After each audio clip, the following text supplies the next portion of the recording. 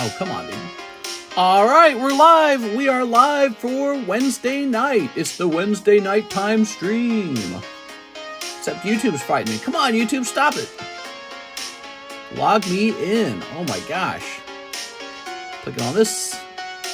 Clicking on this. Haha. Got it. All right, we're in. Perfect. We are live. Oh, let's see. Investing hard into Pokemon breaks. Live card shop. We're also going to say graded boosters tonight. We're going to show off some graded booster packs. I don't know if we have time to show all of them. We're usually kind of busy. All right, I'll put this here. We're going to hit save. Ta-da!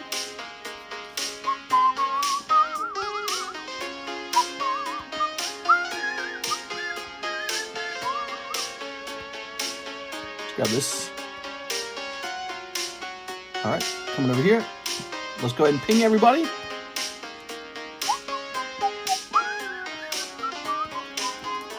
What'd you think about that guy who lost his collection? It's sad. We're going live for Wednesday night. Cool. Hello.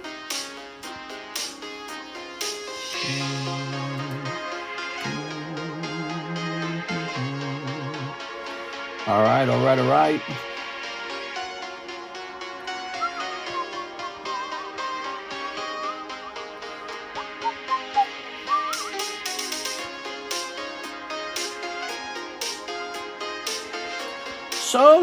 So, let's see. Let's close this. All right, good. Prices are peaking, guys. It's expensive out there. Oh, I should have done wide camera. You're going to have to pull out a loan to open up Prismatic Evolutions. I just sorted a whole bunch of rock cards. Time to list for sale. Nice. It's a good idea. James Trimble says hello. Good evening from Australia. Hello, Susan. How are you, Susan? We have Susan amongst us. Susan's my favorite. What was that noise? Heard some noise over there. Man, I heard that this morning, too. It sounds like something's hitting our wall outside. I wonder if we're getting hit by, like, a tree or something. I just sorted a whole bunch of rock cards. Hello, sup, mister. Not sure if it's just me, but the description is empty. Let me just double-check that. So try hitting refresh. Refresh the menu real fast, okay? Try hitting refresh. Hit that refresh button. Okay.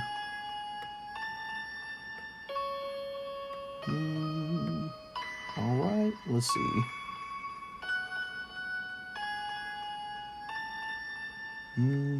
Mister, I just saw that I won the Umbreon break. Awesome. Woohoo! That was a couple days ago. Turn that down a little bit. I like the first song better. What is this called? Azalea Town? Azalea? Oh, come on, man. We got ads playing. All right, man. It is Wednesday night. I'm feeling pretty relaxed tonight. No rush.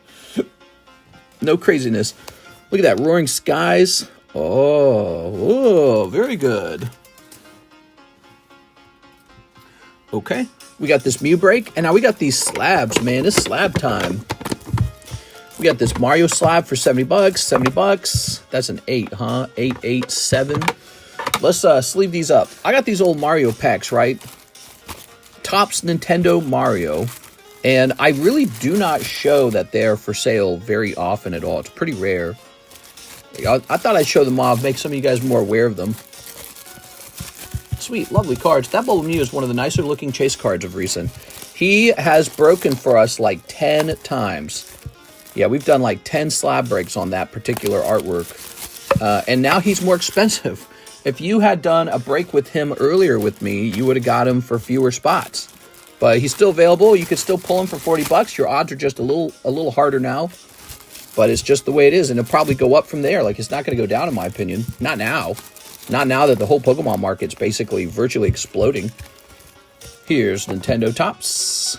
Here's Nintendo Topps. Mr. Did the Paldean Fates come in today? It did. Paldean Fates came in today. I just haven't priced it. We are scared to price it. We are. All right, almost tempted to just take it and put it away and leave it sealed somewhere. Have a sealed case of it. Been looking at a lot of prices of Pokemon today, and yes, it is exploding. It is 100% exploding. Crazy. 151 Zard now sells for 850 with one selling at 1,000. I am buying at the moment sealed boxes of Pokemon. Here we are. All right, we got Mario. It's a me, Mario. All right. We've got Mr. Mario. So there we go. We got some graded booster packs here. And these were probably priced a really long time ago. Let's take a look at a couple more of them. Hold on. So here's a Mario 7. Here's a Peach 8. A Peach 9. That's really high, actually. A Mario 8, a Mario 8. Okay, cool. So I would say what I'd like to do is get a round of 7s together. Do I have a round of 7s? There's a Peach 7. I ordered Paldean Fates a couple nights ago, but you were out at the time, says Jack. Ah, we better get them then. All right, no problem. We better get them. Give me a second.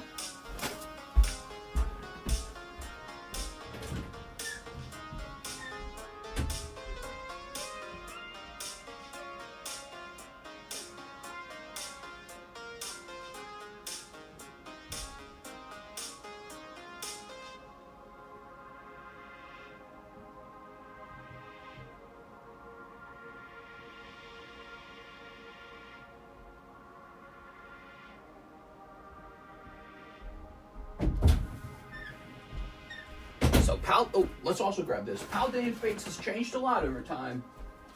Used to be so easy to obtain, and then it would be hard to sell too. All right, we gotta get some booster packs priced up tonight. Gotta make sure I'm staying on top of these booster packs. I never offer them. Ugh. Okay.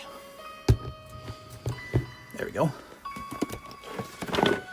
Ah.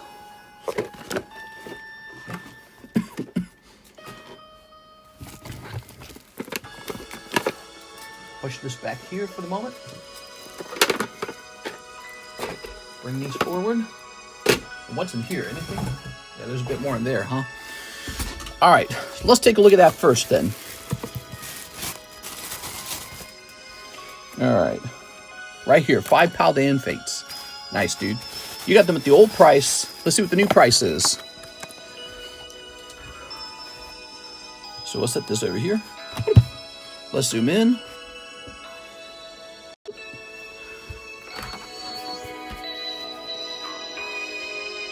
Kalos Power Plant Pokeball Factory. What's this one?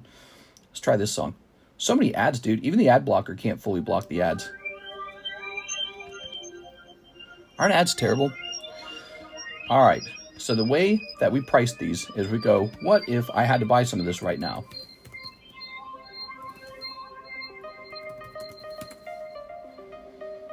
Mm-hmm. Mm-hmm.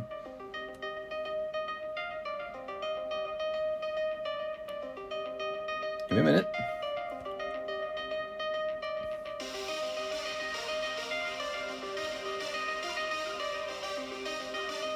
All right, I gotta do a little calculation.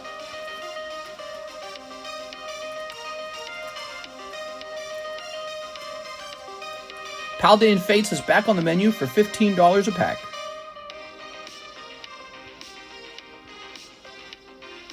All right, one moment. What is this music?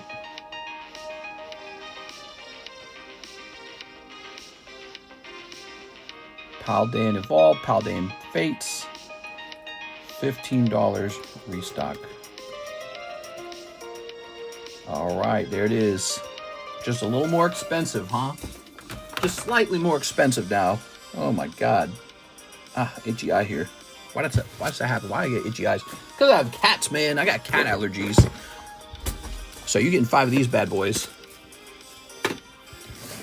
Ooh. You guys want to see the breaks real fast? We got breaks. We got Mew. We got the goldfish. Did you see this? This is up to 9 now. 5 spots left.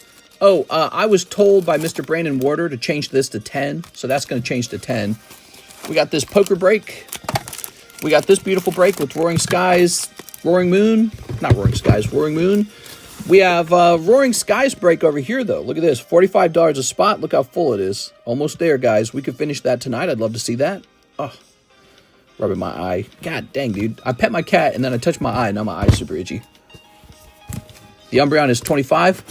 I own an exceptionally rare Pop 25 Umbreon. It's the Sandstorm Umbreon. There's no holographic version of it in the set, only a reverse holographic version. And he looks fantastic. Isn't he beautiful? He's a cool looking card, and that is Population 25. That's correct. There you go.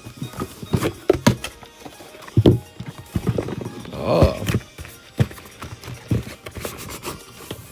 Okay. How much is it? I don't think I'd sell it. I mean, if you offered me a real crazy price, I'd consider that. He's not really for sale. He's for show and tell.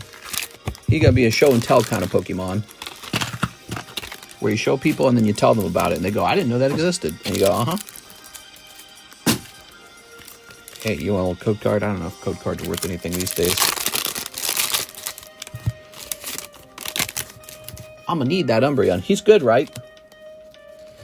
A lot of fancy Umbreons from the like Sky Ridge or Coquapolis era probably priced around the $3,000, $4,000 price range. That's probably the price I think he should sell for. He's from 2003. He's an e-reader card. And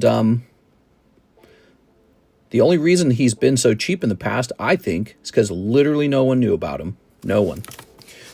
There's people who didn't know a set called Sandstorm existed. So how could they know about him? I'm saving dice these days, guys. You like that? Saving the dice? Can I get a promo if I buy the rest of the packs from the ETB? Yes, you can. They're $15 per pack now. $15, okay? Yeah, if you buy the whole ETB, you get the promo. You want to do that? Let me set this promo to this side. Along with 5 of these. Oh, no, 4? I owe you 5 of them, so it's 4 left. So you just buy 4 more. It's all yours. I already had a bag with the dice in it. Where'd I put it? I'm sure I lost it. I'm gonna have to put it somewhere. Maybe I can get like a holder for it. That'd be cool. I think I know where I can get a holder.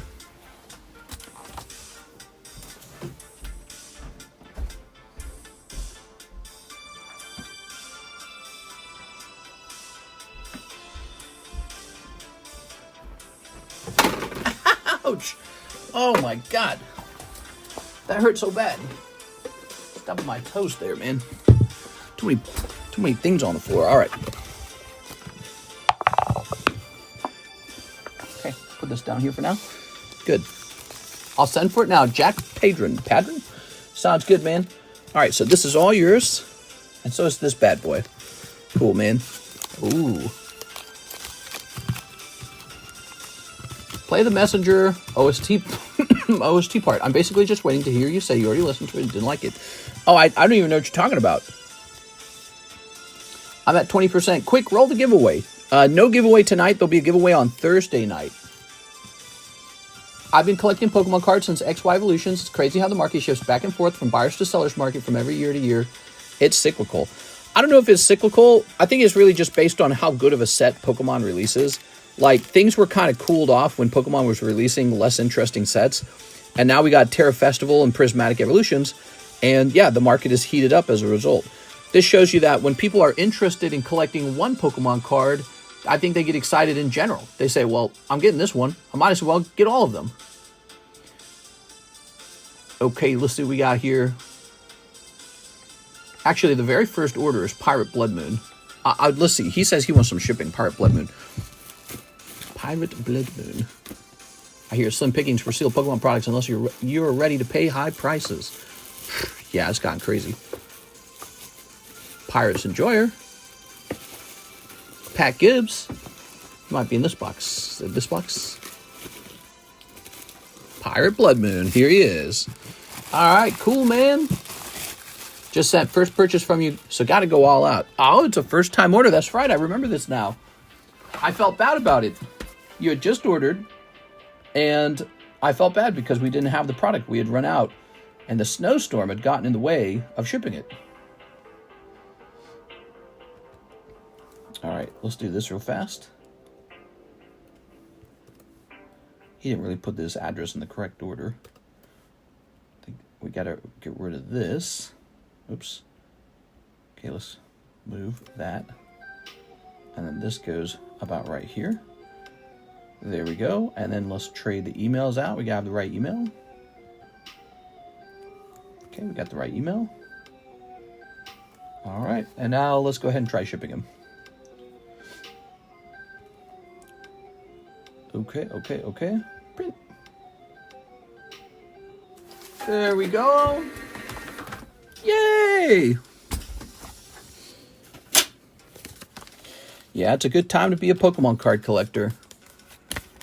It is a good time to be a Pokemon card collector. It's a good time to be sitting on lots and lots of products. I had a pretty good chunk of XY era and a pretty good chunk of, I think I had like 7 cases of Evolving Evolving Skies, roughly. And that all went from $140 a box to nearly $1,400 a box, like times 10. That's not bad. That's pretty good. I think that beats my, I mean, it just does. It beats my stock market investments by a lot. It's not even close. All right, Mr. Pirate Blood Moon, time to ship. Okay. So let's, wait a second. Let me grab his label and write Pirate Blood Moon on it so that Alexis is not confused. She won't guess this. It's going to say Pirate Blood Moon. All right, so next time you ship, you'll have to warn me what your name is or give me your address all over again, okay? Because I won't be able to look you up too easy because your name doesn't match the nickname. All right, there we go. That's taken care of. Awesome. All right. Peter Waddington's finishing off the Neo breaks. We're going to take care of that in 1 second, though. Okay, here it is, Jack Padron. Mr. Jack, what's up, man? All right. 1 whole ETB of Paldean Fates. Now, if you're lucky, you can pull that blue Mew. He's a pretty good card these days. His price is pushing a very high number.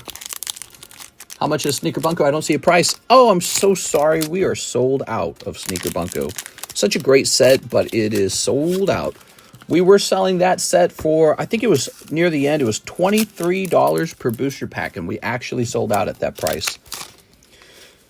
All right, we got Paldean Students. Oh. Hollywood Hills are now on fire. Sad. Oh, man, what a subject that is. I was learning about that. So apparently, they couldn't put the fire out because they just don't have enough water. How crazy is that? So it has been, in my opinion, severely mismanaged. How can you guys let that happen when there's been bad wildfires in the past already, which means you guys are aware it's a risk? What do you got? What do you got? Toad School? Nimona. Look at that, Nimona. Very nice. That's the alternative art version. Cool. Pulling Nimona, man. Yeah, I was watching videos on that. The amount of damage, because, you know, Los Angeles is expensive. That's not a cheap place to live. The amount of damage being done by this wildfire is probably historic. Here it is. Scraggy. We got Alakazam. It's crazy. And the insurance companies are about to lose really hard. This also means anyone living in that area, you can expect your insurance rates are about to go up.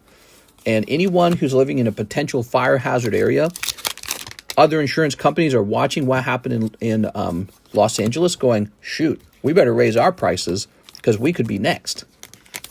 All right, last pack. Come on. Ah, darn it. Noivern. Look at that Noivern. The ocean is right there. Yeah. You know what's crazy? So remember during the presidential campaign, Joe Rogan and Donald Trump had like some interview?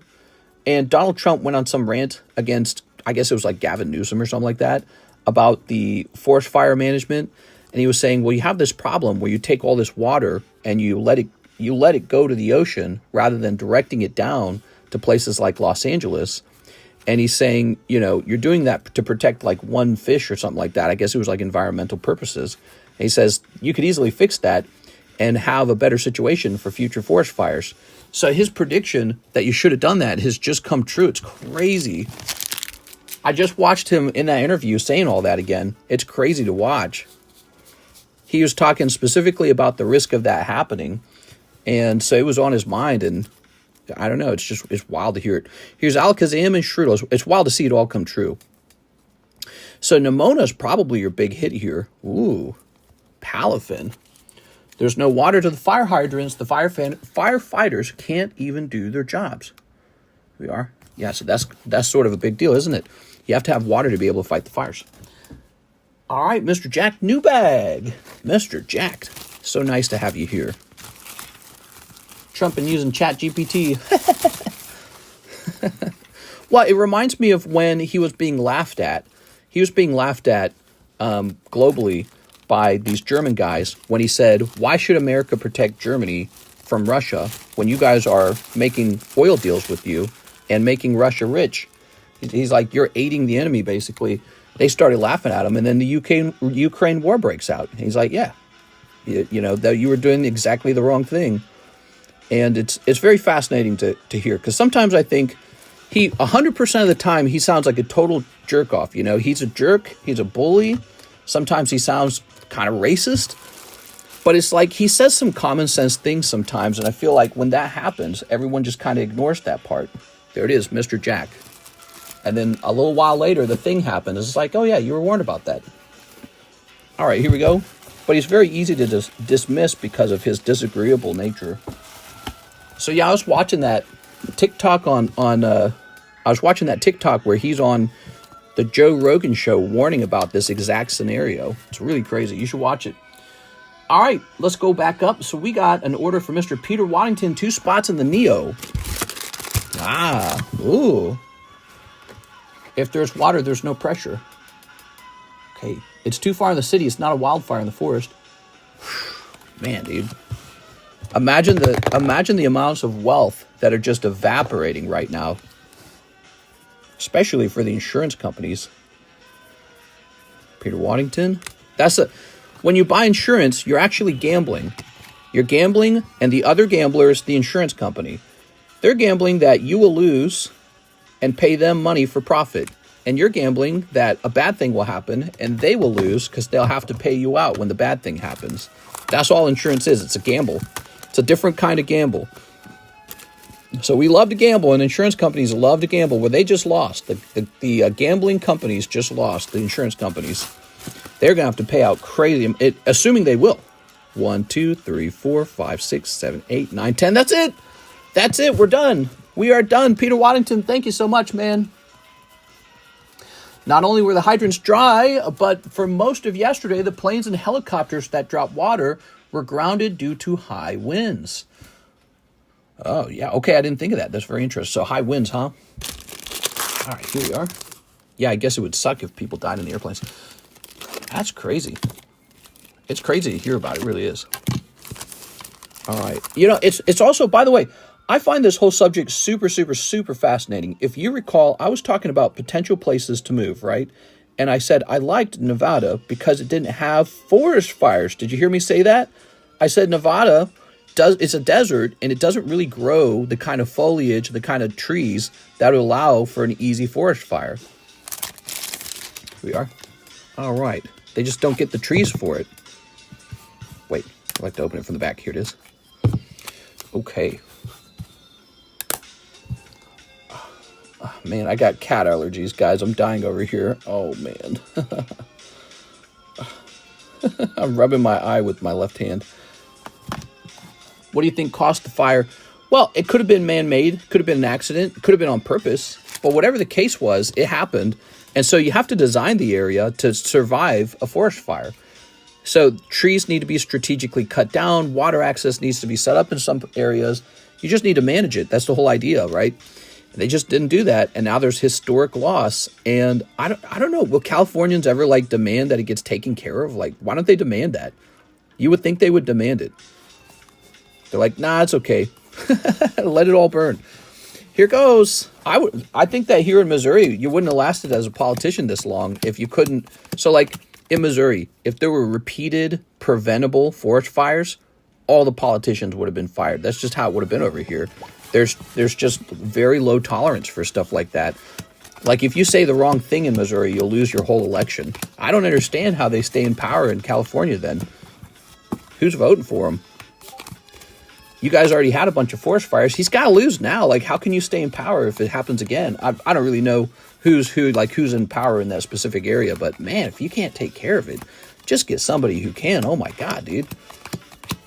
It can be a person with the same values, the same ideas, but the fire management just has to be done. It just has to be done. It can't be like, oh, we'll deal with that in 5 years. It just can't be 5 years anymore. You just got to do it now. Right? It's got to be immediate. Supposedly, as of right now, $57 billion of damage. Wow, dude.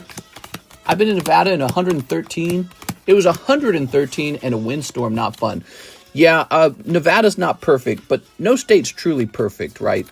Nevada has no state tax, low property tax, and if you go to Reno, which is north of Las Vegas by like 7 hours, they got milder weather. They actually get a winter. The summers get up to like 107. That's what we do out here in Missouri. It's the same weather. All right, give me a number. They're saying the Hollywood sign is in the path. I wonder what would happen if that burned down. Oh my God, that would be so historic if it burned down. Hey, mister, it's your Venmo, The Card Economist. You should be able to look that up. Hold on, let me see. What does this look like up here? Oh, it didn't save my changes. Yeah, so it's at The Card Economist. At The Card Economist. I changed that on my other computer, but I didn't get it changed over here. So hold on, I'm going to update the menu right now. Venmo. And it's going to say, where's the, at The Card Economist. All right, there we go. So we can hit save on that. Perfect. All right. Do we get a number? Theodore Perez says 1. You got it. Okay, so take this 1, put it at the back. Whoever that was, that's the guy who's going to get the holo. $57 billion of fire damage, guys. Holy.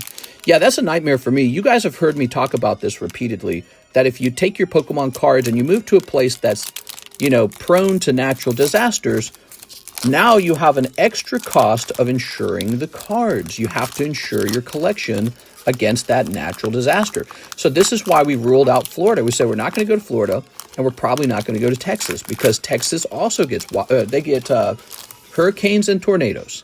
So I said, why don't we move somewhere with no hurricanes and no tornadoes? And then we don't have to buy that kind of insurance.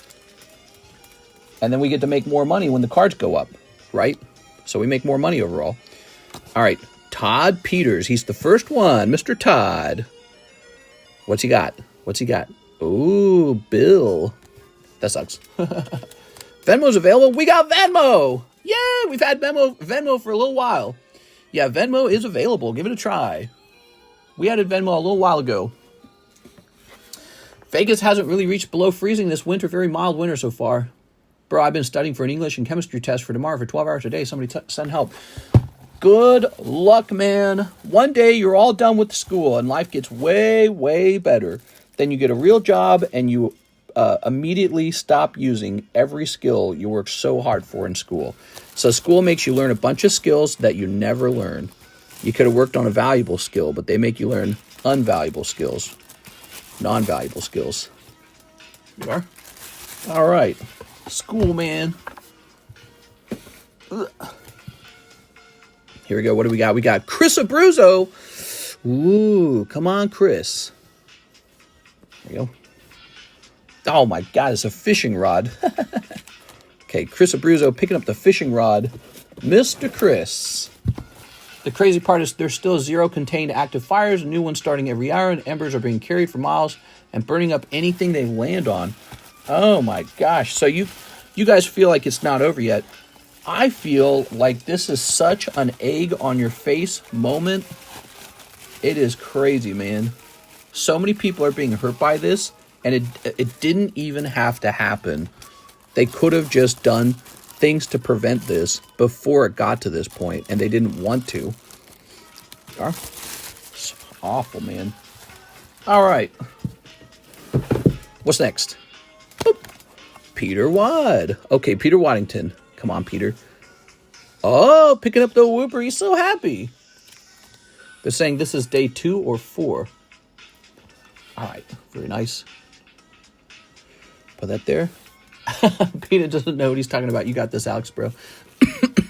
Work hard on it, man. One of my hardest tests I ever took was in my, I got an associate's degree in business, and one of the classes I took was College Biology 1. And that was one of the hardest tests I ever took. It was really tough. So if you're taking chemistry, I bet it's like that. But, you know, I never had to take a chemistry class. I never did chemistry at all. I did a lot of physics. I did one biology, a ton of physics. We are. All right. Karis and I got to a really high level physics. We are. Here's Peter Waddington. So first there was like physics intro, physics 1, physics 2. And then there was like, it was called like calculus physics. Basically, it was like physics that included higher level math. And that one just gets really crazy. Peter Waddington. But that was required for the computer science degree. Wow, we're getting a lot of trainers in this pack. I felt like we got a lot of trainers in the previous pack. All right, we got Handy. Peter Waddington. Let's see. Right here. Agree, I learned so much more myself after university. That's right, you got to pick up a book, guys. Pick up books and read it. It's so good for you. Go read some self-help books. Go read some books on finances. Go read some books on like habits and stuff like that. It's great for your mind to do that, by the way. Go find like some successful rich guy and go read all his books. You know, like Warren Buffett, he made books. Lots of really, really great ideas in them. I'm dying over here from this cat allergy. All right. Jack Rapini. Man, that makes me feel suspicious. That is too many trainers. Jack Rapini. Is that normal for there to be so many trainers? Well, let's see what the holo is at the end. What was the last Neo pack we opened? I feel like we opened a different Neo pack that had a lot of trainers in it. Jack Rapini. We pulled a Whooper, though. Maybe this is just a pack with a lot of trainers in it. How many Pokies are dying in the LA fire? I don't know, dude. Making me sad. Let's see. Ugh. Jacob, Jackson, Jack. Jack Rapini. Where's Jack Rapini? Nevada sent firefighters to help. What you got to do, man.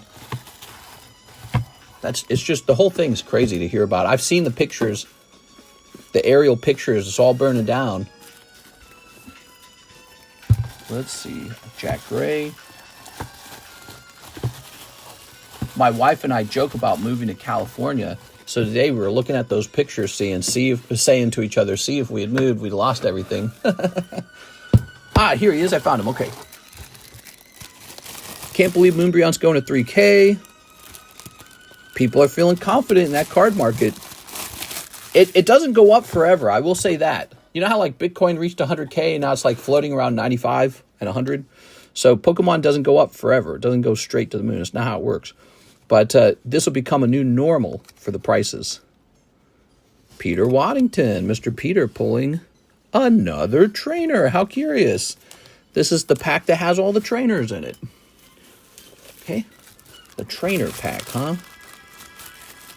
Slip this in. Mr. just sent an order through Venmo. I think I paid enough for a pre-grade. If not, I will send extra. Thank you. No problem, man.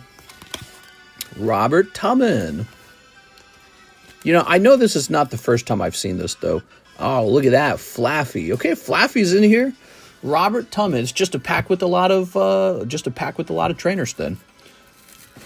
Move to Oregon. Everything is here that would make you and your wife happy. Yeah, but you know what's not there? 0 state taxes. They got that in Nevada. There you go. If we move, it will definitely be to one of the 0 state tax states. That is, well, we've thought about moving to Hawaii as well. As crazy as that sounds. Here we are. All right, we've thought about Hawaii. We really have.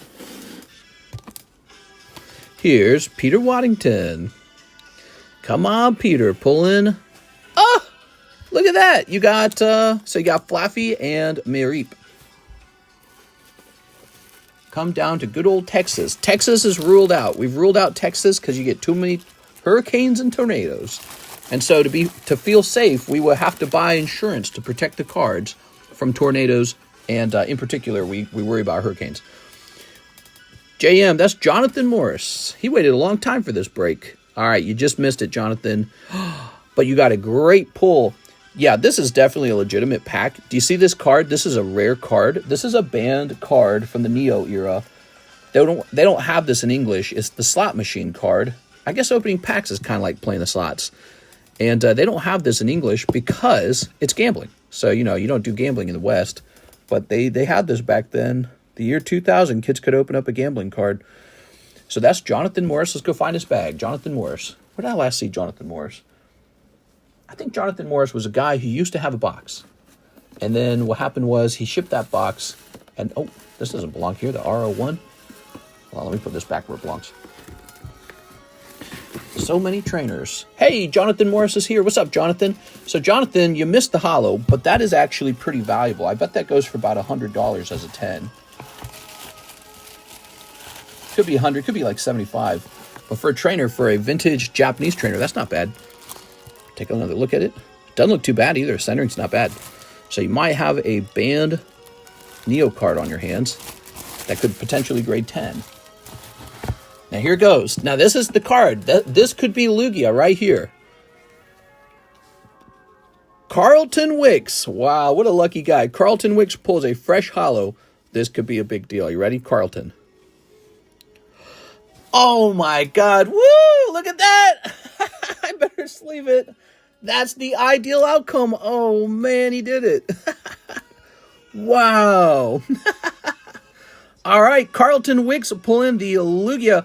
Can you believe I doubted this pack? I felt the pack might be fake because there were too many trainers coming out. Totally legitimate pack. It had a banned slot machine card in the rare spot, and in the holo spot, we got holographic Lugia. Can you believe how long it took to sell this? Everyone looked at this break and said, I'm not joining that break. You should have joined. Oh, man, dude. That took forever. Carlton Wicks. Break took forever, man. What an amazing card. Nothing's ever going to be as good as this Lugia card. When it comes to Lugia artworks, that one takes the cake. It's so good looking. No, they could beat it, but they made one for Sword and Shield. Silver Tempest Lugia, right? But it just didn't look as good. This card is so crazy. It's so mystical looking, and it just makes you feel like the old times. Like this coloration here. It's just got this weird vibe to it that feels so good. Crazy. Congratulations, Carlton Wicks. Carlton Wicks. That break took so long, and it was the actual chase card just sitting there the whole time. There you go. It was the actual chase card from the set sitting in the pack. It's like pulling base set Charizard. So let's save this. We got to get this sent over to Mike's side. Okay, Mr. Mike. Unbelievable. What an amazing pull. Carlton Wicks pulls Lugia from Neo. 38 minutes in. I think what happens is people join breaks and they get burned really bad. Like we open the whole pack and it's just a crappy ass pack. There's nothing good in it. And that's just all part of the game. That's how it is. Like if this is one of 16 holographic cards in the set, well then every 15 packs would you get one Lugia. So your odds are low, but it's not like it never happens either. So it's very fun to open. All right. Amazing, man. That is so cool. I feel like leaving that up on the table. That is so cool. That means we need a new break. I don't really know what to do. So, oh, and by the way, let's go make a note that the break ended. Okay, let's see. So we're going to head over to our Discord server, to the Breaks History channel. And now what we'll do is say Elite Vintage Break, Neo 2, Carlton Wicks. All right, so, oh, and this occurred at 38 minutes, right? There we go. Now. Where is my box of boosters? That was so cool. That was so cool, man. I can't believe that. We need another break. That's what we need next. Look at this one. Look at that, 280 yen. Let's see how much 280 yen is today. Right, like there's been inflation and all that. 280 yen to USD. So even today, that yen is worth... that would be today, that would be $1.78. Oh, man, dude. Oh, man, that's crazy. All right, let's pick out a good pack. That is crazy, dude. I don't want to give up any of this stuff. This all looks so good. I don't want to sell any of these. Ooh, we could do Neo Discovery. Neo Discovery gives you a chance for... So we could do this guy right here. This gives you a chance for Umbreon First Edition Holo if we're insanely lucky. I mean, it probably won't happen. Let's see. It probably won't happen. I'm just saying, if you did pull it, it would be pretty good. Let's see. I'm about to send him for grading. How much is the grade? You're Carlton, I presume. Yeah, so just normal $40. I'll send it in for you for sure. That sounds great. That sounds like a deal, man. German. I want to open some German packs.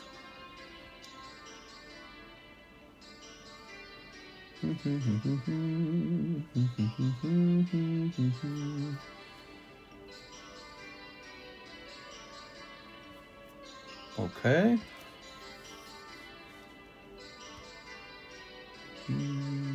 PSA keeps me up at night, mister. PSA keeps you up at night, huh? All right, give me a minute here. Divided by what, 11? Okay, this is ready to go. That is $41 per spot, Neo.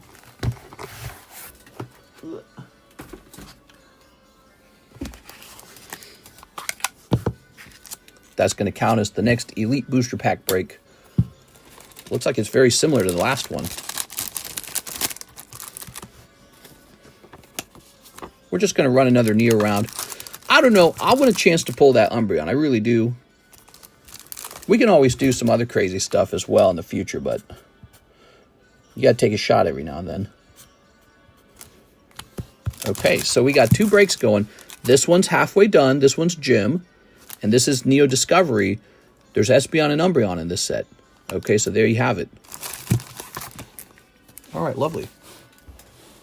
135 watching, only 27 likes. Please consider a quick like. Yeah, do me a favor. Hit that like button for me, guys. And I'll place this card, I suppose, right here. He mentioned he's interested in having it graded, so let me place it right there. Nice, nice. Let's take a look at these breaks. So I was told to drop this to a lower number. Okay. So it went from 1 in 12 to 1 in 10. There's 5 spots left. Brandon Warder wants to see this wrap up. So that's what's going on with that Halo thing. So he's going to finish sooner. So that's not my card. That's another guy's card. I'm selling it for him. And he said he wants to see it end sooner. All right, we got a nice little seal here. We got a nice little Psychic type Sealdos. Here's a Claydol. Oops. Did the $42 Neo break go off I paid for yesterday? That's what just went off. Yep, that's what just went off. You pulled a trainer, I believe, didn't you? Ah, my eye, dude. That's what just went off. You just watched it. Peter Waddington is done. Bill Barron's spot on the Mega Break. Yeah, so the Mega Break, if you've been paying attention, it's got 1 spot left now. Bill Barron. You can buy directly into the Mega Break for $400, or you can do the Mega Break Sublist for $40. So one more spot in the Mega Break. The first spot in the Mega Break is done. What is the Mega Break? The Mega Break is for this card right here. Pay close attention. That's first edition Suicune Holo CGC 10. It's a pretty incredible pull. You could pull this whole card for $40, but your odds are terrible. So if you look at it, you can either buy in for $400 and get a 1 in 6 odds, or you can buy in at $40 and get a 1 over 10 over 6 odds. It's really low. There you go. What is the fossil break for 500? Oh, that needs to be updated. That's actually 550 now. So the time to buy those for 500 has ended. Those are now 550. Oops. There it is. Fossil break. Hit save on that. Thank you. That's for the fossil break. I mean, we got a box of fossil behind me, and it's a real... Oh, so here's that Roaring Skies break, right? So we got Roaring Skies. Nice. Now, by the way, I got to sell this still. This is an empty box of Hidden Legends, so it's a fantastic display piece. Maybe I just keep it, man. Maybe I should display them. Maybe my house should have like a display of all the boxes I broke. But here it is, Fossil. You want to be part of a special live stream break where we open a whole box together? Well, here it is. You can join in for $5.50, or you can try to take a shot at pulling a whole booster pack for $40. That's called the Fossil Sublist. Very similar to the Mega Sublist. Where those Prismatic pre-order MSRP? Oh yeah, Prismatic. That's not priced on my menu, is it? No, good. Okay, it's not priced. That reminds me, guys. Here's that Prismatic break, halfway full. Prismatic break is a risky way to try and pull 3 ETBs of Prismatic, but you'll probably just lose $40. Lots and lots of breaks. You'll notice we have a very break-oriented channel. All right, I like breaks. Jonathan McGonigal.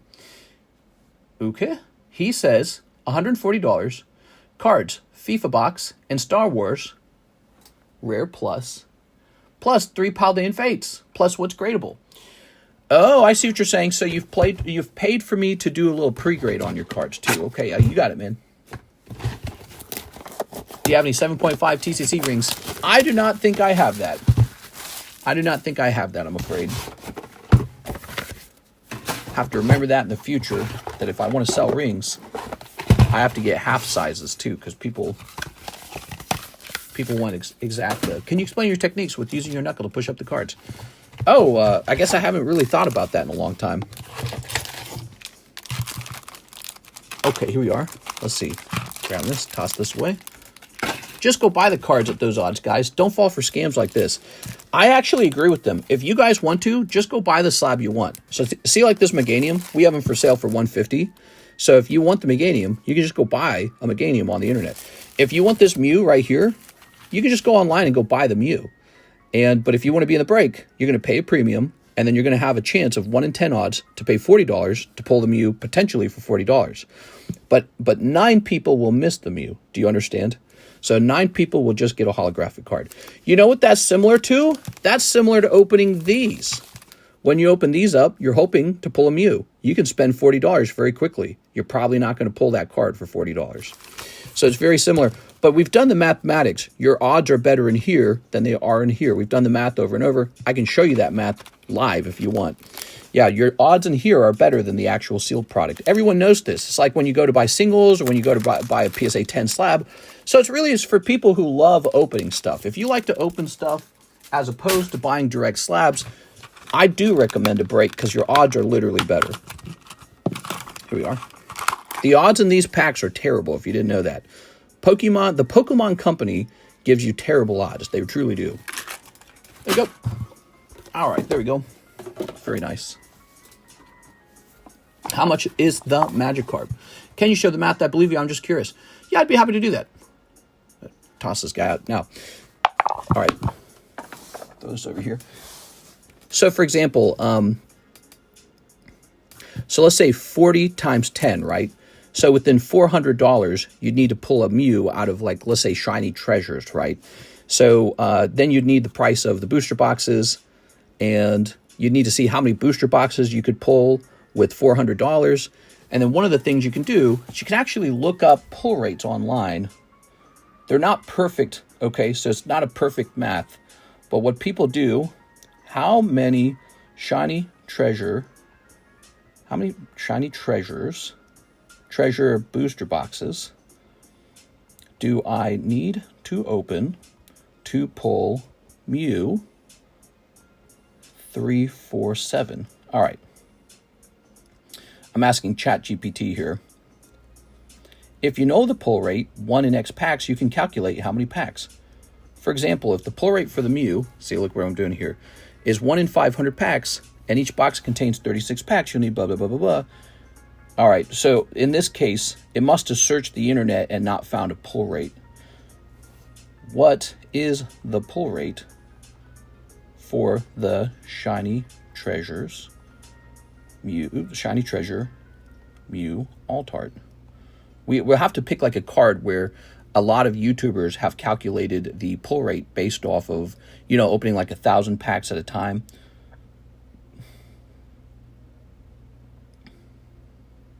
Okay, so actually it says here, pull rates for specific cards like the Shiny Mew alternate art and the Shiny Treasure set can vary, and exact figures are not often disclosed. However, based on available information, each booster box typically contains 1 art air, 2 baby shinies, and 1 shiny super rare, an SSR, right? The Shiny Mew alternate art is likely classified as a shiny super rare, given that there's approximately 1 per box, and considering the total number of SSRs in the set, the probability of pulling the Mew could be estimated. For instance, if there's 10 different SSRs in the set, the chance of pulling the Shiny Mew from a single booster box would be See this probability? That means on average, you need to open about 10 booster boxes to have a reasonable chance of obtaining the Shiny Mew alternative art. So now we'll say how much for a box of Shiny Treasures. And it's going to go look up a price maybe. All right, let's see. As of January, so it's got the price. Well, it lists a variety of prices, right? But here's a price for $64 for a box, right? So if on average you need 10 boxes to pull 1 Shiny Mew, and you pay $64 per box, that's $640. So that would be more expensive than just getting into this break. But I actually think that the odds are worse than 10% pull rate. I actually do. I think this card probably doesn't pull every 10 boxes. And I know that because we sold a lot of it and he just didn't come out that often. Actually, he wasn't even every case. He felt like he was every other case. So I feel like the pull rate for the actual Shiny Mew was much worse than every 10 boxes. I mean, could you imagine you just open 10 boxes and get a Mew? So that's kind of the math there. And so it's interesting. When you get into one of these breaks, you go directly toward the card that you want. The pull rate appears to be better than the boxes, but there's one more step to it. It's also a guaranteed 10. See, so this card is a 10. When you open up raw cards, they're not guaranteed 10. You also have to pay for the grading. So it's an even better deal when you consider the grading's been paid for and it's a guaranteed 10 as well. So when you really start to look, because let's say about 25% of them are actually PSA 9s when you pull them, or maybe even as high as 50%, then it starts to look even crazier. You say, oh, wow, man, I might have to pull 2 of those in order to get 1 PSA 10. So that is some of the math. But you can do that yourself at home if you'd like. You can use ChatGPT to do something like that. Let's go ahead and get this open. So, 3 Paldean Fates. Here they are. Hey, mister, I have a trade for you. Mew Paldean Fates Raw and a PSA 8 Lugia V Alt Art. What are you interested in? Picks upon request. Maybe I'd be interested in that. Here we are. Okay, let me put this back here. I generally like to buy graded cards, but I might be able to do raw cards. I think I'd be able to make you an offer if I could hold it in my hands first. Oop, let me turn my front off. There we go. So he wants a FIFA box. We got that right here. FIFA box. And he wants Star Wars Rare Plus. I believe that's the $40 Star Wars pack. Let me just double check that.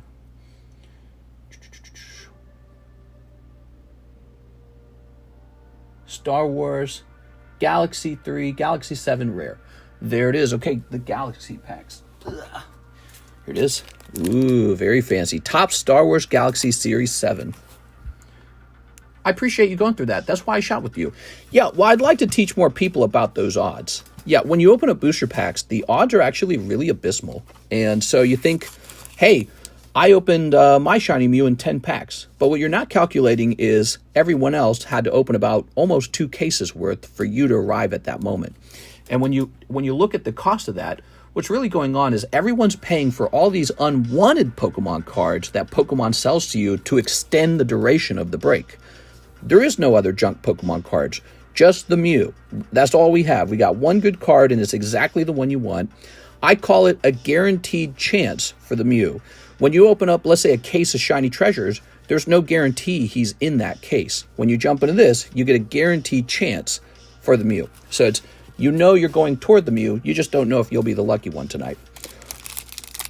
All right, here we go. Yeah, when you open up a case of cards, like let's say a case of Evolving Skies, there's no guarantee that Moonbryon would be in that case.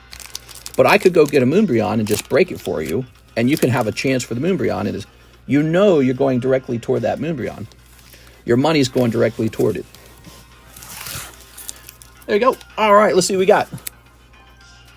Can you tell me if anything's gradable? Heck yeah, dude. Oh, wait a second. This goes over here. Ready? All right, we've got Woobat. We've got Xatu. Pack number 1. Paldean Fates, pack number 2. How much is a CZ TCC ring? I'm not sure if I have size 7 either. I got to double check that, but I think we do have that. All right. Ooh, picking up a nice Charizard. Lovely. Lovely. Very good. Same with the Paldean Fates, by the way. I've opened plenty of cases of Paldean Fates and pulled no shiny Mew out of those. And then every once in a while, a Paldean Fates case has the shiny Mew. So I don't know what the real pull rates look like, but they can be really tough. All right. The Crown Pikachu. He's really tough. Ooh, beautiful. Okay, Qui-Gon Jinn. Look at the nice stamp down here. These are the $43 rare Star Wars cards from Star Wars Galaxy 7. Look at this. How crazy is that? Oh, man. Okay. Padme and her clone, her protector. Evil Palpatine. Ah! You got a hot pack. That's a sketch card. That's not a sketch. That's a etched card. Etched card. And take a look at it. You got one sexy hoochie mama. She's a bad guy, though. All right. Very nice. Very nice. All right. Oh, let's take a look at it since we're integrating, right? It looks really good on the back, except when you get to this corner, a bit of whiting. This looks really good. I think it has a shot at a 10. Here we are. Those are nice. Let's take another look. So what am I talking about? When we zoom in here, see that? So I think that little white dot will turn it into a 9. That's my opinion. Probably a 9. Okay. Darn. This would be a card to grade, though. All right, you get a little holder like that for it. Good. And now we got them cutting the guy's arm off. And Han Cholo. Ooh, ooh, ooh. These are all beautiful. You know, you could grade the whole pack. Okay, Han Solo. Just pinch that corner off. Yeah, I don't know. Maybe that will work sometimes. Maybe like, I've heard people using like roller pins to like smooth edges down and stuff like that. I've heard stories of that. I've definitely heard stories of that. Okay, here's the Padme card. That card's really cool. I would grade this one if I could. Let's see. Let's take a look. Well, the front surface looks fantastic. Let's check the back. No, look at that corner. Problem with the corner there as well. That's sad. All right, same corner. Okay, and Qui-Gon Jinn. Very hard to get 10s. That's why I was saying again, with this Mew, when you go into those breaks, one of the odds that people don't calculate for is a break has a guaranteed 10 in it. A guaranteed 10. When you open raw product, you do not get a guaranteed 10. You get a chance for a 10. And then, of course, you also have to spend all that money grading it as well. All that time and money. All right, toss this over here. So one whole box of FIFA. Now, I'm not very good at grading the sports cards. You might be better at grading them than me. I don't grade any sports. Let's take a look at your Charizard, though, real fast. I know all about Pokemon card grading. Oh, he looks nice. Let's see. Half dot in the upper left-hand corner. Half dot in the lower right-hand corner. So your card, no matter how nice it looks, likely a 9. All right, there you go. Likely a 9 on the Charizard, and we didn't see 10 on 2 of those cards in the Star Wars pack. We need another Moonbryon break. Oh my God, could you imagine? $3,000. I'd have to be able to cover taxes when I buy it. I'd have to be able to cover my processing fees. And then also I'd have to make some money so that I have an incentive to actually host it as a break as opposed to a different card. So, yeah, I don't know. That's looking like a terrifying break. There you go. All right. Thank you, mister, says Don John. No problem, man. Let's see what we got here. We have some football cards. It is football. Rodri. Okay, you got Rodri. Welcome, guys. How's your Wednesday going? I hope you guys are having a great Wednesday. Happy Wednesday to everybody. Here's Anthony. Here's Kieran. Here's Ansu Fati. Ansu Fati, he's my favorite. Some terrible fires going on in L.A. You know, my dad worked in L.A. a lot for his business, for the place that he worked. He worked for Allen Bradley, and Allen Bradley shipped him off to Los Angeles all the time. He was in California constantly. Gustavo Hammer. I never got to go, but I was born in San Diego, but all of our extended family was in Kansas City. So by the time I was about 3 or 4, my parents moved back to Missouri, Kansas City. Here's Taiwo Awani. I don't know how to say his name. Awani. These fires are crazy. I heard about them breaking out yesterday, and I thought, well, that sucks. I didn't think they'd keep going. I thought they'd have it under control by now to a degree. Okay, there we go. I didn't think they'd keep going. Jesus. David, Nathan Collins, Ryan Giles, and Ollie Watkins. It's crazy over here. I hate to see it. Think of all that wasted money. That's bad for the U.S. economy, actually. They are. Okay. Very unproductive to have everything burned down. Could you imagine if it was arson, too? Wouldn't that suck? Maybe just somebody who wanted to cause problems. Here's Marcos. Okay, we've got Luton Town FC. What's his name? Marvelous Nakamba. Okay. It's getting uncomfortably close to my home. Oh man, you better pack those pokies up, Stefu. I don't want to hear it. You better start packing. You better have your emergency pack, your emergency backpack full of all your pokies. All right, we've got Mads Anderson. Okay, Harris started it. That was weird watching her do the thingy. What did she do? She ratified the election or whatever. What was it called? It's where she confirms the election. So weird.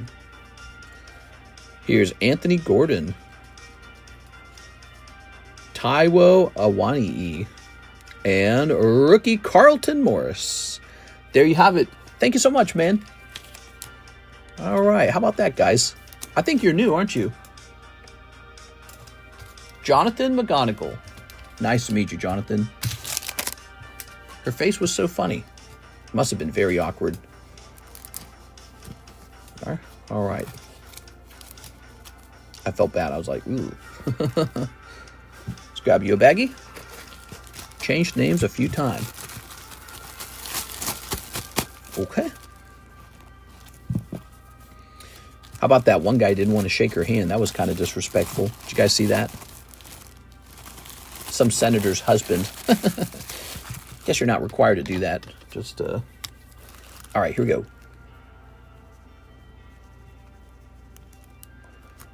McGonigal.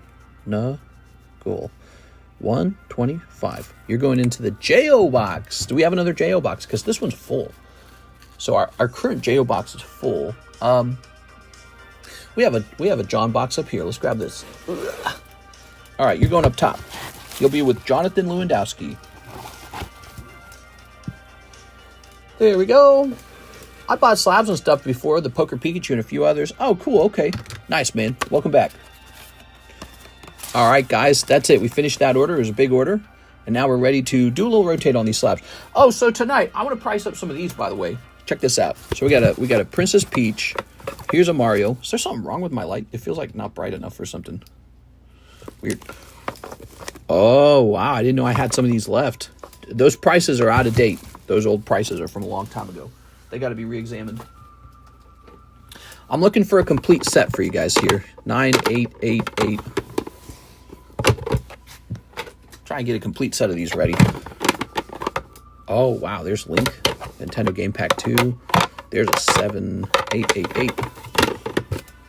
Well, I might not have a complete set anymore for the 7s.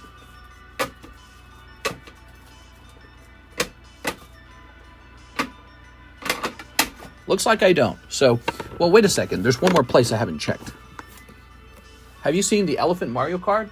I have. I wasn't a fan of that Mario game. You know, Karis and I bought that. We paid the full price, and then we were like, this sucks. We were not fans of that Mario game. Didn't feel inspiring like older Mario titles have. Oh, man, we got some cool stuff in here. But I can see we do not have what we need to complete a PSA 7 of this collection. So, PSA 7 Wax Pack Mario and Peach. We won't be finishing a complete set of those. They'll just be for sale individually. Let's see if I can get some kind of price on these right now. We're going to say PSA Topps Mario. Oops. I think you call it a wax pack or something like that. We're going to say pack. We want the cheapest one. We always care about the cheapest price. Let's check sold maybe.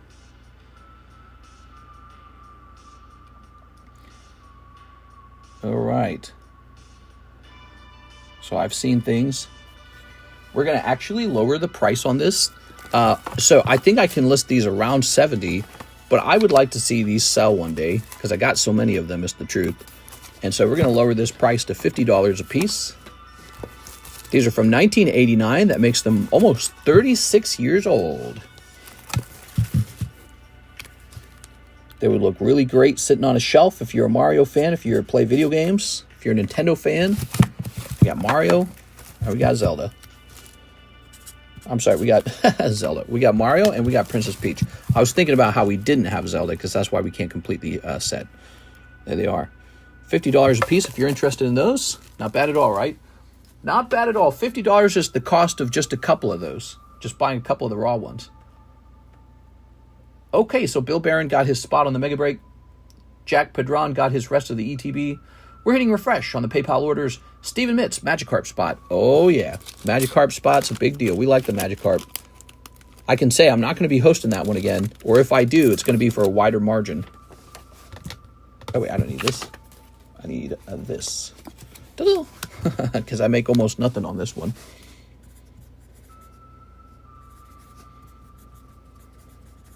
There you go. Reminiscing all the good times I had with my high school teacher. Yeah? What does that mean?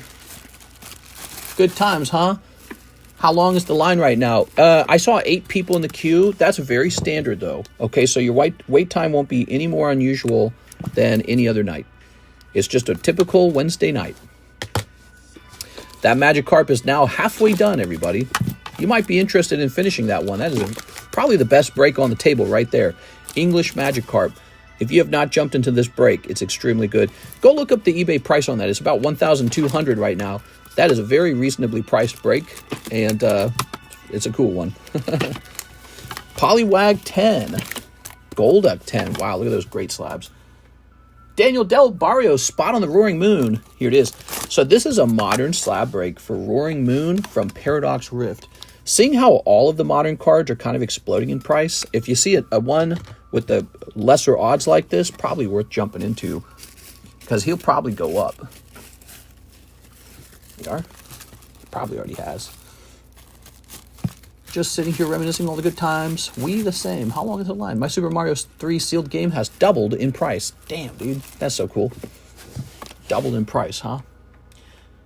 Mr. Jack Padron. He wants 2 live customs. Mr. Jack, it is Jack's turn. Cold. And cold. 2 cold live customs. There you go. I'll give you a little bonus, okay, Jack? This is a gift from the moderator, Tammy. Tammy gave some cards to give away. There you go. You're going to pull a Quackaball tonight. Be careful in those live customs. They're real sharp. You'll lose a lot of money in them if you're not careful. I always like to warn people because I've seen people crash their rocks on that set. Okay, you little Quackaball. What happens is you're real deep and then the next guy pulls the thing. There we go. So I like to, if you're new, I like to give you that warning. We have an order. Carlton Wicks, grade that bad boy. Oh, yeah. Where'd I put it? Here it is. Carlton Wicks, this will be sent off to PSA for grading. Take a look at that. All right. Very good. We got that order done. Daniel Del Barrio, spot in the Mega. The Mega Break is going off tonight.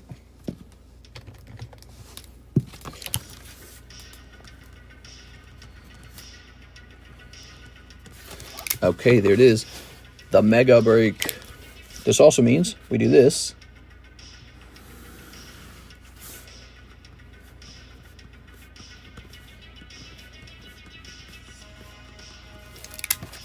Wow. Okay. Oh, wait, we leave this out. We need these. Kind of weird. I was homeschooled.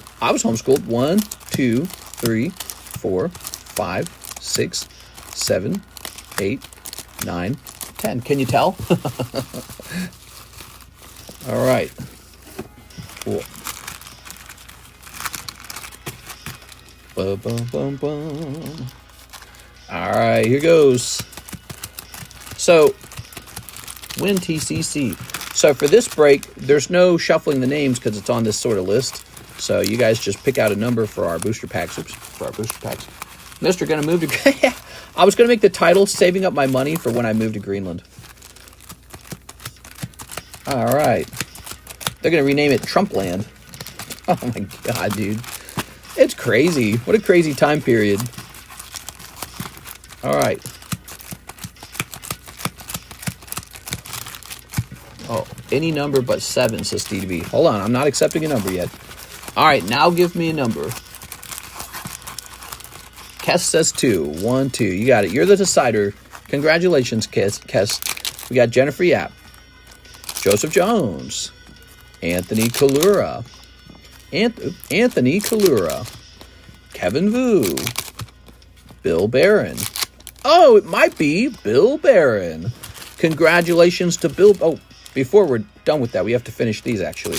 NHCC. It's not over yet. Jeff Leon. Bill Barron. Oh, he had 2 spots in here. And Daniel Del Barrio. That's the end. Bill Barron, you might have just pulled a spot on the Mega Break. Congratulations, man. All right. I'll move my cell phone around. Cell phone's always in the way, man. It's never in a good spot. Trump's Biden is showing. Yeah, I agree. Trump's what? I don't think anything beats Biden, dude. Here we are. Here we are. Here we are. Look at that togetic, huh? Here we are. Oh, wow. Thank you. There we go. Were you Bill Barron, Kess? I never know. I never know who's who. All right. We're going to name Canada America, and then we're going to name Greenland America, and then we're going to turn the Gulf of Mexico into the Gulf of America. Notably, he hasn't said let's turn, I noted he didn't say let's turn Mexico into America as well. I think he's a jerk. Hey, why don't you want to take our country? All right. Mega Break is completed. Bill Barron is going into the Mega Break. Are you ready? He wouldn't rule out military force to obtain Greenland. Crazy, dude. Here goes. Are you ready?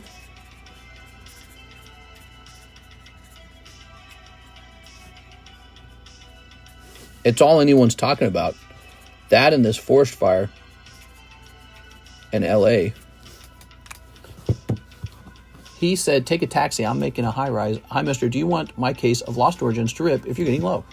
I'm open-minded. Yeah, if you guys got product you're trying to liquidate at this point, I'm always a buyer for that kind of stuff. Here we go. So, pop this in like there. And now, this Mega Break gets its very first count. It goes, click. It's officially at 1. It's at 1 out of 6.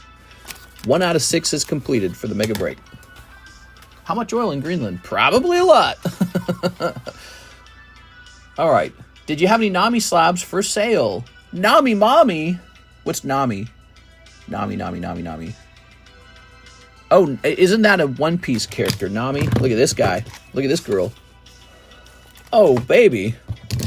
This is my best Nami card, but it's not for sale. It's just for showing off and going, look at my Nami card. Some artist decided she had to have gigantic boobs. They said, give this girl the breasts, man. They said, do not even worry about small boobies. Give her huge ones. All right, here's Nathan Gordon. Last night, paid for shipping, but overweight. So I'll use the combined 20s to go to a prismatic ETB break. Okay, I got to be real careful here because I need to go back to that bag and mark it. Ooh. Put this back here. Nathan Gordon. That's probably the smartest move, and I'll explain why. It's because now that you're in the $40 shipping sort of like area, you might as well enjoy adding some weight to it, because now you get to add up to 2 pounds, or you get to be a total of 2 pounds. So your bag can be a lot heavier now. And he went in the prismatic break. Here it is. All right. You're taking 2 spots in there. Good luck. Nathan Gordon, 6 and 7 is sold for prismatic evolutions break. A 1 in 13 odds for 3 ETBs. We will take all the oil from Greenland like a milkshake. I drink it up. Wide reshuffle. 20 chance for a slab. Bill Barron. What's up, Bill? What's up, guys? By the way, if you're new and you want to participate, I'd love to have you place your first order tonight. Head right over to the description of the live stream. You'll see links for PayPal, Cash App, Venmo, ZELLE. Even international buyers will have an option with Wise. We have the Wise app. So you got a lot of options to send money over to buy stuff. And then the description will just show you what's for sale. These slabs are for sale as well. These breaks are for sale. You can just see them on the table. Here it goes. You ready? Boom. Oh, not bad. Look at you. So that says chocolat. You got chocolat. What is that? I think I know what that is. I've seen that character in here. Where is she? I drank your milkshake. Drank it up. Remember that? What a crazy scene. Is that it? Yeah, that's it. Nice, dude. That's a Sneaker Bunko card from 2019. It's quite old. 6 years old. And that is a full art. Look at that. See that? Lovely. Okay. Bill Barron. Very good, Bill.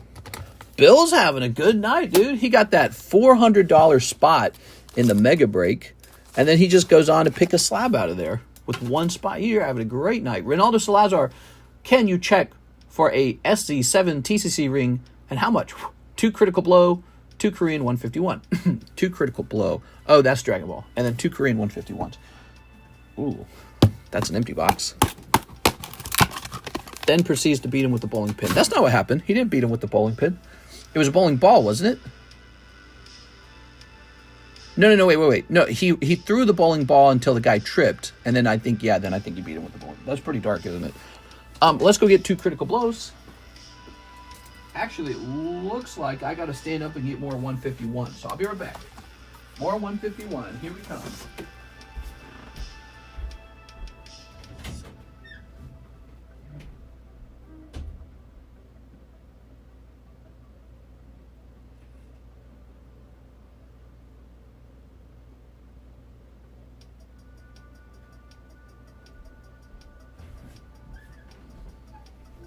Oh, I should have gotten more than one of these. Yeah, let me get one more.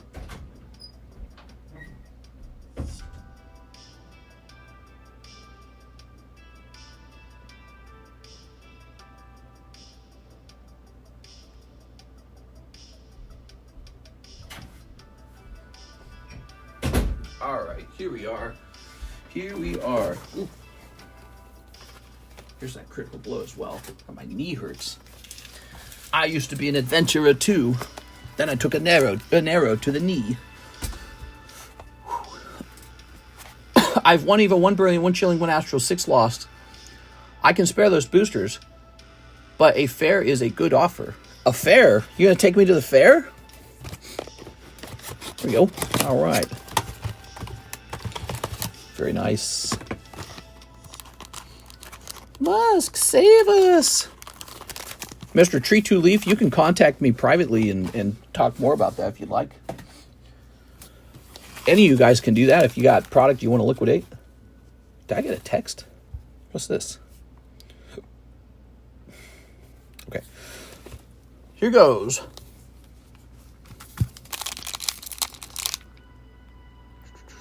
Go ahead and snip this. Snip. Poor Greenland. All 55,000 people over there are at risk, man. They might become U.S. citizens. Ah, darn it. Okay, ready? You ready? Dude, they should vote for independence right away from Denmark so that they can sell themselves and actually be the ones to benefit of being sold. Because if Trump's really super determined to take the country, even by force, then you definitely want to sell. Because if he takes it by force, he's not going to pay anything for it at that point. He's just be as ours now. He'd be like, I didn't have to pay for it. I just took it. So if he's going to buy it, if I was a Greenlander, I'd say, yo, the country is ours, not Denmark's. We want to be the ones to receive the money from the purchase. Doesn't that make the most sense? Denmark's like 2,000 miles away. Like, we're the ones freezing our nuts off over here. We should get the money. That's how I'd feel about it. I'd be pissed. I'd be like, I don't want this stinky guy in a cute little outfit in Denmark, living in the royal palace, getting all the money. That should be our money. We're living on the island. All right, here we are. Some old German guy from 60 years ago did the same thing. Oh, wait. I think it's slightly different. I think it's slightly different. I do. Here we go. Think about it. Russia is a jerk. They really are. They're just like, we're going to take Ukraine. They didn't ask to buy Ukraine. They just invaded it. And then you got China is an actual threat. You could add all of Europe's economy together and it would still be smaller than China by itself. So you got the U.S. at the top and China not far behind the U.S. It's just two guys fighting, China and the U.S. That's it. Europe cannot fight China. They lose. And so if this guy over here who has maybe like Western values, he's friends of NATO's, he says, let me have access to the Arctic Sea. We want Greenland. We want to protect the Arctic Sea. But by the way, we'd also like to have all that oil, the land expansion. Why should some small country, Denmark, one of the European countries, say, no, you can't do that. That's ours. It's like, bro, are you kidding me? Are you going to fight China? Let's go look up that TCC ring. Are you going to do it? If you're not going to do it, I don't want to hear it. They're not going to fight China. Denmark just wants to get rich. They're no different, in my opinion, they're no different than us. They don't want to sell it because they want to get rich off it. They're not even living on the island. The Greenlanders are living on it. Aha, we do have size 7. Yes, sir, we got a size 7 ring. It's Greenland. Dune Beast. If you haven't been watching the news, it's all but certain the United States is about to take Greenland. Trump says he'll use military power to take it. Look at that. Okay, this is size 7. We sell these rocket rings for $20. A beautiful black ring. It's got the rocket logo on the inside. It's supposed to be like a secret, but when I look back on it, maybe it should have been on the outside, not the inside, but I don't know. What in the F? America's about to take Greenland. Trump said he will use military power to take Greenland. So I think they're about to sell it. The issue is Denmark doesn't pay their fair share to NATO. Dude, I've got nothing against Denmark. I love Europe. Denmark is one small European country of many. And it's like, see this giant island you're right next to the United States? You can't have it. And it's like, why not? Well, because we want to be rich. That's the actual answer, right? Everyone understands that. They just want to be rich. Bro, China's an actual existential threat. Russia's clearly an existential threat. They got nukes. You should let America develop the top of the Arctic Sea as a counterbalance to China and Russia. They're real threats. Russia has proved that they can... I mean, nobody believed Russia was going to invade Ukraine, and then one day they just did. So it's almost like we're in this peacetime and nobody believes it could happen. Okay, Wilbur Viato, 5 Final Fantasy Hidden Trials. Hell yeah, dude. Nobody thinks it'll happen, and then it happens, and they're like, oh no. I guess we should have been more prepared. All right. 1, 2, 3, 4, 5. Boop. Rocket ring is freaking cool. Those are $20 per ring. We got sizes 7, 8, 9, 11, and 12. That's what we got. We got no half sizes. Is it true Trump is changing Gulf of Mexico to Gulf of America? I think he's going to do it. I don't think he's joking. When he first came out and he said that crazy stuff, I thought it was just a funny joke. He said, Canada should join the United States. I was like, ha ha ha, Trump's so funny. He's not joking. He thinks he thinks Canada better join us. And he's going to like punish them or something like that. He's going to use money to punish Canada. So if I was Canadian right now, I'd be pulling my money out of the stock market, by the way.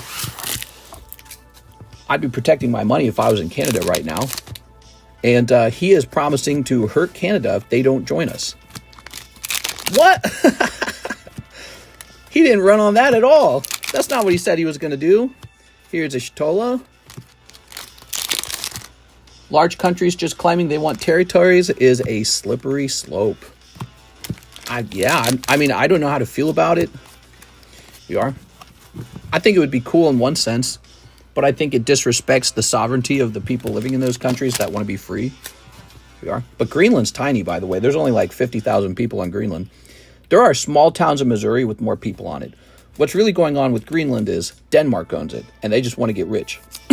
So they're saying it's our island, and we don't want to sell it. We want to be rich off it. 3 Weiss Japanese Hololive Premium. You got it, man. They say, wait, that's our island. You can't defend it. It's closer to us than it is to you, and you're not even utilizing it. They probably just want to rent it to us. Think about that for a second. Yeah, you can use the island for money. They're like, we'll rent it to you. Give me a minute. Yeah, you can rent it from us. All right, where's my Hololive? Is that Hololive? No, that's not Hololive.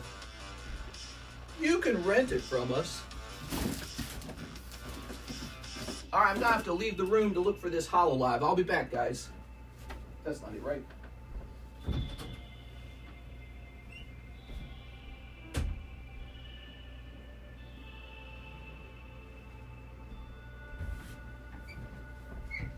Wow, that is a mostly full case of Hololive.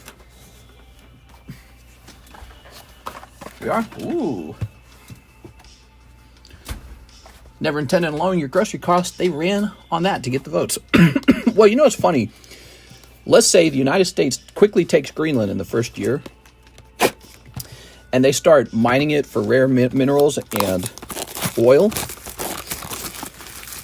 The amount of oil that the United States is generating might actually cause a new level of prosperity.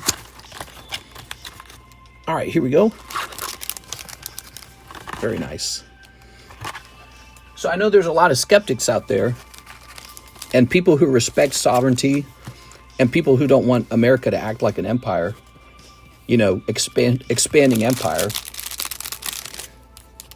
But I'm just saying it didn't hurt us. The whole Louisiana deal, taking Texas, taking California, taking Alaska, that wasn't exactly bad, right? Like, that's what made us what we are today. We are? All right, let's do it. Let's do it. Ooh, hat girl. Trump said he'll lower the cost of food, even lower taxes. But his new tax plan, I have to pay more now. I don't think he's put out a new tax plan. He isn't even president yet. Here's a purple hair girl. Ooh. And, oh, very nice. Look at that. Wilbur pulling a stamp. Yeah, this is like an almost full case of this stuff. I'm surprised people don't open more of it. It's really nice. So good. Do you have any One Piece cards? I sure do. Check the menu. The menu's in the description, guys. Check out the description if you haven't done that. Wilbur Viato. Yeah, so people are worried, like, how will this make us, you know, have cheaper groceries? It's like, well, again, if America expands and you start mining for oil over there and we just profit from a ton of oil, I mean, that doesn't hurt, right? Ooh. Wilbur with the W. Maybe that was his plan the whole time, and he just didn't want to reveal it because he didn't think anyone would vote for it. Who knows? I definitely look at him differently now, though. I look at Trump as a guy who doesn't tell you what he's thinking. Let's see. You've got an old bag, huh? Hopefully not expired. Remember, after 1 year, they expire. You can't leave it here for longer than a year. You act as if there's no consequences for forcibly taking a country. Well, I agree, there are consequences, but what are they? What are the actual consequences? Like when you analyze it, Europe doesn't have any money. Europe's broke. Virtually all of the European countries are struggling. Their GDP is declining. Their people are angry. No one can afford food or homes in their country. There's anger over immigration. All those countries are right now having internal problems with their politicians. All of them. Germany, UK, they got Starmer's like, he's having to fight off these, accusations of being permissible to the grooming gangs. And that's like a big deal for them right now. It's all over their news. Germany, they had like their financial guy resigned right after Trump won the election. They didn't get resigned. He let him go or something like that. But it looks like in Germany, right after that Christmas attack, there has been a big rise in anger. And so it looks like the politics over there could get upset. France isn't exactly doing too well either. The, far right apparently was going to take over, but they lost because of a coalition of the left, people on the left. New bag, Wilbur Viato. I'm creating a new bag for you. I didn't see an old bag. How old are we talking, Wilbur? Europe's not in a strong position to fight the United States at all. And if they fought us and then also had to fight China and Russia, they're in so much trouble. So all Trump really has to do is push this idea. Hey, you have to let us have Greenland now. We're the only counterbalance to China and Russia. You have to do it. And what are they going to say? He's not going to do it like we want it because we want to be rich. He's not going to say that. He's just going to say over and over, we have to do this. It's the right thing to do. Jonathan McGonigal is next to Live Customs. It's so fascinating, guys. I can't get enough of it. It's so fascinating. Jonathan McGonigal. We're only 33 trillion debt. Sure, we've got money to buy Greenland. We do. America can actually just print trillions of dollars more, and you and I would become more poor. But if you acquired Greenland, I guess that would be the trade-off. So everyone's more poor, but America picks up like this massive chunk of land, very rich in resources and oil, and giving us control of the Arctic Sea. It's a tough trade-off, and he's thinking about it. I feel like if the Democrat Party was the first to introduce this idea, everyone would be like, oh, these guys are so smart. This is such a smart plan. What a smart idea. Just sent in my first order through Venmo. Nice, dude. Jonathan McGonigal, let's get your bag. Ugh. All right. Control of the Arctic Sea, I was reading about this, is a big deal because the ice is melting. And so because of that, and because we have better ships now, better icebreakers, you can start to send ships through the Arctic Sea. And Trump's saying, we're going to lock that area down. That's what he's thinking. I guarantee you that's what he's thinking. There's going to be military consequences up there. There's going to be shipping routes up there. And he's thinking, Canada's got some of the Arctic Sea, and Greenland's got part of the Arctic Sea. Because look at this. He wants Panama Canal at the same time, doesn't he? Think about that. He wants the Arctic Sea and the Panama Canal at the same time. He's shutting down the trade routes. He's saying Canada, America, Greenland will have a monopoly on the shipping routes. Think about it. That's what I think is going on. That's my analysis. Chentzeg Vong. Let's grab this. All right, Mr. Chentzeg.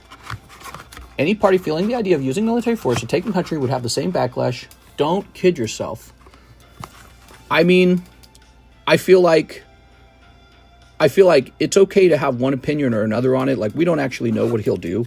I think people are thinking that maybe he's just bluffing, Like, again, one of the things we learn about him is we don't know what he's really thinking. I don't think he wants to go in and slaughter anyone. I think he's aware of that. You just can't do that. Here we go. But I think he's pressuring them really hard. He's saying, you have to sell. Cold. Mr. Chentzeg Vong. Cold. We are Chentzeg Vong. It's actually surprising. I don't hear a lot of Democrats speaking up against this. I don't hear a ton of outcry. Democrat leaders, they might actually agree with it to some degree because I don't hear them going, whoa, you can't be saying that. There you go. Actually, I heard Fetterman came out and he actually agreed with it. He's a Democrat and he came out and agreed with it. Yugi Tom says 5 Japanese OP9. Yugi Tom, what's up, man? I think you missed my Korean 151. Did I? I thought I did it. Who's saying that? Hold on, let me look at that. I don't feel like I missed it, but maybe I'm getting it confused. Jonathan McGonigal, 2 Live Customs. Oh, what's going on, Jonathan, is you placed another order, which is after Yugi Tom, okay? So we got to do Yugi Tom first. So we go in order. So Yugi Tom did an order between your 2 orders. 1, 2, 3, 4, 5. Sorry about that. Yeah, Yugi Tom placed an order in between your 2 orders. That's what happened. Trump will grab you by the taco. Trudeau resigned. Does he see the writing on the wall? He might have. What might have happened, because remember, he met up with Trump just before resigning. And Trump might have, like, very aggressively said, so, are you going to join us or what? Because I thought he was joking. I thought he was joking about becoming one country with Canada. And he is not joking about that. Based on his interview, he's not joking. He thinks Canada should join the United States. And that America should acquire Greenland at the same time. And that we should control the Panama Canal at the same time. That's crazy, dude. Yugi Tom, here goes. Do you have any more expensive slabs you recommend for slab away? Oh, yeah, we got a bunch. Remember, we post them all in our Discord server. So you can go there and scroll through them. Are there more that still need to be priced and have pictures taken? Yes. Yes, there is. Here it is. All right, toss this over here. Okay. Mr. Yugi. Very nice. Ooh.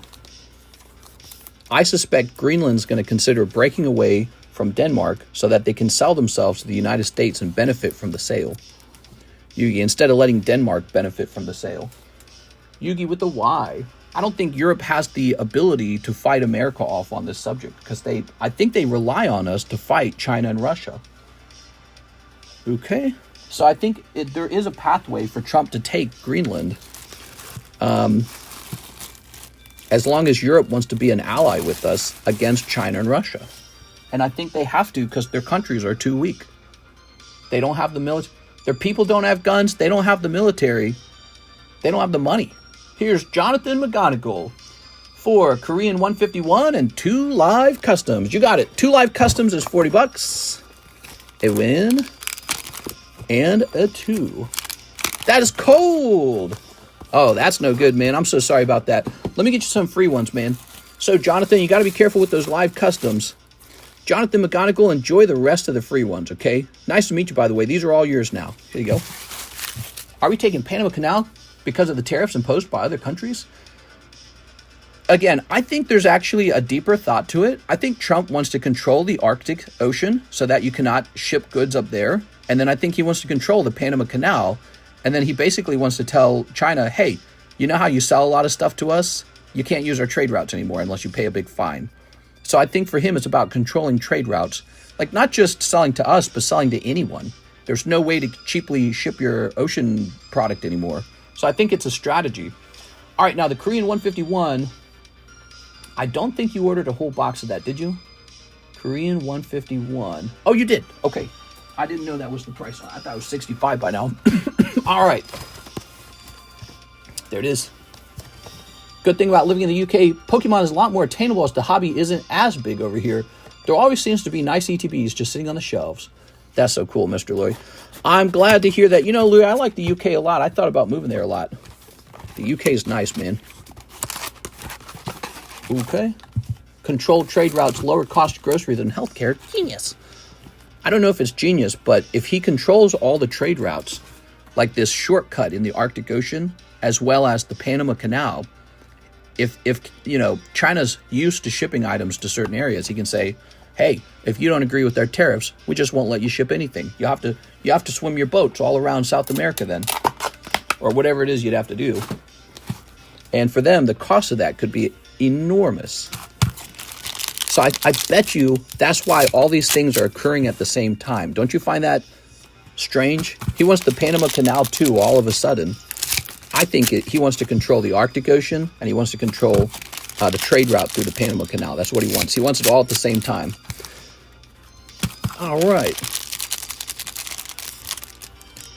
And that was on his mind, and he wasn't talking about it during the campaign. Very nice, very nice, very nice. Okay. Why didn't he announce this during the election? Hard. I don't know. Maybe because he doesn't expect Americans to support such a large idea. Like, let's just entertain the idea that it works. Maybe he doesn't think we have the balls to try it, you know? Because Americans aren't really looking to experiment. We're just looking to, I don't know, like, be comfortable and wealthy. We're not looking to experiment. Maybe he's saying we're going to experiment, and that's what's going to make us wealthy. Ooh, Nitorino. Master Ball Nitorino. I don't know, dude. I don't think it's popular. I really don't. All right. Here's Primeape. Very nice. Yeah, it's definitely not. If you run off of taking the Panama Canal back, I don't think it's gonna. I don't think it's gonna work. Here's Machoke. But the question is, can you be more prosperous in this scenario, in this outcome?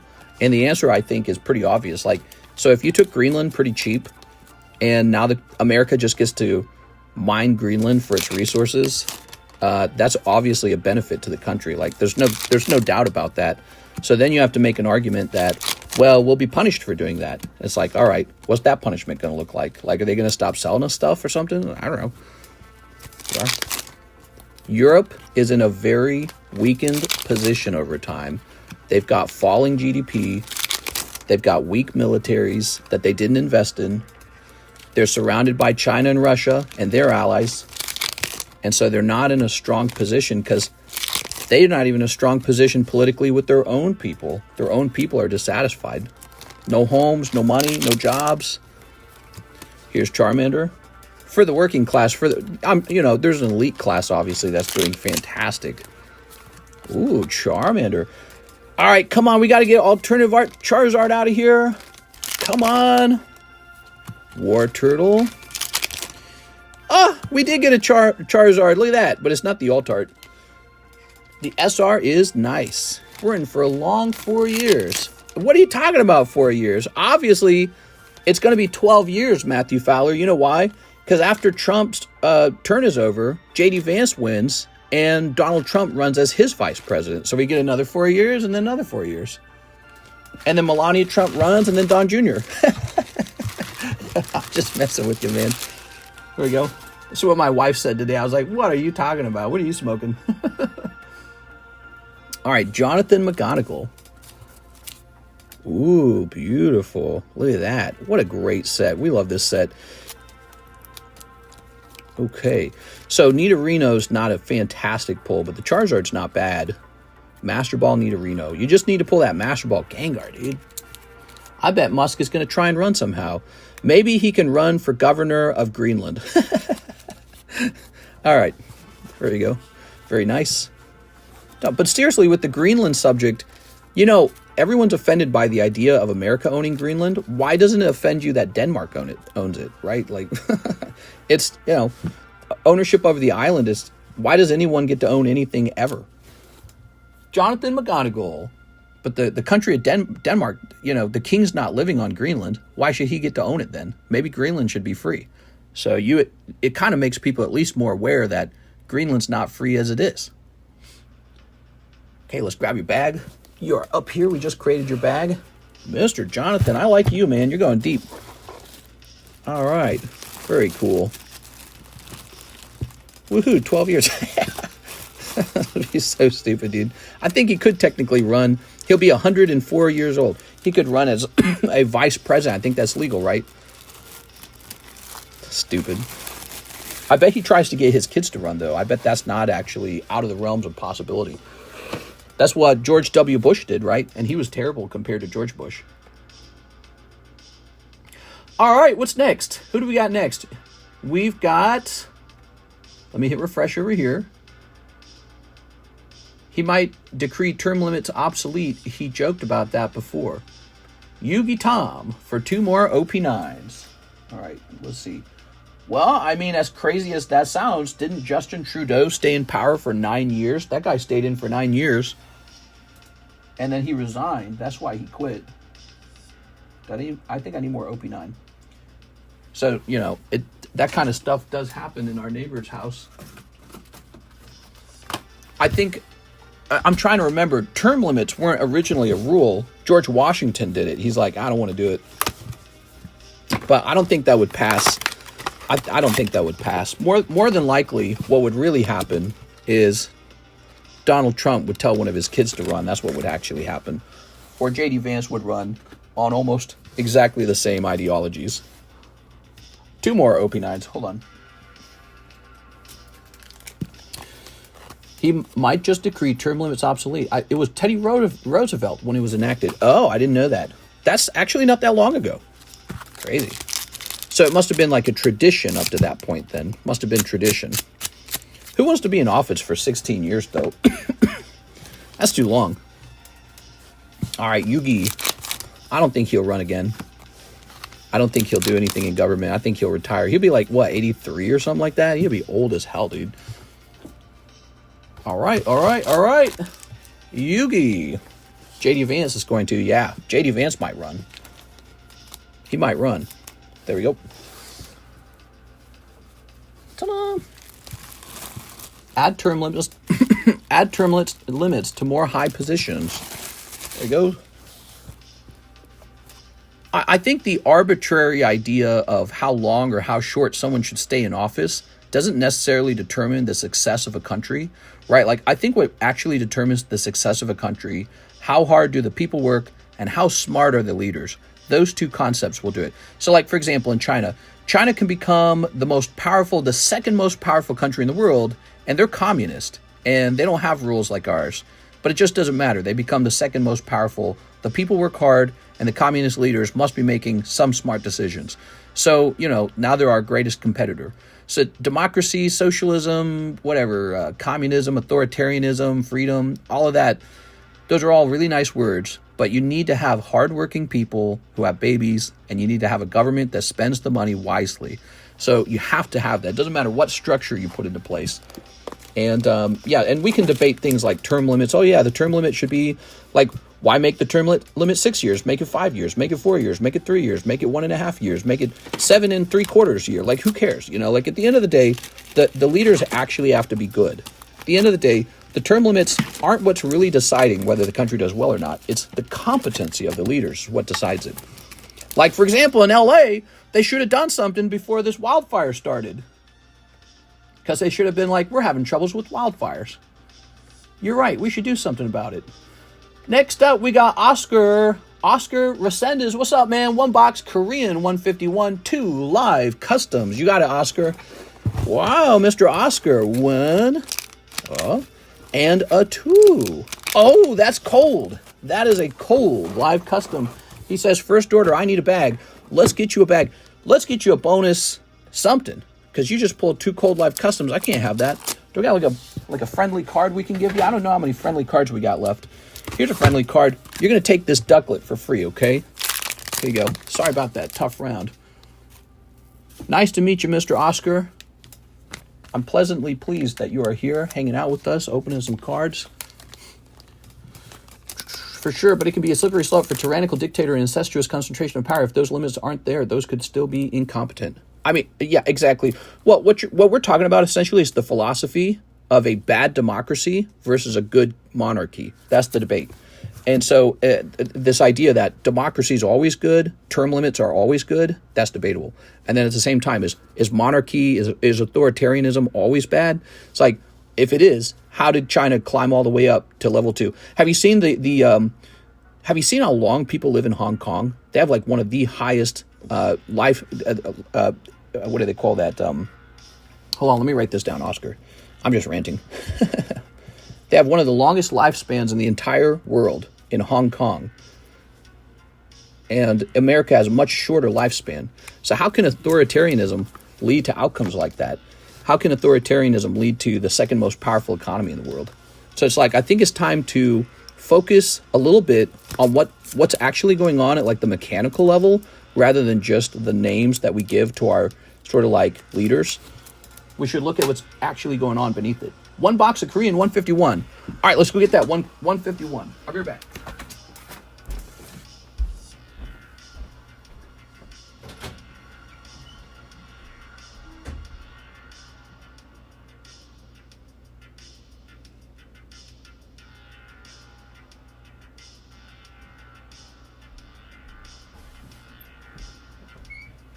All right, we love 151. It's such a great set.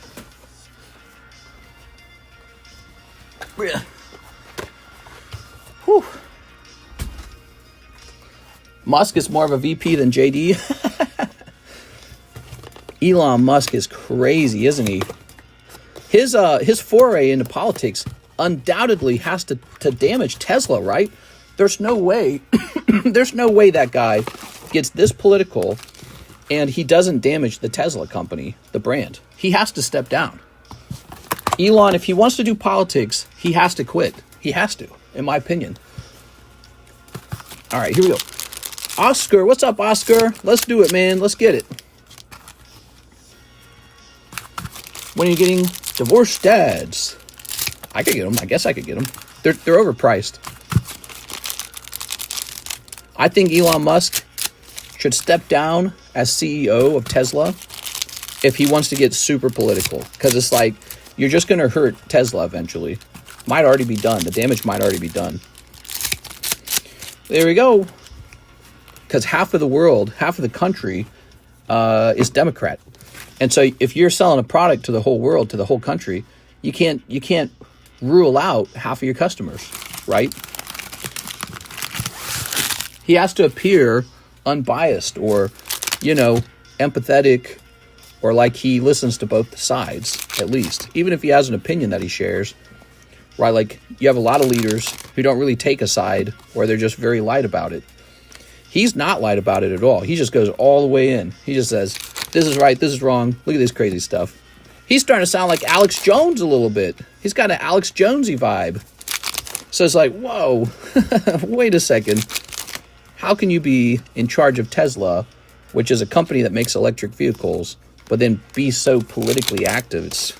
I don't know, dude. It's not smart anyways. I'm sure the shareholders are questioning it a bit. Look at that Pichu, man. That is a beautiful card. I just hope our couches are safe. Hell yeah, dude. What about our couches? Let's see. Thank you, Mr. Been in the shadows for years and first time ordering. Oh, nice to meet you, Mr. Oscar. We are. Master Ball Voltorb. All right. It has hurt them a little. I remember their annual report. Yeah, I heard that for the first time. They're not selling as many cars. And so I think it probably, if you ask why that's going on, besides the fact that there's so much competition and besides the fact that there's so much inflation, I think it's also an image thing. I think that people used to buy Teslas because he came off as like this smart genius who cared about the environment. He cared about saving the world. He cared about getting humans to space. Now he cares mostly about like deeply galvanizing politics. Galvanizing is when you really pick one side or the other, right? You divide people with the politics. So, and that's just not good for any business. There's just no way. Like maybe even if he scoops up every single conservative as a customer, like every single conservative starts driving Tesla truck or some crap like that, I still think he loses because you're missing out on 50% of all customers. So it's always better to just kind of shut up or have a more mild approach, just be like, yeah, I think it should go this way or that way. And then but no, that guy wants to be all the way in, man. I guess he could do whatever he wants. He's well off. But if he wants to do whatever he wants, he got to resign. He got to say, hey, replace me with an impartial person. How does he even have time for it? I don't even make... Oh, you got to... Well, you got the psychic master, the psychic energy in yours.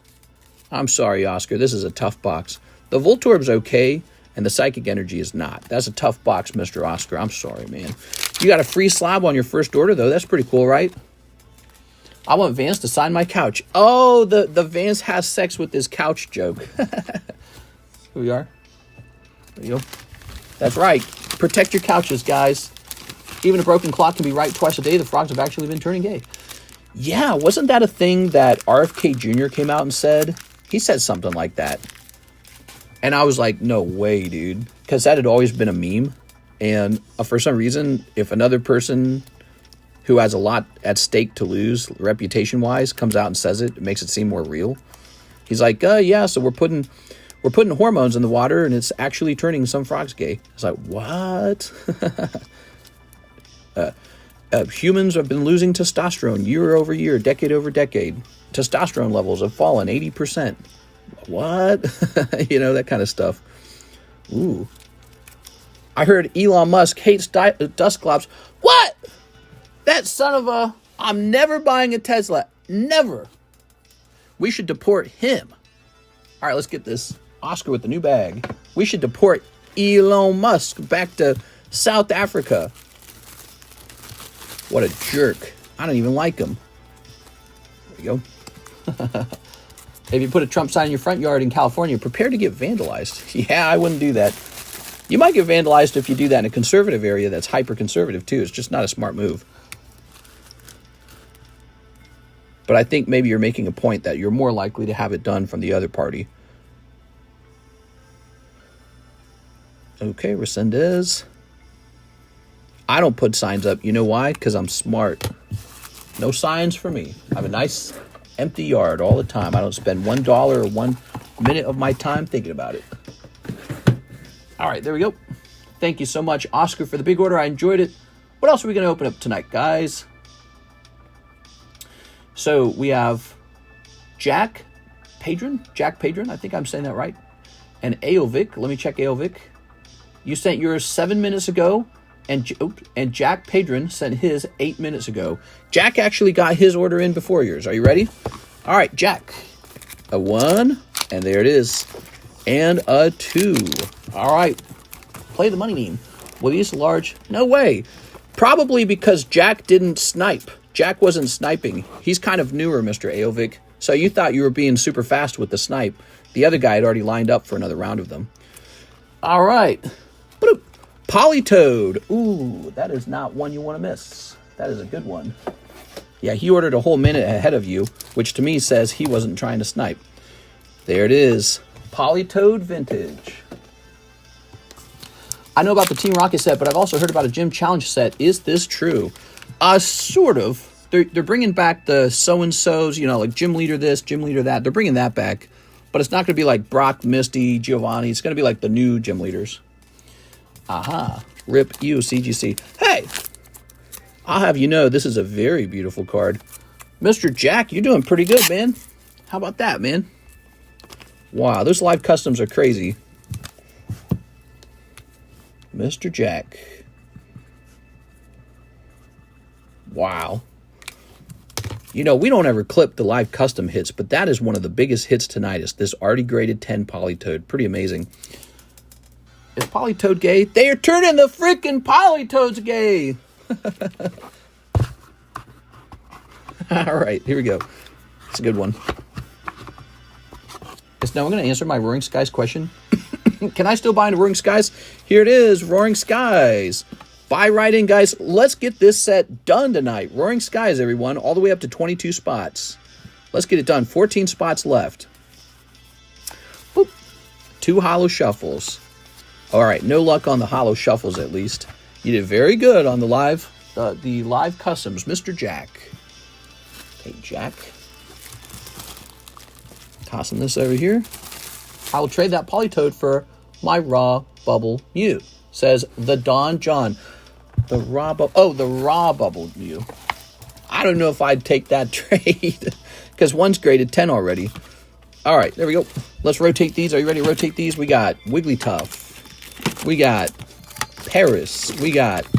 This Raikou might be coming down. Rare Candy Raikou. We might trade him out with something. Here's Zapdos. He hasn't had a lot of velocity or anything. Here's Golem. Maybe he'll be listed up on eBay. Clearance Golem. He's up to 2. What do we got next? What do we got next? Okay, so now we've got Wilbur Viato. Yeah, you're not even next after that. 8 more Weiss Japanese Hololive Premium. Weiss Japanese Hololive Premium. Oh, nice, dude. Yeah, let's get it. 8 more of these. There's 6 in a box, so you get 1, 2, 3, 4. 2010 White Paper, National Library of Medicine. All right. These have been, by the way, these have been fantastic subjects we're talking about. The news is crazy right now with all this stuff going on. Pokemon's got crazy news. Have you seen Prismatic Evolutions, guys? You're going to have to pull out a reverse mortgage to open Prismatic Evolutions when that stuff launches, because the price on those are just unbelievable right now. Prismatic Evolutions is unbelievable. There it is. All right. Wilbur Viado. Snipping that. All right, good. Hobby is in a bubble. Is it? What if it's not? What if this is just the new normal? That's what people said about real estate. They said it's in a bubble. What if it's not? Here we are. What if this is the new normal and they're actually all kind of cheap? Oh. Red hair girl. Blonde hair girl. That's my favorite Hololive streamer. Pink haired girl. She's a vampire. Real estate in my state crashed. Oh, that's interesting. Here's the owl. Gonna have to be rich to open up Prismatic. Real estate has not crashed where I live, that's for sure. Warrior woman. Okay, one more pack. You ready? Fairy flower lady. All right, there it is. Wilbur Viado. Yeah, sets being double MSRP while they're just being released seems really sustainable to me. I know that sounds crazy. I know it does. But this is probably the biggest set since Evolving Skies. Wouldn't you agree with that? The Master Balls alone in this set make it an instant home run. Okay, Wilbur Viado.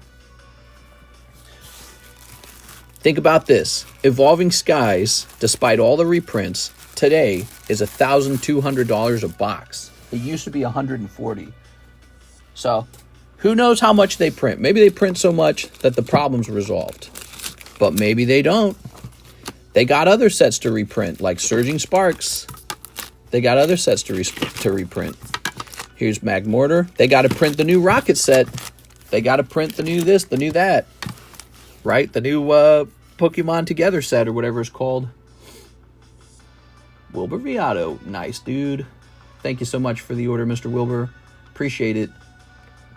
Okay, Mr. Aovic, 2 live customs. Here they are. What they need to do is open more facilities to print Pokemon. I mean, there's like an economics to it where that doesn't make sense. There's an economics to it where that can't work. Here it is. Ooh. Because here's how it would work. You'd have this huge spike of demand at release, and then it all tapers off later, right? Well, what do? You hire a big workforce and then just fire them all when it tapers off? So, it's tricky, isn't it? It's very tricky. This is the same supply problem that happens with anything that gets scalped. Like, for example, video game consoles. At the very start, everyone badly wants one because it's brand new. Aovic. I think you needed a new bag. Is that right? Did you want these? Maybe you didn't want these. 2 holos. Did you forget about the Vivid Voltage box prices? Here's the difference, though. Vivid Voltage is kind of boring. When you compare the sets, Vivid only had Rainbow Rares as the hits. It had one major Rainbow Rare, the Fat Pikachu. So Rainbow Rares turn out, they're not very popular. They're not on the same level as Alt-Arts. And then the other item was the Amazing Rares, but there were 2 Amazing Rares guaranteed per set, and there was only like a variety of 6 Amazing Rares. That is not the case here. In this situation, you got this huge number of beautiful alternative arts, and then at the same time, you got these Master Balls to complete. Very different. You're not comparing 2 similar sets. Very different sets. But I agree, there's a printing amount. Like, let's say they printed 1 trillion boxes of that set. Well, yeah, in that case, it will not be worth double MSRP. Most sets become double MSRP in no time. Most sets do that. Like, look at Surging Sparks. It did it. Look at Twilight Masquerade. Look at... So I think it's very possible for it to do that. All of my Sword and Shield is like double or triple what it used to be. And then all my X and Y is insane. Like this. Like, this is going to be $1,000. Roaring Skies was a $100 box once. So it's going to happen. And people are just, they want it bad, dude. I don't think it's just investors selling to investors. I think it's actual people want it real bad. Okay, after Trainer Galleries came out, Pokemon has taken off just like Alt-Arts. So we got Mr. Chen Zegvong, 2 live customs. Chen Zegvong. You ready? We got a 1 and a 2.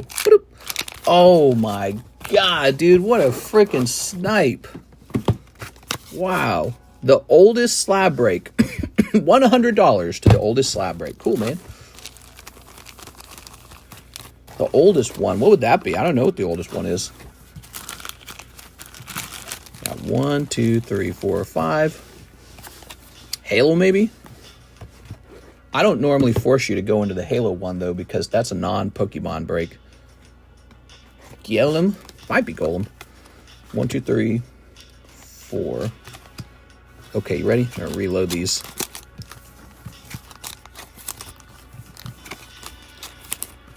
Weird, I feel like I only put in for 80. I don't think I put in for 100 last time. Because I'm just thinking, Aovic got 2 and then the next guy got 2. So this is a repeating pull. He goes back into the box for $100. All right, our friend Chen Zegvong, he needs $100 into one of the breaks. The oldest break. Well, got this shiny treasure break over here. Shiny star, not shiny treasure, shiny star.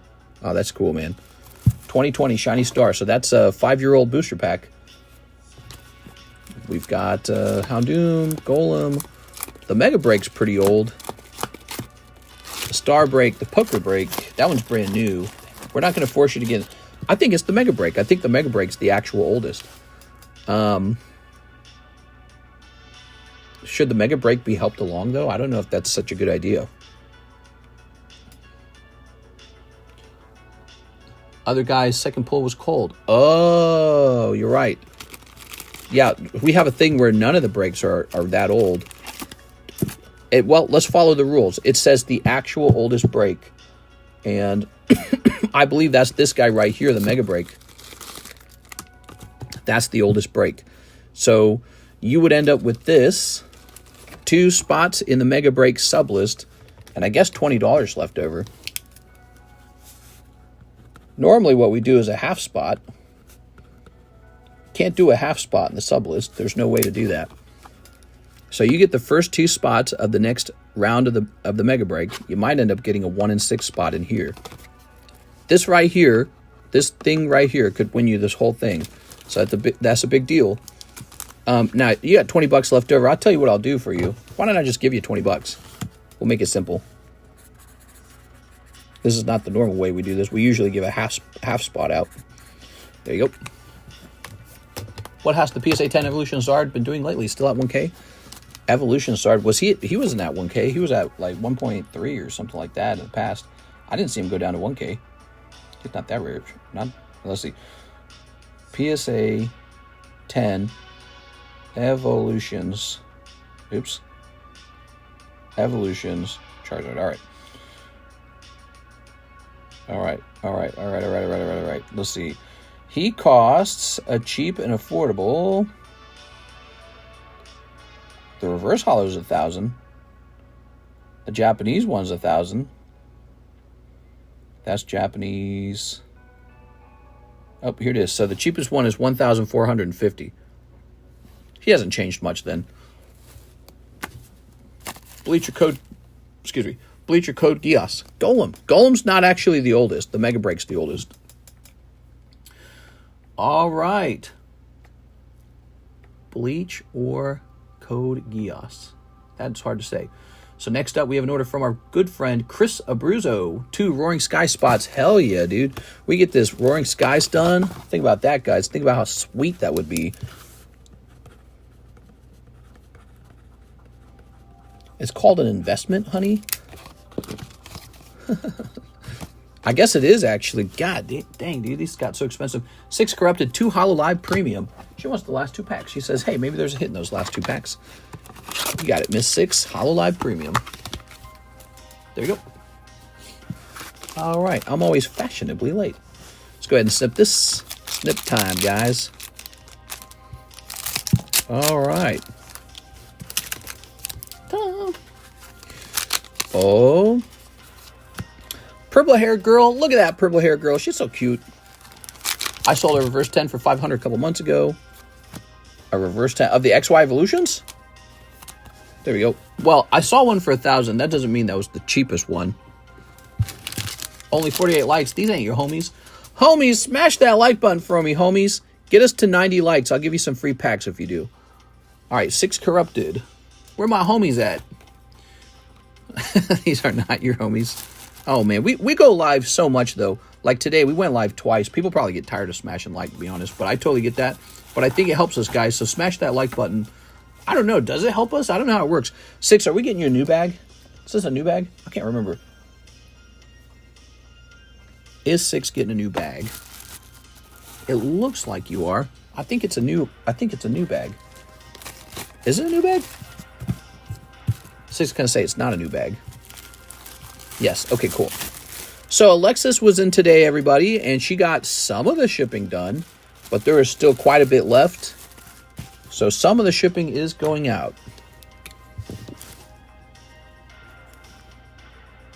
I'm going to write a little smiley face on your bag. Smash the like button. It takes half a second. Come on. Ooh. There's a 500 reverse holo still listed. Nice. Okay. I theorize reverse holos will hold lots of values in 10 years when people dump them all for holos. I don't know. When they do what? We've got Emmanuel Valencia 10 of the Japanese EB1. You got it. Emmanuel. I heard EB1 went up in price. Okay.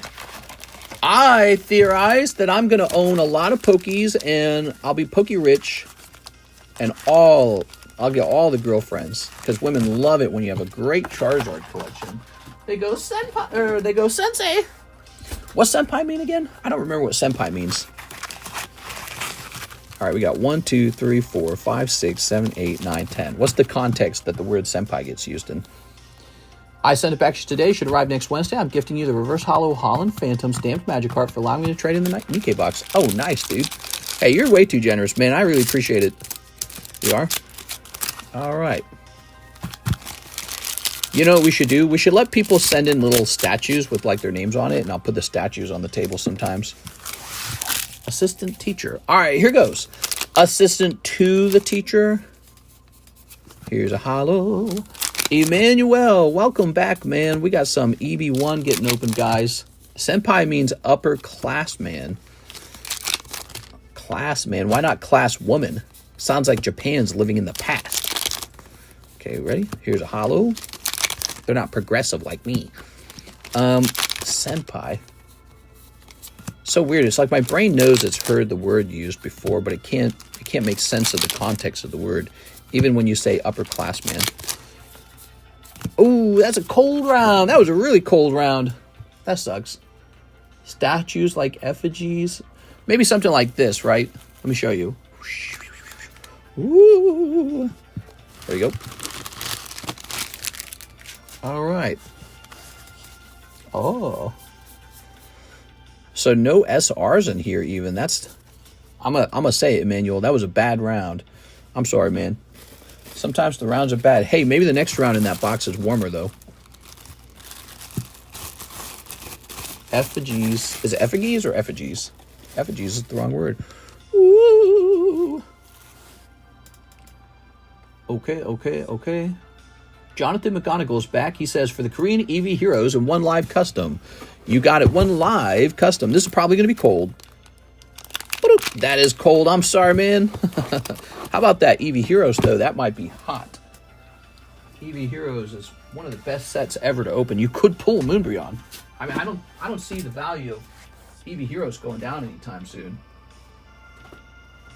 Give me a second here. All right. Loving that product. If I gave you money, would you display a picture of me in the background of the stream? I'd do it as long as I had your permission. Don't want to get in trouble for like doxing you or something, so you got to give me like written permission or something. That $3,200 Cardos Gengar, that is a quality card. I've got 4 of those Gengars, so I can sell one and use that money for inventory or whatever I do. I own so many cards that I'm able to just give cards like that up from time to time. But otherwise, he would not be for sale because that is a real quality card. Gengar is one of the best Pokemon to this day to be holding. Gengar, Charizard, Lugia, Umbreon. Here we are. Some cards just do much better. But I've just got so many of them, and there's so much money wrapped up in that card, too. I was like, man, I could unlock all that money. And then I can move to Reno. I don't know. What do the numbers mean on the slabs? That's, so for this one, this is a $40 break with a 1 in 10 odds. So far, nobody's jumped in the Mew break. Probably because we've hosted it like 10 times and people are tired of it. And then over here, we've got 41 and 8. That means a $40 break, 1 pull, 8 spots, 8 booster packs. So we open up the booster packs and Roaring Moon pops out of the booster pack. So that's what it is. Those are breaks. Now, this one over here says 175. This means $175. 125 is the last time we checked the price. And 11 represents how many PSA 10s there are of this Pokemon. Population, the date of when we priced it, the price. This one's cool. It's actually got 3 slabs. So for 175, you get 1, 2, 3. You get Weepinbell and Bellsprout with that one is what's going on. Oh, let's get this snipped. So we got breaks. We got regular slabs. Welcome, guys. Nice to see you. Snipping this. All right. Snipping this. All right. I'm your favorite liberal-leaning progressivist streamer. God, I can't stand Trump. And I hate talking politics. Leave that out of my card shop. Gross. Only thing I like to talk about is anime. Mr. Say Snip. Tossing this over here. To be honest, I don't know what a break is. A break is like... so this is the number of booster pack. There's 10 booster packs. And out of those booster packs, you can pull a holographic Pokemon card or this Mew. That's what a break is. Ready? Cold. Hollow. If you stick around, one of the breaks might go off and you can see. But it doesn't look like any of them are going off tonight. But I'll show them off again. Since no one's jumped in the Mew, I might keep it for myself for a little while and replace that card with a different card. Talk about them swirlies. Yeah, swirlies to the moon, man. This. It's Cheese Flip. Hello, Cheese Flip. I noticed in the daytime stream, Cloudy made a comment about me making a request in chat. Yeah, people get like, I don't know why everyone's trying to be a wise guy, man. Like a small box break, but one of the packs has a nice graded card in it. Yeah, pretty much. It's like a box break with a nice graded card in it. Think of it like Russian roulette, but the one who gets the bullet wins. Yeah, wait, what? Ah! Jonathan pulling up beautiful Vaporeon. Congratulations, man. Beautiful Vaporeon. Here's a hollow. Hold. Don't do that. Jolteon. Vaporeon. Leafeon. Raichu.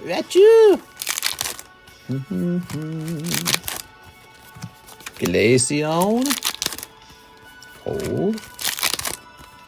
Hollow. Cold. You guys can open up Eevee Heroes too. It gives you a shot at the Moonbreon. Sylveon. Ooh, nice. Did you guys see the price of Terra Festival exploded? Terra Festival jumped, dude. So expensive now. Oh. Very nice. Okay. I'm still not getting it, but it's okay. I'll keep checking in and watching.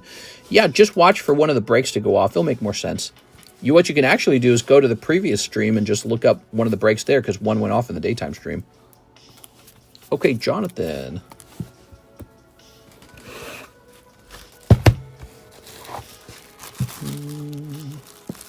I need moping Batman profile picture. Batman moping. Very nice. All right. Awesome.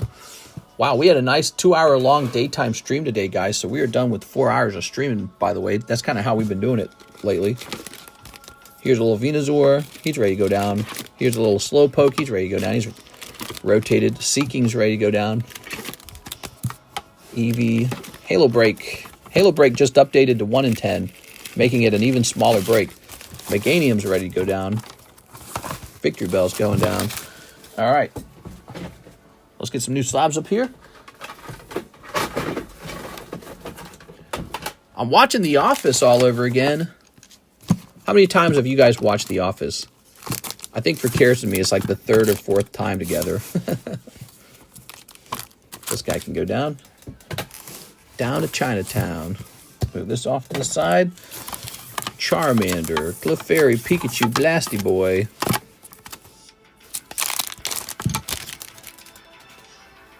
All these investor channels low-key directing the market. Invest! Nah, dude, it's not that deep.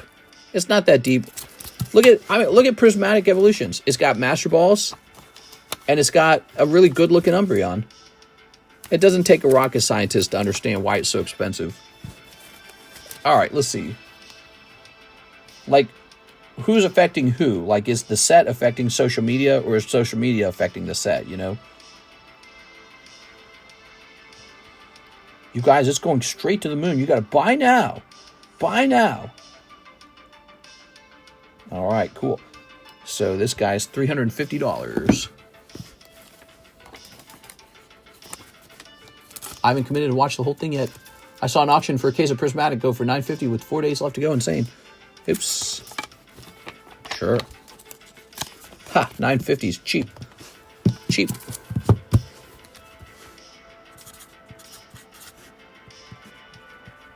There it is. $350 for this beautiful. Now that's going to go into the expensive channel. Beautiful Blastoise, man. He's looking good. Robert Treble Co. New bag, 5 Raging Surf, 1 Hello Kitty, and 1 Nikkei. All right, Robert. Nice to meet you, Robert. We are meeting so many new people recently. It is very nice. We are. If you're new and you want to open up some cards, check out the description, guys. There's 1 Weiss Nikkei, and now also we need 1 Hello Kitty. Meow. We will have lots and lots of Prismatic on this channel, but I paid a lot of money for it. 5 Raging Surf. What I did was I had some that I bought when it was cheaper, and then I have some that I bought very recently at the top price too. This is to make sure that we have plenty of the product, but also is to ensure that my suppliers don't, you know, back out on me and say, well, we want to sell it at the new high price. I have a risk of that, so I don't know. We'll see what happens. I'll be lucky if they commit to shipping the product like they should, because that's, you know, that's good business. I guess it's fair. Maybe it's moral. I don't know. If they do that, I'm in a pretty good shape. But if they don't do it, then I'm just going to have the expensive ones to sell. All right. Investor Channel's been hyping it up because people being dejected with the Prismatic, and now you said it jumped. Well, yeah, I mean, of course, they're related to each other, those prices. Like if one's really expensive, the other one's going to be really expensive. All right, here it is. Did anyone pre-order from GameStop and can't see it in their order history? Is Terra Festival good? Extremely good. Terrestrial. No, it's called Terrastal. Like caca, like that. Terrastal. All right. Ah, that was so easy for him. That was the last pack of the previous box. Wow. He just picks up an SP. That's an SP. That's like a signature pull. Wow, look at that. Tuxedo Sam. Easy. Okay, how about Nikkei? No! Robert's first order. Robert's first order. He gets 2 SPs right off the bat. The statistical odds of this are tiny. What? 1 Hello Kitty, 1 Nikkei, 1 signature, and another stamp. Yeah, this is an SP, just like this one. So they're the same rarity. So the odds of that, to pull 1 pack from 2 different sets, and then boom, boom, double SPs pop out. It just doesn't happen. That probably happens once a year. Congratulations. We'll clip that one from Mike's side. It's pretty neat. The cards you pulled are probably in the good range, but they're not like the chase card from the set. It would be even crazier if they were the chase cards from the set. Wowza, a new buyer, like something. I think it just shows there's a lot of great stuff to open. And if you don't open it, you never get to see stuff like that happen, you know? It's not possible. Wowza. All right, here we go. Here is Tapless Mubu. And I've seen this over and over and over again with new buyers. Here we are. There you go. Maybe the Poke Gods have blessed them. I don't know. Robert Trebleco. Nobody had bought Hello Kitty in a while. And then all of a sudden, this just pops out. This bad boy. All right, there we go. Dang, dude. Wow, so lucky. Mister, my package is stuck due to bad weather. Hope you are doing safe. Weather's going to be a little bit better on Thursday for us. It's going to get up to 39 degrees. I'm expecting a lot of the snow to melt. Hopefully it melts. Because 39 means, you know, yeah, I don't know. And then it snows again. It snows again, so I guess we'll go back out to Walmart and buy more crap. I don't know. Let me get you a top loader for that Siggy, okay? They don't really need top loaders, to be honest, but let's get you a top loader. I think people just like getting a top loader. I think that's what it comes down to. It's like it's a nice courtesy, maybe. I don't know. The rule officially for the top loaders is the card has to be like $200. It's supposed to be snow this week in Bama. I've seen this over and over again. What are the price of these? I actually don't know. Roger Gray tends to look that up. Man, we need to give Roger Gray like some tips or something like that, because that guy is pretty good with that kind of stuff. Sometimes moderators do. Like I remember, what was that moderator's name? DP. I was thinking Dennis. DP. Sometimes he would track all the breaks really carefully. Here it is for everyone. So Robert with the new bag going into RO box. Any news update on the fire in Los Angeles? What are they saying right now? Is it over? Is it dealt with? Or is it blazing? Robert Trebleco. Is it dying down or is it getting worse? Think of the damage to the economy this is doing. There we go. Saw it was in Malibu. Oh my God, Malibu's insanely expensive. Definitely not over. No way it's done that fast. It's windy AF too.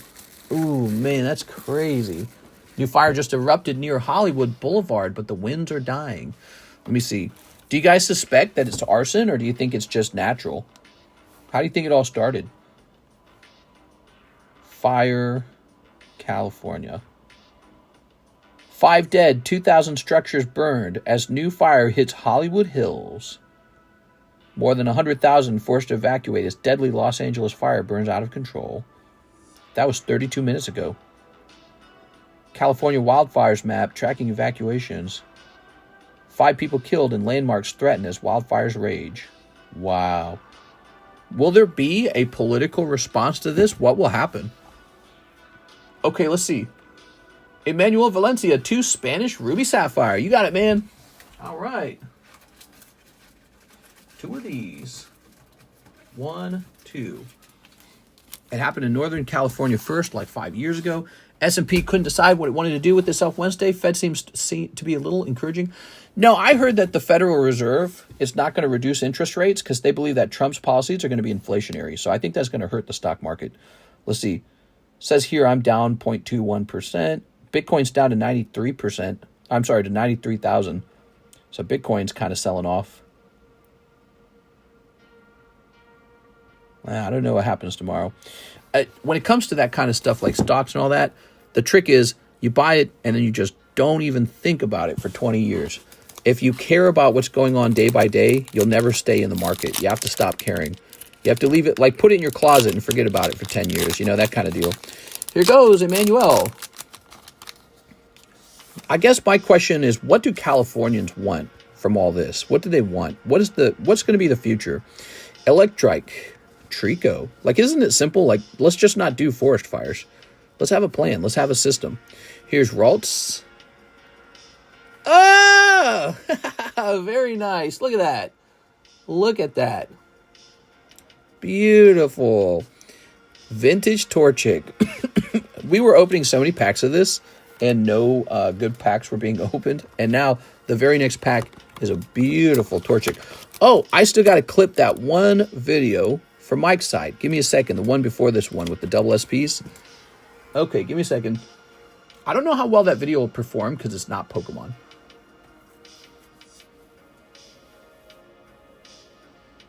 All right, so we're going to grab Mike's side.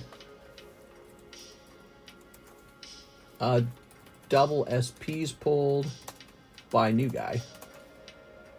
230. Rewind. And then Torchic from Ruby Sapphire. 230. Insurance companies were already quietly canceling their fire insurance. Yeah, I'm really starting to realize how much I hate insurance companies. You know how, like, nobody really views casinos as a good thing? Everyone kind of views casinos as, like, this decadent bad thing that people get addicted to. So insurance are basically casinos. That's exactly what they are.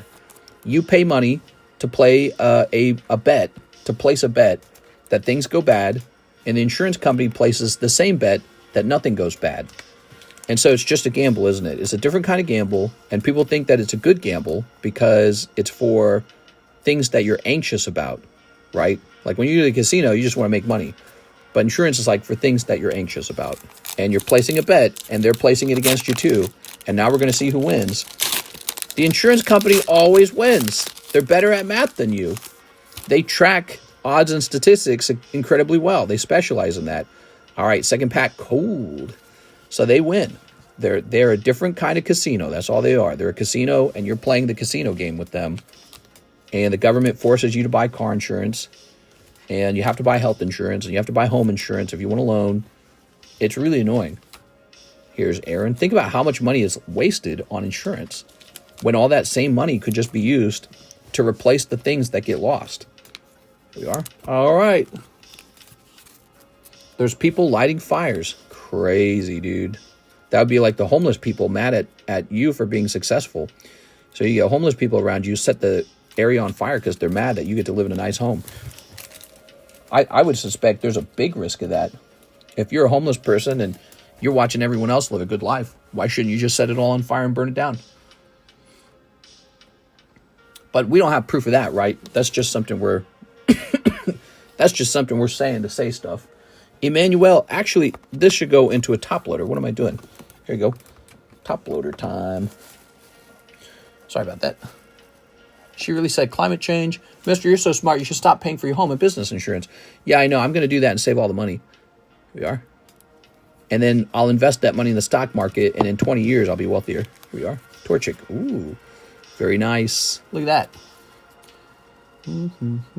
Insurance pool risk to provide financial protection operating under strict regulations for public benefit. Casinos, in contrast, are entertainment businesses with game favoring the house for profit.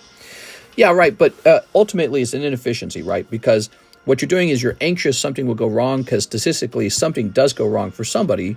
And so everyone has to buy insurance in order to receive this so-called protection, except that really all you're doing is you're overpaying for protection and making these insurance companies billions of dollars. So we can instead create a government system that's a not-for-profit, and they can provide insurance for everything that everyone pays into called taxes. And then the taxes just, let's say there's a natural disaster, like your house gets burned down or something like that. You just get rid of all the insurance companies, and the government just fixes your house if there's a natural disaster. And at the same time, the government just manages stuff like forest fires. So the government's supposed to be in charge of making sure that doesn't happen, and they can just replace your home with their own money if a natural disaster occurs. Instead, they let the capitalist insurance companies do it, and they make billions of dollars because they're better at math than you. So, if you want to think of it as sort of like a pool system to it's essentially socialization, right? You're socializing damages. You're socializing losses. Just let the government socialize the losses. Why should a for-profit corporation socialize the losses when they actually have to pay themselves, and their shareholders billions of dollars to effectively be a casino? All right, Emmanuel Valencia. Here we go. You could have the government provide those same services without any shareholders. No shareholders, You can still have a CEO who gets paid moderately well. It doesn't have to be like 12 million a year. Maybe it's like 1 million a year. But you can still have a government CEO of insurance who covers your, housing disasters like FEMA or something like that. So, or like that can be done state by state, for example, right? But it's instead of paying an insurance company, you just pay the government taxes. You still have to spend either way. You see what I'm saying? They allow this to be turned into a corporation, and the corporation, they make decisions that are harsher for higher payouts to the shareholder.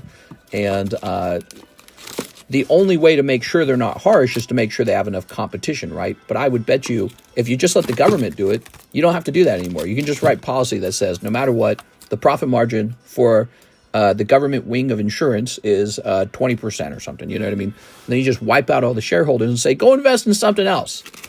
Go invest in some other stupid thing.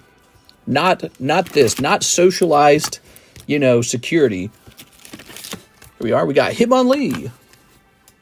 Except I don't want to pay taxes to insure people who live in risky areas. Yeah, actually, we talked about that the other day. That's FEMA, right? And I said FEMA should be state by state so that you're not paying for people's beach houses in Florida. The state of Florida pays for people's beach houses. And now Florida doesn't get away with the zero state tax because they're making the rest of the country pay for the natural disasters that constantly occur. And if you know that the rest of the country is paying for those natural disasters, you're just going to invest in the beach over and over again. You're going to build your house right on the beach because at the end of the day, FEMA's going to come and help a little bit, right?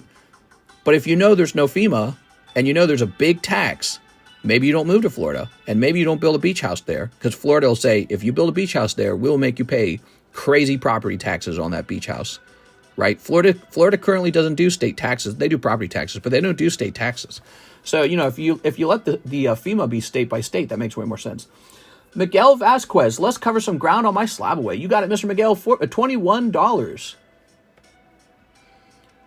FEMA helps a little bit. Yeah, I get that. They help a little bit. I get it. It's not a bad system. It's just some of my thoughts is, you got like a no state tax state like Florida. And the insurance companies are trying to get out of there because they realize what a bad deal it is. Well, you know who else it's a bad deal for? Everyone else who pays into FEMA who doesn't live on a beach house in Florida. All right. That is just how it is. So this is going to say 410. Boop. All right. And now we have an order from Bryce Wolf. Bryce, let's get that shipping, Bryce. Been paying into car insurance for almost a decade with no accidents. They're getting paid. Right. I am exactly the same way. I'm 35, 0 car accidents. I've paid my insurance my whole life. I could have bought 2 cars with that money. So I'm the guy who's paying for someone else's car crashes when they drive worse than me or when they're riskier when they drive higher speed. Maybe they drive when they drink. I don't do any of that stuff. So I shouldn't be punished with everyone else's driving decisions. But that's what happens when you socialize anything. When you socialize anything, it's the people who are struggling, who cost money, versus the people who are doing everything right. And socialization can make sense in a lot of cases. Maybe healthcare, maybe car insurance, maybe the roads, maybe the military. We're sharing something. There's a social contract. We're neighbors. But the question here isn't really whether or not something should be socialized.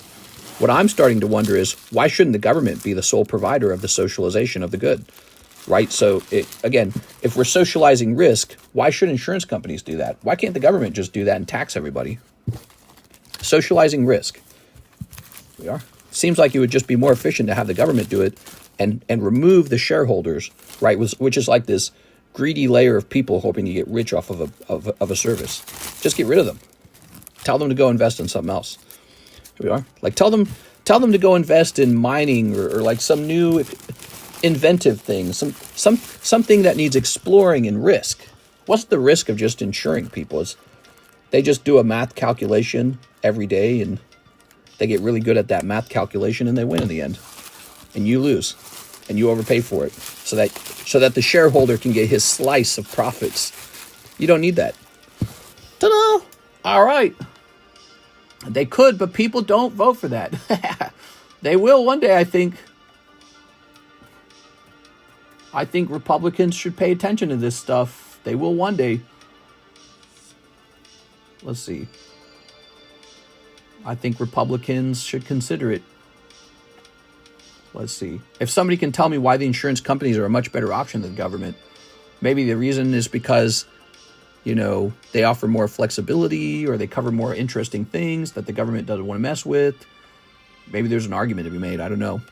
I'd love to hear it. Let's see. Someone just voted against private health insurance with a weapon. Yeah. All right. So we've got your address pulled up. Let's match it to what we have. Yep. Still matches. Good. And now we need a box. Let's see. What kind of box shall we use? How about one of these boxes? Too small, maybe? What about over here? No, that's too small. How much is this? Maybe like a square box. Do I have a square box laying around? That'd be nice. No? Here, let me grab one from back here. I bet I can grab one for the Dragon Ball box. Okay, Dragon Ball, we'll just take the booster packs out. I feel like my insurance is all fair and enjoy the current system. There we go. All right. Very nice. Grabbing this, fixing this. Putting this in here. I think when you get wealthy enough that you can easily afford the insurance, you stop worrying about it as much. And you're just like, I can afford that. There we are. That doesn't make it that doesn't make it as efficient as it could be if it was ran by the government rather than by the private for-profit insurance companies, which again have this extra layer of mouths to feed. The shareholder has to be fed, right? All right, Bryce Wolf. Where'd that label go? Did I print that label? Oh, I don't think I printed the label yet. Okay, so we'll just say that this one's pretty heavy. Once you know you need it, you've made it. Nah, I don't agree with that at all. That's why people are so angry, because people need dental care, they need eye care, they need just regular health care, they need car insurance, and no one can afford those things at the bottom layer of society. So people who are higher up, they don't care about it, they don't worry about it. And so they go, well, I can afford it, what does it matter? It's like, well, it matters for a lot of people. All right, there we go. Mr. Bryce. Mr. Bryce.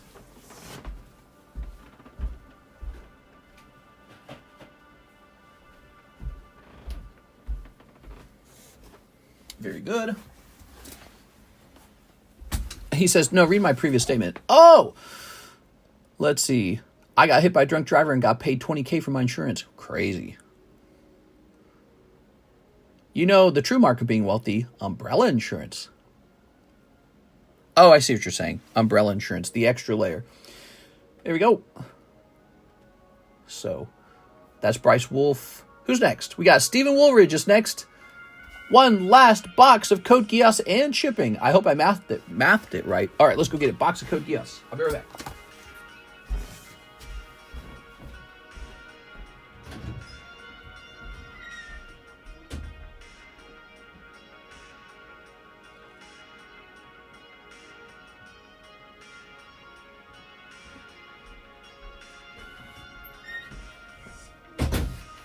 All right, here we are. Ow. Do you think the U.S. should snag Canada? Seems like they need some help. I'm ready for Camerica. Oh, Camerica. All right. Ready? I've been seeing some TikToks of some rich guys in Canada. They all want it so bad. I don't know about poor people in Canada. They might not want it as much. They might have a lot of fears around losing their health care. Rich guys want it bad, dude. They want it. They're like, yes! We are. I keep hearing rich guys in Canada say, it'll lower my taxes. Think of how low your taxes could be, everybody. I had to pay so much taxes when I bought my McLaren.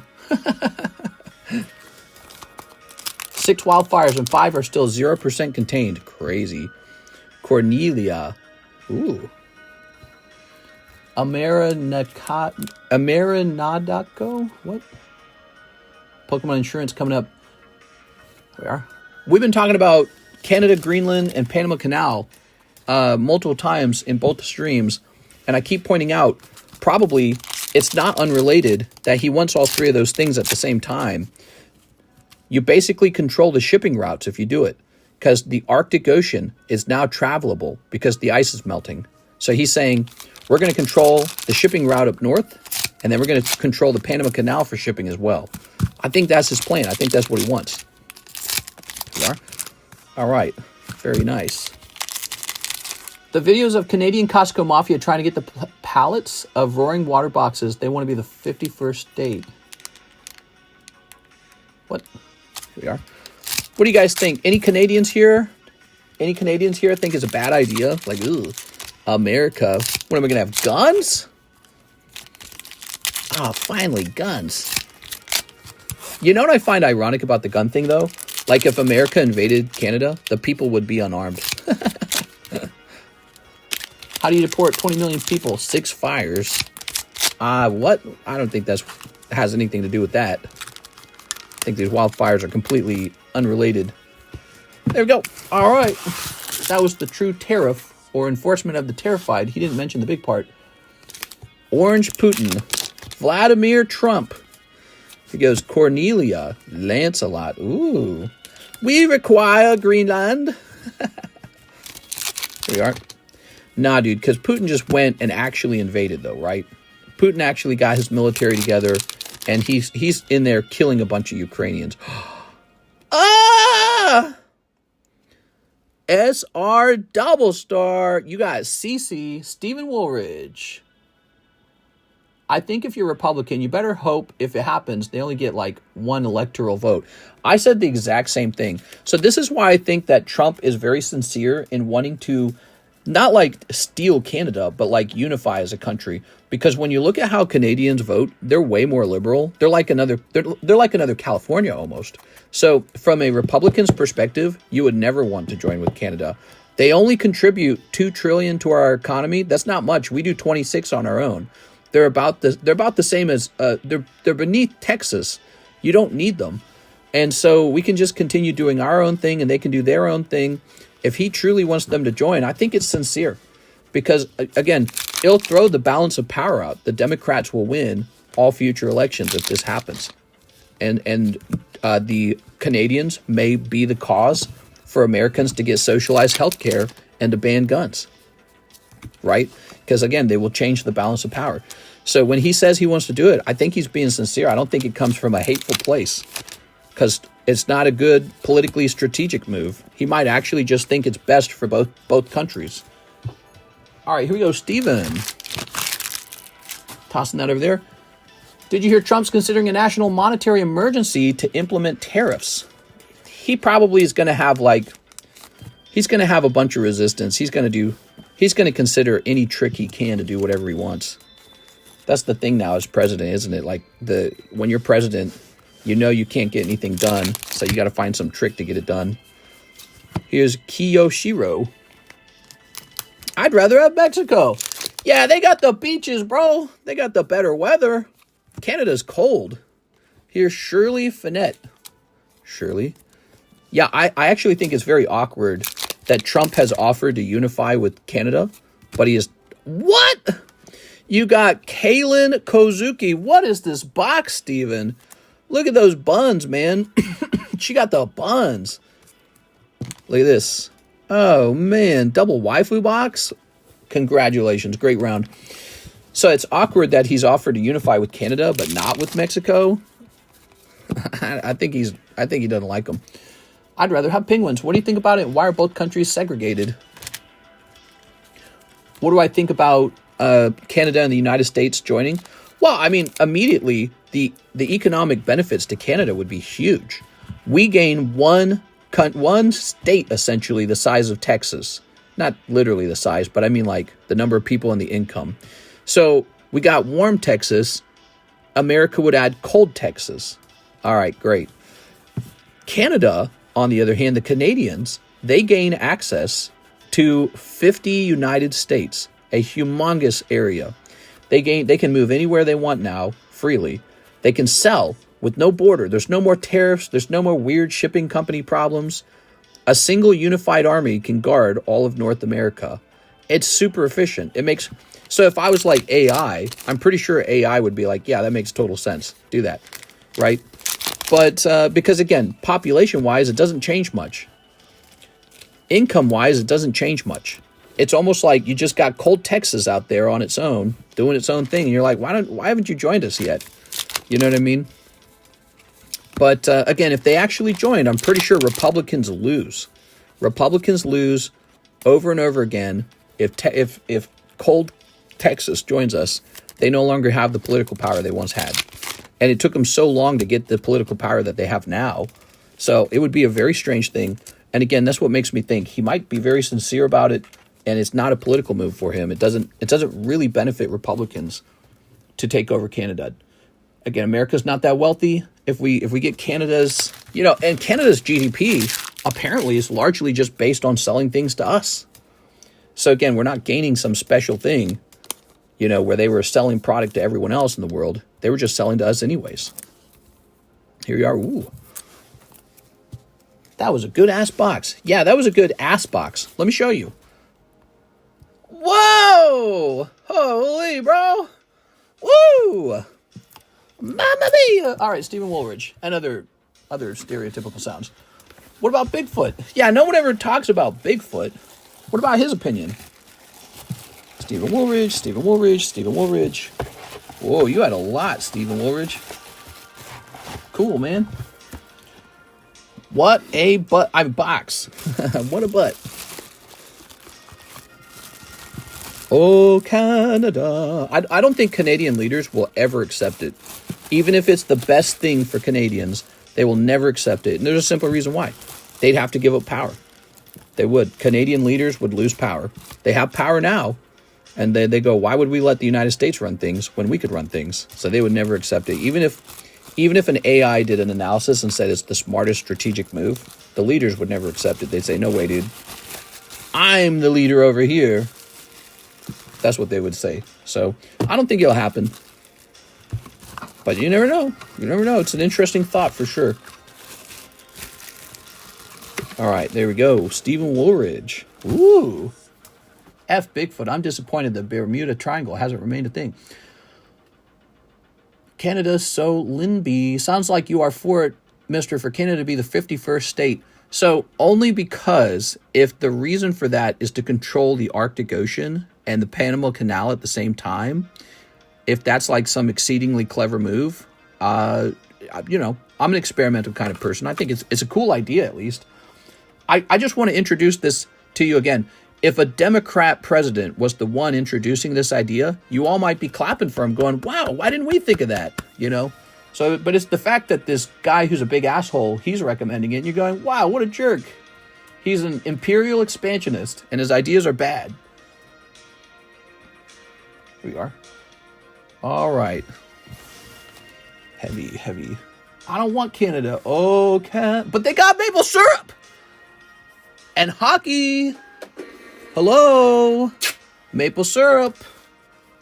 You don't want the country that makes lots of maple syrup. You're crazy.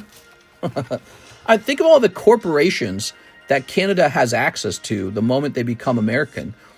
Any of those corporations could invest in building like server farms or something up there.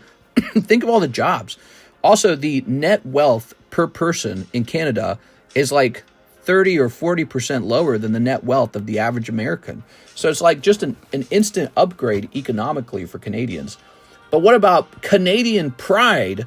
That's a problem. You'd be like, no, I don't want to join. We're special. We got our own country. So just like Texas wants to secede all the time. That's the bigger problem. It's emotional. The bigger problem is that it's emotional. You don't want to lose your status as an independent sovereign country because it's cool to be independent. But also, Donald Trump's a prick. So you're like, I don't live under that guy. He's a prick. All right. Oh, God. I got to stop singing. So, what do we got now? Mr. Graham Smith. He says, one pokey Cardos, one pokey tops. You got it. Do you think it would it go to a state right away, or would it go to a territory like Puerto Rico? I don't think there's any way to get Canada to join the United States unless they were given full statehood with lots of senators and lots of congressmen and women. You know, they don't want to be downgraded. They don't, right? Like, they're not that in. Oh, that's a good one, man. You got to snipe. So they will, you know, if there's some kind of negotiation, which I really don't think there'll even be a negotiation. If there's some negotiation, they'll demand instant statehood, and they'll be like, we got a nice thing going on for us. You're gonna treat us right. All right, Cassidy and Snorlax. Very nice. Graham Smith. They might have something where they demand a continuation of their socialized healthcare somehow. Which I don't know how that would work. Like, would all of America want to move up to Canada all of a sudden then? Because remember, everyone can move around the moment they become a state. Now they can move down to Florida or Hawaii or South Carolina. You know, what's that beach in South Carolina that's famous? They've got, what's the name of that beach? I can't remember the name of the beach. It's like a turtle or something like that, the name of the beach. God, the brain, yeah, it's fascinating that the brain has to have memory, and then it has to be able to recall that memory. It's called something beach. Wow, I must be Myrtle. It rhymes with turtle. See, I was close. Man, I'm definitely going to die. I'm going to die of dementia. Definitely dementia. Let's grab this. Okay. Graham Smith. I'm in South Carolina. Right, so Canadians will instantly have access to moving to, like, Myrtle Beach. You could just move there and live a life over there. It'd be fantastic. But, you know, so if they worked out a deal where they get special socialized healthcare continued up in Canada, I bet you all the poor Americans would be like, I'm going over there. Give me some of that. Jonathan McGonigal, 4 Ruby Sapphire. You got it, man. 4 of these? You got it. Well, I'm going to run out of these. 1, 2, 3, 4. All right, good luck. Brandon says, no, mister. There is socialized state healthcare. It would not affect them. Just change it a bit. Sure. Well, I guess that could work. Like, they could just tax themselves as a state very high. Is it $60 to grade a booster pack with PSA? If you want to grade through me, I accept grades at $40 a card.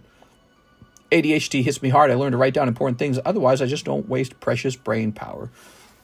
But, all right, Jonathan McGonigal. He's a new guy, and he's going deep tonight. Let's see what you got. Please, only hot ones. Okay.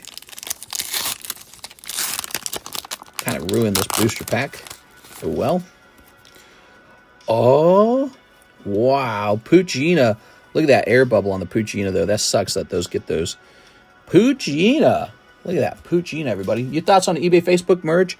I heard about that. I haven't read an article. It is something like eBay wants to take over Facebook Marketplace, and that's bad for people who are relying on Facebook as a method for selling. Doesn't affect me. Someday, YouTube will probably crack down on what I do, but hopefully by then, I'm already wealthy. How many years do you think I got left before YouTube outlaws what I'm doing? YouTube, this is what YouTube will do. They'll say, we'll let you continue doing what you're doing, but now you must use the YouTube store. And when you use the YouTube store, they'll charge you like 8% fees or some crap like that. All right. Ready? That's what'll happen. Guarantee it. The official blank space, you can spin a pack. Your thoughts on Facebook merger? All right, here we go. Pack number 2. More luck. More good luck. Oh, yeah. Skitty. Look at that, Skitty. Beautiful. Look, there it is again. There's that bubble. I don't understand. You can actually just kind of push the bubble down. This is authentic product, 100%. We tested it and all. It's just, yeah, look at that. That's just an error in the card, I suppose. There it is. We got Slack off. Oh, very nice. Their printing quality on the cards allowed for that bubble. Potion? No, we need the streams until I retire. Well, if YouTube ever makes it illegal to do what I'm doing, like they say, we don't want to do it, maybe you have to use the YouTube store and charge 8%. You know, I might, well, I got to retire someday no matter what, but I might, that might speed up a retirement right away. They're still better than every other platform fees. Yep. Ready? So we just pulled 2 hollows in a row. Oh, man, look at that beautiful Manectric. Oh, that's where all the hollows were. He just pulled them all. Wow. Look at that. Base set Manectric, everybody. That is too good. Okay.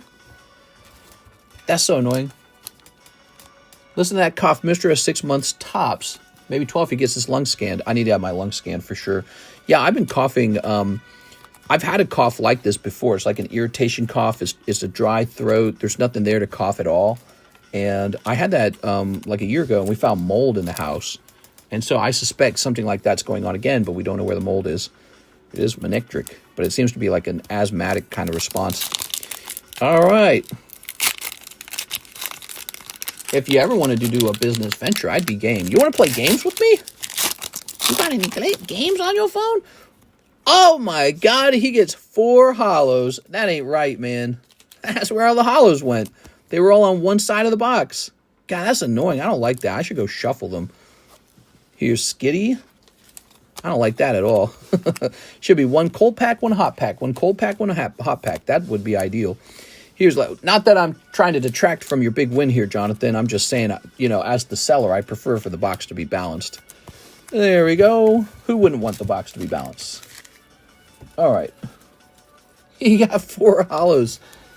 Did you guys see the guy yesterday night buying these? And he got like all like non-hollows. Oh man, we opened like 4 or 5 packs in a row the other night. They were all non-hollow. I was worried. I was like, are these like bad packs or something? No, they were all over here. Jonathan, Facebook is allowing eBay listings to show on the marketplace. They're doing it to appease the EU commissions. Oh, okay. We are. Very nice. The EU's always kind of annoyed with the US social media companies. It's really fascinating. Why doesn't the EU just make their own social media companies? You know, why do they always put up with ours? Do they not have enough coders? Do they lack the software engineers? China made TikTok, and they're a communist country, right? Isn't that the argument? Always capitalism creates innovation. How did China make TikTok then? Explain that. Here's Golduck. They're doing something that's working over there, even though they have an authoritarian regime that runs it. All right, let's see. Robert Trebleco, 7 Raging Surf, 2 Cardos Nikkei. You got it. I don't love China or anything. I was just, you know, I'm a realist, so I look at them and I go, wow, they're accomplishing things. And we've failed to ban it too. Sounds like TikTok's staying. I'll put some quotes in the news channel on Discord. Yeah, some quotes. Let's see the quotes. News channel. Read the news. Meta's move is an attempt to appease the European Commission, the executive body of the European Union, after the regulatory fined the company 797 million euros in November for tying its marketplace product to the main Facebook app. Really? What's the problem with that? Unfair trading conditions.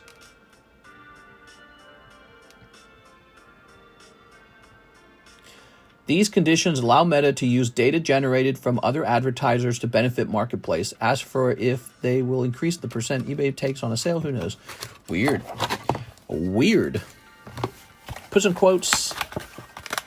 Artist who did Base Set Czar did the illustration for that Manectric. Nice.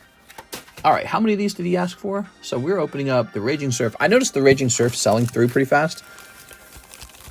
We got 6. So it's time to check on Raging Surf, make sure it's not like deeply underpriced.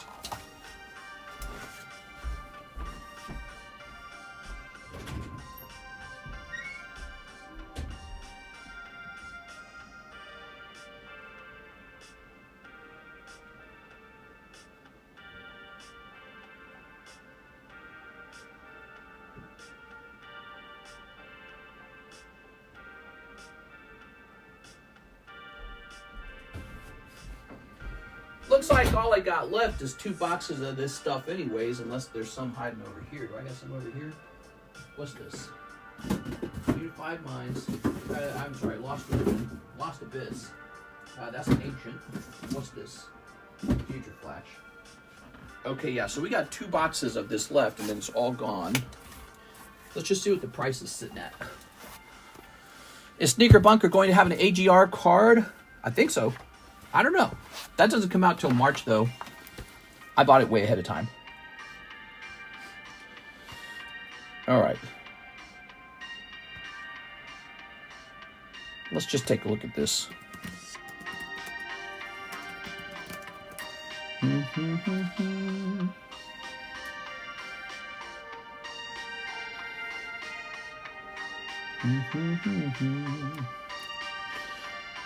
So I could raise the price slightly. I kind of do this live. I check prices live. I think we'll leave it where it's at and just let it liquidate. Raging Surf. We'll be out of it soon, and then there'll be no more Raging Surf, guys. I have a sealed light unlimited base set pack that I wanted to send a PSA grading inside Mister's place already. I'm just trying to see how much it would cost. Oh, booster pack grading. We have offered booster pack grading before, and I just did a round of booster pack grading now, but it's not cheap at all. I think it was, what were we charging? $65 a pack? Yeah, it's way more expensive. If you want to do booster pack grading, it costs more. All right. What did I just do? I'm planning on buying some of your sneaker bunkos. Sounds good. You should. Okay. All right. Toss that away. Very nice. Oh, Scooby-Dooby buns. Oh, Scooby-Dooby. Look at that. Oh, konnichiwa. Ready, steady, go. Sneap. And sneaping on this. Sneap. I can feel that scissors pinching my skin. Does anyone have tomorrow off? I do. Me. I got Thursdays off. That's not true. Palkia. Cold. Gengar. Cold. Dear God. Cold. Oh, yeah. Groudon. All set, boys. Very nice.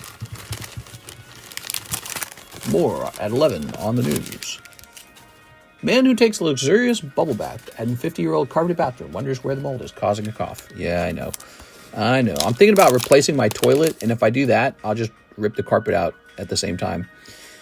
Here's this lady. Haha. Oh. Since we're staying in Lake of the Ozarks for one more year, we could actually do projects like that right now. We're worried if we do projects, though, we're worried the next buyer might be less interested in the house because they'll, like, you know, maybe the project doesn't look the way they would prefer it, you know? I don't know. We could renovate the whole house or just renovate none of the house. Those are two options.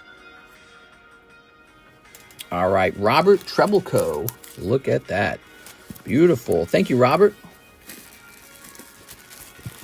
Federal employees have a holiday for Jimmy Carter's funeral. Oh, that's cool. Poor Jimmy Carter. Gone too soon. He only lived to be 100. Here's Seal. Kissed by a rose on the grave. Gidatsu. Mimikyu. And Time-Space Distortion. All right, cool.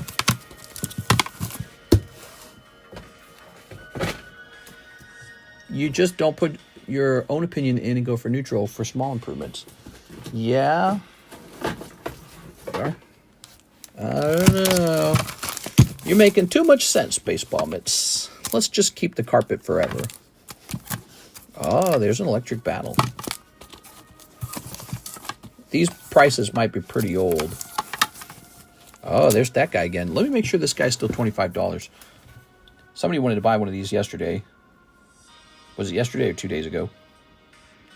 But somebody had already bought it. So this is Tyranitar 122.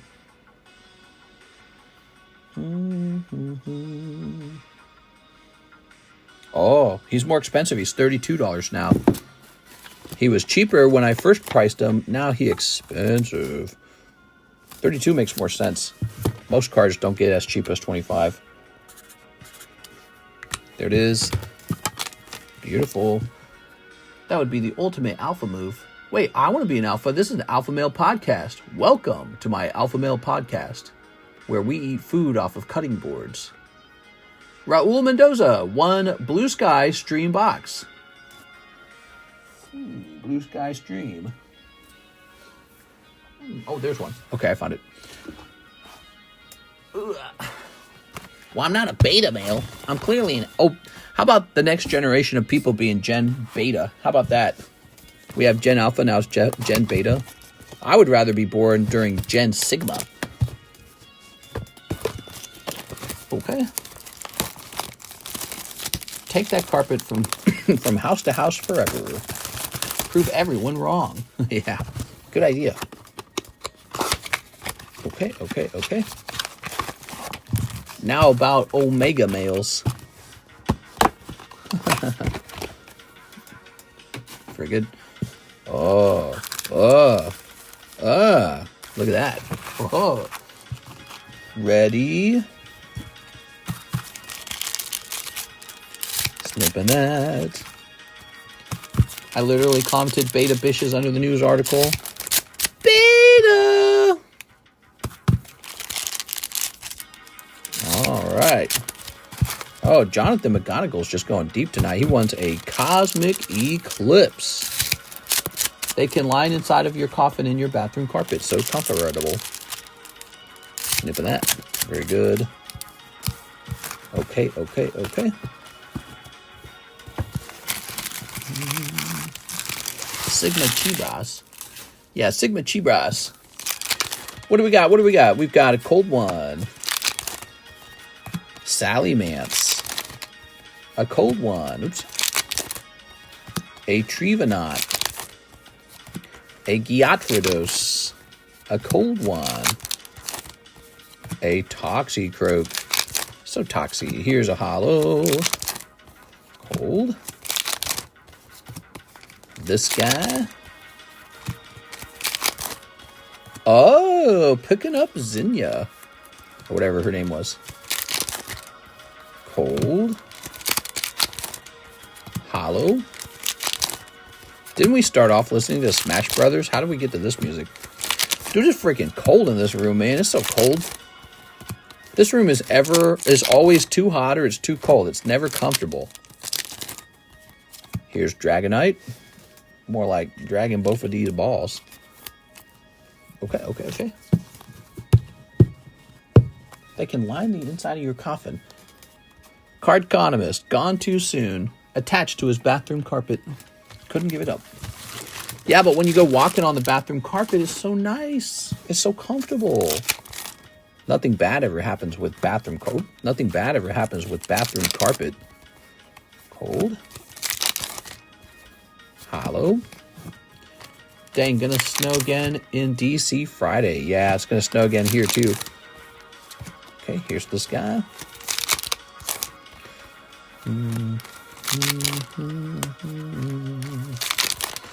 Hollow. Hold. And Metacam. All right, except mold from being wet. We're in the apocalypse, says Alex. Yeah. Okay. Metacam. 5 people dead from those fires so far that we know of. What a way to go. What a horrifying way to go. It's like we learned nothing from the past. All right, Raul. I feel like when it happened back then, it was really tragic and tough, and everyone kind of woke up and said, whoa, fires in California are a serious problem. This time, everyone's going to look at each other and go, how did we let this happen twice to us? And so I think this time around, the fires are going to be very politically damaging to the people who were in charge. All right. It could have been prevented. I think it could have. So this was priced up. This was recently priced up. It says 124. That actually means 125. Got some nice slabs for you guys there. Slabby patties. Okay. Very good. Let's hit refresh over here. Hi, Alex. Any free ones tonight? There's going to be free ones on Thursday night, so be sure to be there for the Thursday stream. Matthew Trumper's here. He says 4 packs of the Mario Panini and a lucky coin. You really like those copper coins. It's so funny. Here we are. Have you thought about collecting silver coins? You know, maybe you guys would prefer it if I sold ungraded silver coins. Let me show you some silver, guys. We got some silver coin options here. Not these guys, but right here, like this MS-70 Venom. Here's a 2024 Year of the Dragon, $124. This is $95. Do you guys like silver? That one's not priced. This is Year of the Snake for 130. This is Year of the Dragon for $92. So this is just plain silver. And then this one is colorized silver. This is Year of the Dragon. 2024 was Year of the Dragon. Year of the Snake's the next year. Grading versus stacking. If it's silver, it needs to be bullion. Here we are. All right. You know, it's weird, though, Baseball Mitts. I've been tracking my Queen's Beasts silver coins, and they've all literally exploded in price faster than the value of silver went up. So what does that tell you? When I approach a market, I try not to take sides. It's so easy to take a side and be like, you should do it this way, you should do it that way. The real way, I think, to do things is to just sit back and let the market talk to you. You know, so like when I look at the data and I go, well, let me show you one. So I bought this guy pretty cheap. I think I got him for like $800 back in the day. This beautiful dragon. And now the cheapest one on the market is $3,000 and you can't find him anywhere. Silver didn't do that. Silver bullion did not do that. Silver bullion's going sideways, but this coin did not go sideways. He definitely went up. So coin collecting has outperformed coin stacking, and that's just how it is. It really did that. So it's something to think about. It's not really surprising either, because I feel like collecting is so contagious. It's so, you know, it's so like addictive, whereas just stacking a plain silver coin, I don't think it's as good. All right, you ready? Here goes. Can't believe all the collections burned down in product in stores. Our Pokies are even more rare. Yeah, and you'll probably see that from time to time. Like, remember Louisiana had Katrina all the way back. I'm old. Yeah, all the way back in the early 2000s. Think of how many Pokemon cards were lost then. So next time a Katrina happens, which I think it will happen one day, it'll be the same story all over again. Lots of Pokemon cards lost. So Pokemon cards deserve to be kept in a place with no natural disasters. Anyway, you could show some of the other graded cards behind them. Back here, yeah, I can rotate the slabs from time to time. Ooh, that's a little golden Mario there. What do you think of that, Matthew? Golden Mario, huh? All right, let's get it. Jake Paul's Charizard burned. Nah, come on, dude. Jake Paul? You mean Logan Paul? Look at that Mario. Oh, man, those are nice. You know, I think this might be my last box of the Mario stuff, too. I should probably order more of it because it's been so fun. You guys do like this Mario product. Here's Yoshi. Look at that Yoshi. What's the best way to store cards long term? Well, I'll tell you one thing you don't want to do. You probably don't want to live in Florida.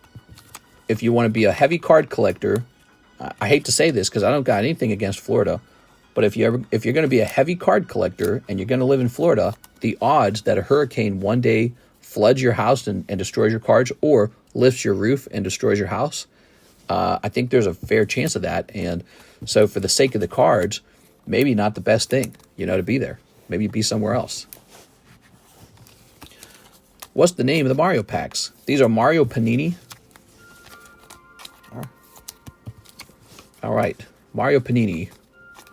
There he is. You might have to scroll way down, or it might be in the secret menu. You know about the secret menu? There's a link to it in the menu. Also, humidity. Yeah, the humidity is not as big of a problem, in my opinion. But yeah, you're right. Humidity is not ideal. The humidity is not a big problem, in my opinion. But hurricanes are a big deal. So if like you got like these precious Pop 5, Pop 10, Pop 25 cards in your collection for Pokemon, you know, it's almost irresponsible to have them in Florida. They should be in a place where there's no tornadoes and there's no hurricanes. And there's no forest fires. Here we are. Here's a Yoshi. That's my opinion, and I think I'm right. Because it's so basic. It's such a common sense idea. If you got these really rare cards that are Pop 5, maybe you shouldn't be living in the most hurricane-prone state in the country. Ooh, look at that. Okay, here's Babam. Here's Super Leaf. He's a Super Leaf. Unless you got like some special way that you're protecting them. POW block. But the average collector is not going to spend money on that. Now, you can insure them too. That's fine. So if you want to spend all that money insuring your cards from hurricanes, that's fine. You're going to have to waste a lot of money doing that. But the problem with this concept is that no matter what, those cards get lost. No matter what, those cards are lost. Oh, yeah. And so it's kind of sad. I'm sleeving these up one at a time. We normally don't do it this way, but I thought I'd do it because I feel like we don't give enough attention to these cool-ass Mario cards. Normally what we do is we only sleeve the holos and the rest go back into the booster pack. Big Paratrooper and Sledge Bro. So I sleeved them all up just for a little fun, but take a look at them. Aren't they nice? He got all this from just 4 packs of it. I actually better look into restocking fees for these because I think I better restock this set. Look at that Yoshi. This set's gotten older for sure because I was selling this like 2 years ago. So this set is definitely out of print. Okay. I saw somebody sent in for more of these. Must have been popular. All right. It's so fun. Mister, what would you value your evil eye at? I bought that one to protect me from everyone who wants my Pokemon card collection. I can't just sell the evil eye, man. They want my Pokemon cards. It's protecting me from jealousy. Here it is. Notice it's a PF70 Ultra Cameo. Look at that. Let's get a zoom.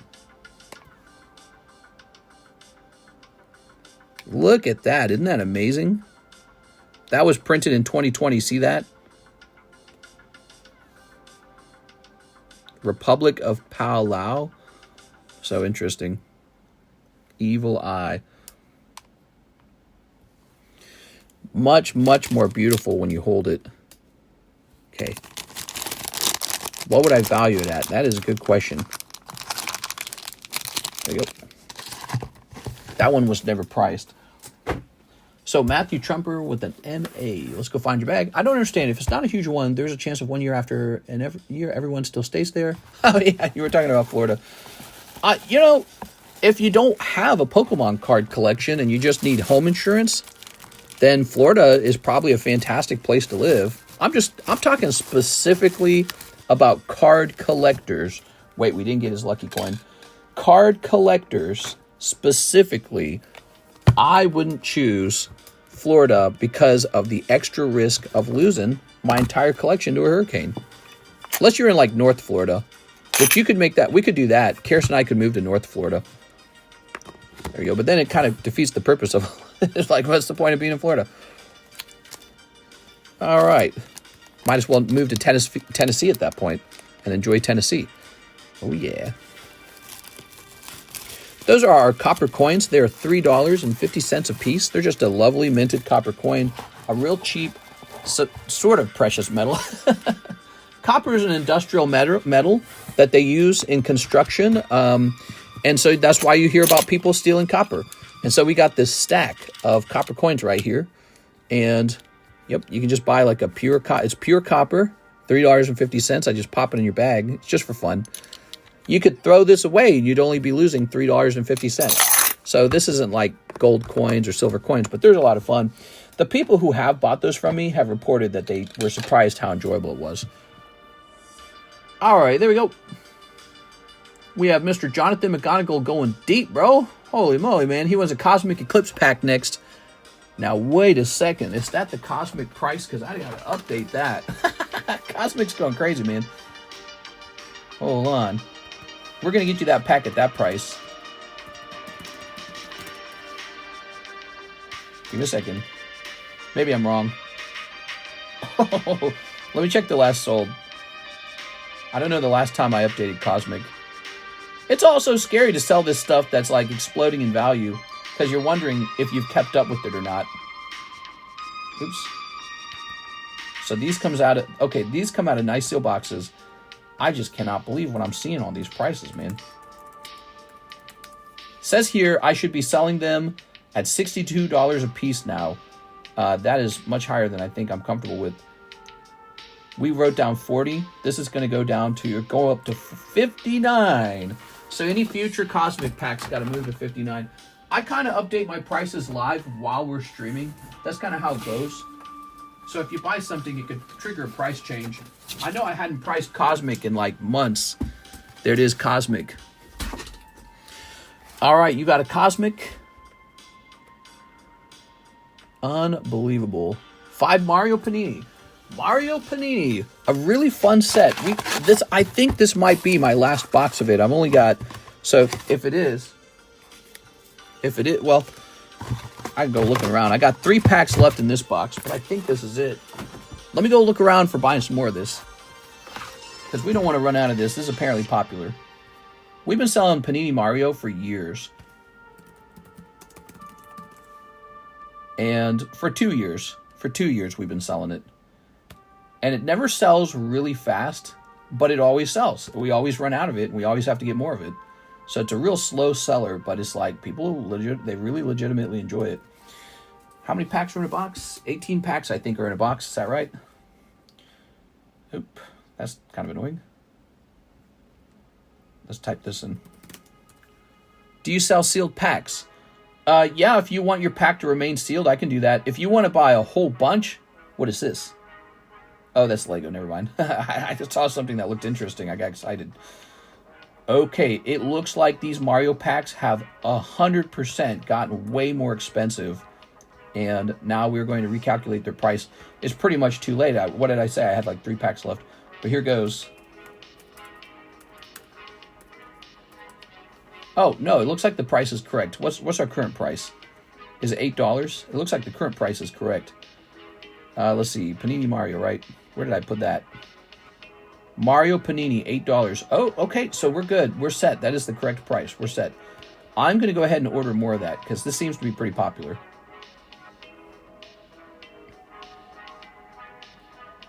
All right, give it a minute here. Ask for it sealed. Yeah, we'll do sealed. I don't mind. I'm just surprised that these Mario cards have gotten so expensive over time. When we started, a box of those Mario cards were so cheap. It was like 40 bucks. Meaning you could have bought a whole bunch of those and sat on those the way we do with Pokemon. So it's not just Pokemon that goes up. It's just in general, all card sets that are fun, just in general, go up. All right, Mr. Jonathan. Ready? All right. Can you keep the last pack sealed for me? I'd be happy to do that. So there you go. That one's staying sealed. And I'm going to start with this Cosmic. So Cosmic Eclipse is a big deal, guys. This box has gone to unbelievably high heights in terms of price. And it's basically, you know, the way I look at it now is basically a vintage pack. It's from 2019. I think it's 2019, or is it 2018? No, this is 2019 for sure, right? 2019. So it's only, what would that make it, 7 years old? No, it'd make it 6 years old. It's only 6 years old, but the price is like unbelievably high. And I think it only gets worse from here. It's not 10 years old yet. I guess, no, it's not truly vintage, but the price range makes it feel like it's priced like it's vintage. Go. Can you keep the last pack? All right. Oops. What's going on over here? There we go. We got Jangmo O. Yeah, the price range is absolutely crazy at this point. Jangmo O. Rowlet. Have a good night, fam and Mr. Have a good night, Mr. Brandon. Here's Skrelp. Oh, you got Pikachu. Very nice. You got Rowlet. You got Pikachu. Oh, yes. Picking up Gallade. Nice, dude. Because that would have meant that this would have been a cold pack otherwise. Yes, because these come out of the green code. See, it's going to be green code. Yep, that's green code pack. Very nice, man. All right. I love it. Pikachu was in here. Gallade was in here. Let's set that here, right here, because you said you wanted a sealed pack. Now, the Super Mario. Doobie, doopie, doop, boop. Super Mario is a little bit expensive at $8. Let's see. The way we used to open these is like this. We would take our scissors, make sure we know where the card is in the pack, and we snip the top off like that, see? So we do a little snip, right? So, Jonathan, when did you hear about me? Where did you learn about me from? You have just made tonight very special. You opened a lot of fun product. Okay, snipping this. Very good. Okay. Tossing this away. Now, the next thing we would do is we would take this little tear right here like that, see? Bring that out. Look at that. We got Baby Bowser. Oh, look at that. An adult Bowser. That's so cool. That is so cool. Wow, man. If these were just both of these just grade 10, that'd be so great. I've been a follower and buyer, just changed my name. Oh, got it. Okay. Very nice. Look at that. Very nice. That is so good. I think you mentioned that earlier. Here's Cheap Cheap. Fire Piranha Plant. Diddy. All right. And Red Yoshi. You're always very fast shipping. I hope so. This last week has not been very good because of the ice storms, unfortunately. So this time you'll notice we just put the cards back in. All right. So now we've got... Oh my God, these packs are matching. You got Baby Bowser and Bowser. Now you're getting Toad and Toadette. That's so crazy. All right. Fishbone. Here's Toad in the Booze. Bowser. Baby Bowser. Paragoomba. And Larry. Oopie Goopy. Little Jim Bob. And Larry. Oh. Yeah, these are really nice. Back when we first introduced these to the menu, we sold so many of these for a while. Oh. Cards are stuck in this one. Let's try peeling this one out first. Okay, now we can really grab these. Oh, something's going on. Oh, look at that. Like glue or something got on the card. Oh, that's unfortunate. Oh, that sucks. Oh, man, it's real strong. Look at that. Both sides, huh? Okay, so that back card probably got affected the most, but you got Chain Chomp, Coin, Spike, and the princesses, and that's Baby Peach who got the sticky stuff. Okay, did Alexis ship today? She did. She came in late, and she got some of the shipping done. She did not get 100% of it done. She's got a real fear of crashing right now, and it's not an unfair fear because there is some seriously bad ice where we're living right now. Everything's below freezing, and the kind of snow we got was just all ice. All ice. It was basically sleet. And so the roads can be slippery, and people have been crashing out here, and she was determined not to crash. But she came in, she got some of it done. The big question now is, will the mailman even pick it up? So I got delivery today, but I don't know if I got mail delivery. Wow, look at that Yoshi with the silver background. So good. Silver coin or silver Yoshi? If I had to sell one of those two things, I'd probably sell the silver Yoshi. When he grades 10, he probably sells for more than an ounce of silver. Not just that, he probably sells faster. Here's Bowser. Ooh.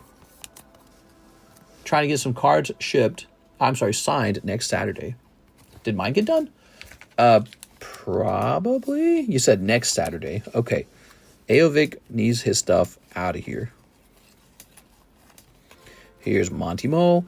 She did kind of mention she focused on the oldest ones first. Blue Yoshi, Spiny, Boo. Look at that Blue Yoshi. He's been eating blueberries. Okay. And there you have it, guys. Look at that. Beautiful, right?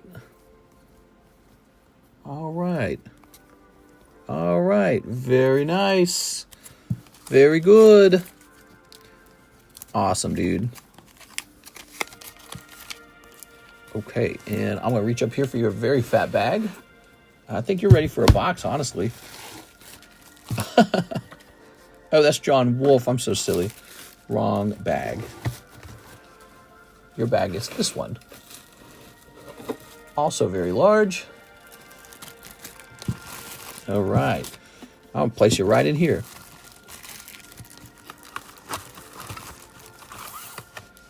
Okay. Today has been a pretty good stream. Look at all those Mario cards. All right. And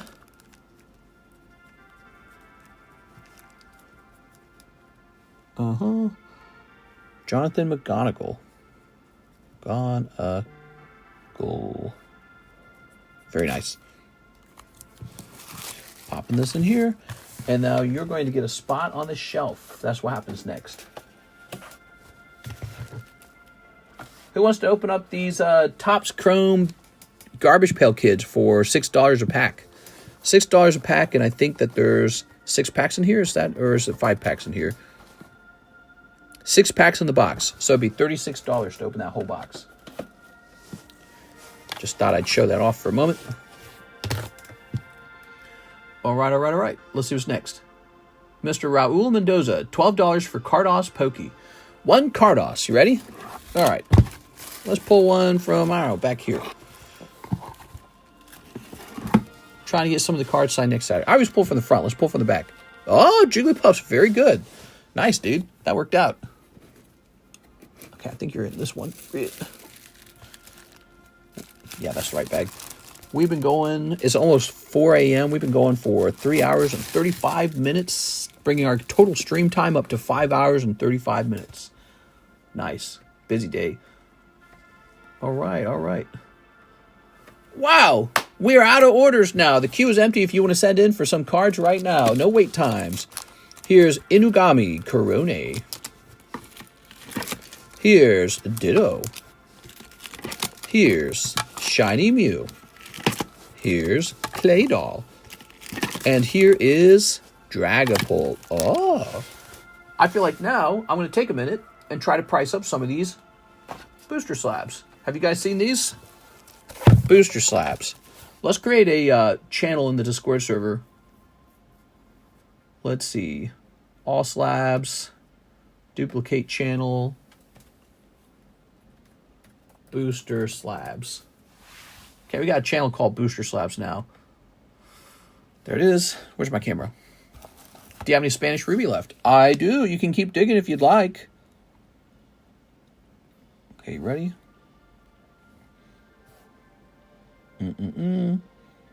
Booster slabs. Take a picture. All right. Those have had their pictures taken. $50 a piece. I would love to put a PSA 8 collection together of the Red Overalls Mario. Red Overalls Mario. Here's a link.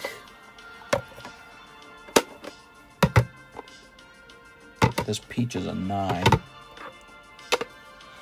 Damn it, Peach. That's too high. Needs to be lower. Send it back. All right. Blia. Another PSA 9 Peach. Here we go. PSA 8 Peach. Okay, so Peach is kind of a bottleneck, it looks like. Is that it? Is Peach... I think it's just these 3. Yeah, so it's just these 3 that you need. You need Peach, Link, Mario. There we go. We got a combination of all 3. Let's get these into a nice baggie. So we use these baggies as sort of like a sleeve because I don't have an actual sleeve that fits these. They're too big. But these sleeves, these baggies do work actually. They stretch like your mama's booty cheeks. 135 viewers still. Thanks for sticking around, guys. I hope you're having a nice night. I can talk about anything you guys want to talk about. You know, it's fun. When a stream gets this long, I feel like you kind of get a fatigue for what to talk about. There are 2 more Spanish rubies.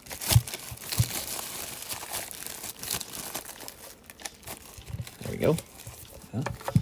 Little link. It's Del Poom. What's up, Del Poom? Okay, thank you. Wow, some wonderful plus. Do you have any Spanish rubies left? So, there we go. Love to get one of these sold.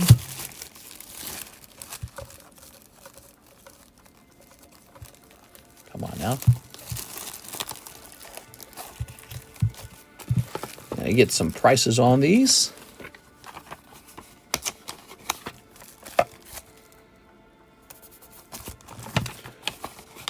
If you end up wanting to buy a group of these, you can buy them into one slab away if you like. Don't be put off by the PSA 8. These are 1989 wax packs. They virtually never grade 10. It's just not a thing. It's normal for them to grade 8. That's just how they are. All right, let's try this out. PSA 8. Wax Mario. Let's go for it. We have the red overalls. Are those more... Oh, the red overalls are more expensive, I think. Yes, red overalls Mario is $95. Wow.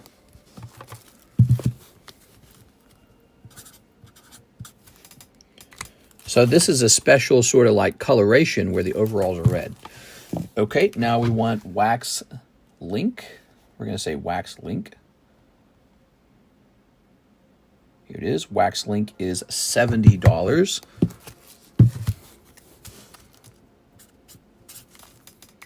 Okay, lovely.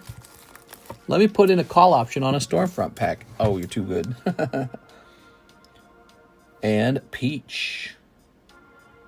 Which one will be least expensive? Will it be Peach? No, Peach is also $70. So it's 95, 70, 70. You can buy these separate or you can buy them as a complete group, okay?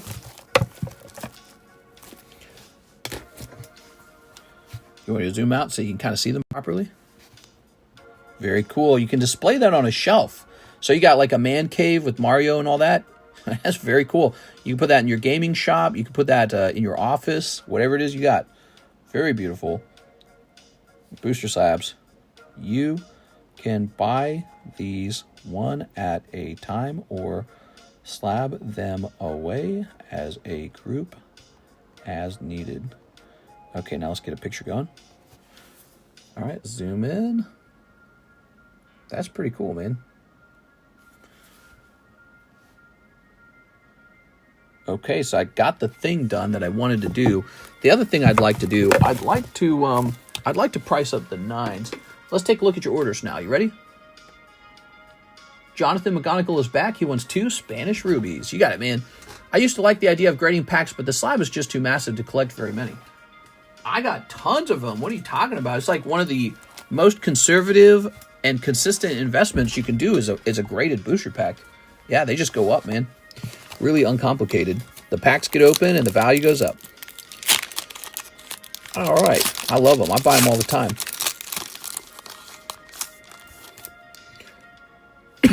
Wow, dude. Finally, someone pulls an EX. Oh. Oh! But it's Magmar EX. All right. Oh, let's zoom in. Man, we opened so many of these to find one EX. They must be really rare. Look at that, everybody. Are you jealous? Wow. Wow, that is definitely a clip. Jonathan McGonigal, the man of the night. You opened so much stuff tonight. I'm so glad you kept going.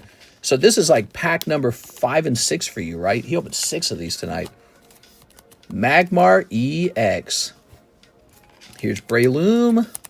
And here's Combuskin. What a nice round, dude. And then finally, open this before we clip this. What's the attack? Pantalahoma? Oh, yeah, man. He's got nothing but hits. That's crazy, Jonathan. There it is, Whalmer. Look at that whale. He's having a whale of a time. All right, we got Shroomish, Skitty, Hariyama, and Torchic. Torchic makes me think of torture. There it is. Unbelievably high luck. He didn't get any cold packs at all. It doesn't even seem right to me. We are. Magmar EX it is. I gotta say, though, this artwork makes me think of like Chuck E. Cheese or something. Good swirl by his beak. Is the box 36 packs? Spanish booster box? No, they didn't sell that way. The way they work is they come in like a WotC box and it's just a bunch of loose packs. But I had one of those and we are almost out of it now. There's a decent chunk of them left, actually. I'm lying. There's a decent chunk left. But you should have seen how many I had at the start. Oh my god, I used to have so many of those. We are definitely running through them though. Yeah, I used to have a ton of those. I used to have this big case of these Spanish Ruby packs. Bought them a long time ago. I opened all the cold ones. I don't know how it works. I don't know why I was like that. I would have preferred for you to get a hot one or two. He got all the hot ones. You got all the cold ones. That's just how it was, I guess. I don't know, man. I think if I could redo it all, Aovic, I would shuffle the box first. But I just assumed that everything was kind of shuffled anyways. Because when I open them in the past, they do seem pretty shuffled. So I got no clue. Sucks. All right, what's next? That's it. No order. Oh, wait. No, we got another order. Oh, yeah. Just to level out the room, I dropped my phone in a pool today. It was a whole thing. No. Here's Mr. Eddie Mendoza. 1 Ruby Sapphire pack. Oh, my God, Eddie. Will you pull a holo? Did you see that other guy? He just got 6 hot packs. I don't know how many packs I have left. You want me to count them up? Here's how many packs I got left. I've been pulling all the packs from the left side, essentially. Just in a row, right? So, there they are. Should I shuffle these? Let's shuffle them. I don't know if this will do much. I want people to... Maybe I'm shuffling them and this will cause all the hot ones to be on one side. Wouldn't that be stupid? I never shuffled these at all, though, so... Alright, there it is. Okay, back in the box you guys go. Oh, I didn't count them. But this gives you an idea of what's left. So there's a decent amount left. These came in a huge Watsy box. Not a huge one, but there were so many packs in there before. It was like 100 packs, and this is what remains. They're very fun. I think I used to sell them for more, and then they stopped selling, and then I lowered the price, and now they're selling again. Ready?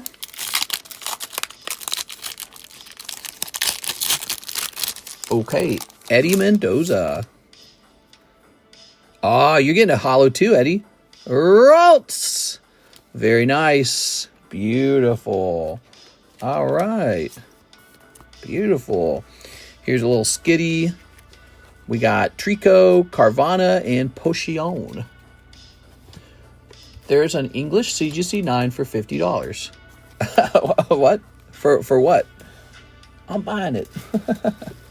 Eddie Mendoza. You know what I just bought today? I bought not 1, but 2 of the Japanese Crown Moonbryons already graded 10. I just bought them. I was like, I don't care what the price is. Who knows what the price does? Probably bought it too early, but I'm like, I don't want to mess around and find out that it was, you know, nobody expected this, but that was actually the low price, because I've seen that happen too. So I just bought it. 3 MetaZoo Chrome. You got it, man. All right. Edwin Delsid. 3 MetaZoo Chromes. We got these MetaZoo Chromes. MetaZoo. It's the next hottest thing. Pokemon what? Oh, there's a Gengar. What's that Gengar? Ah! Look at this Gengar. I just have this Gengar up for display in our... So these are our slab holders that I manufacture and sell. And I'm showing off the CGC holder. Looks nice. Yep, Gengar. Looking tight. Ooh. I think I have an English Gengar of that somewhere. Don't I? Did you guys see this? Did you guys know I sell these? So I manufacture these in China. I manufacture them overseas. And this is what top seller for me is the BGS holder. So this BGS holder, you can take your black labels and put them in here. I just sold 3 of those to one guy on eBay.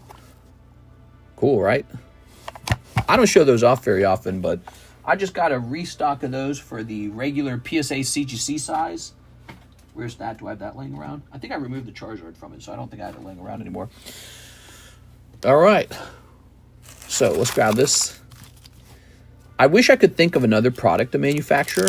I could do like the plastic booster box holders, but I feel like everyone's doing that. I like my slab holders a lot. I feel like it's just really straightforward. There's no trick mechanisms to it. There's no logos or anything on it, which, by the way, I could add logos, but I don't. And on purpose, I don't. Ready? You know how people do like extended slab holders that extend the artwork? I thought, what if you did that except for ungraded cards? We are. Ooh, the Spookster. Just level out the room. I dropped my phone. Already read that. No new comments? Where's everybody? Boom. Nah, Chupacabra. It's the... Oh, you got Spoink over here. You got the Chupacabra cryptid camera. Bro, it's cold in here, man. I'm freezing. Can't believe it's this cold. Where's my sweater? Is my sweater still around? I'm grabbing my sweater. It's actually that cold. How can it be this cold, bro? I'm putting this sweater on, guys. I knew my sweater was nearby. It's nice to stand up, too. All right, there we are. Okay. Wait, I had even more of these Mario slabs. They were over here. I didn't see that. Good. So maybe I do have enough to create 7s. Wow, I didn't realize I had so many of these Mario slabs. I should have worked harder to sell these. I've just been sitting on them. All right. Maybe I'll list them up on eBay. Okay, spoink. Squonk. Negative 6 degrees in Manchester, UK. Our country goes into absolute shutdown.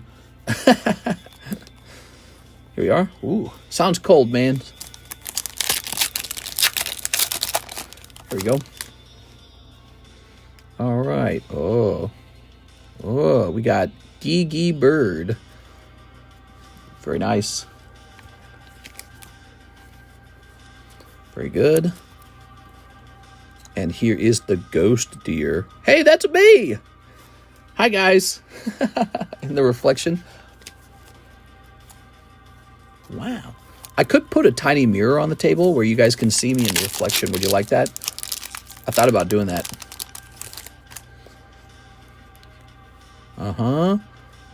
Killer Clown.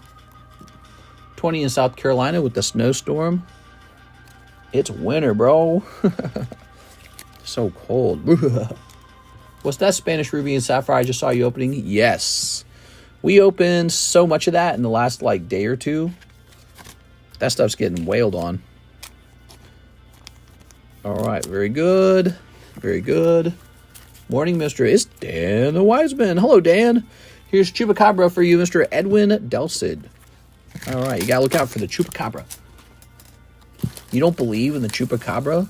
Well, then what about the Doberman man? Edwin Delcid. I bet that's you right there. You don't believe in the Doberman man?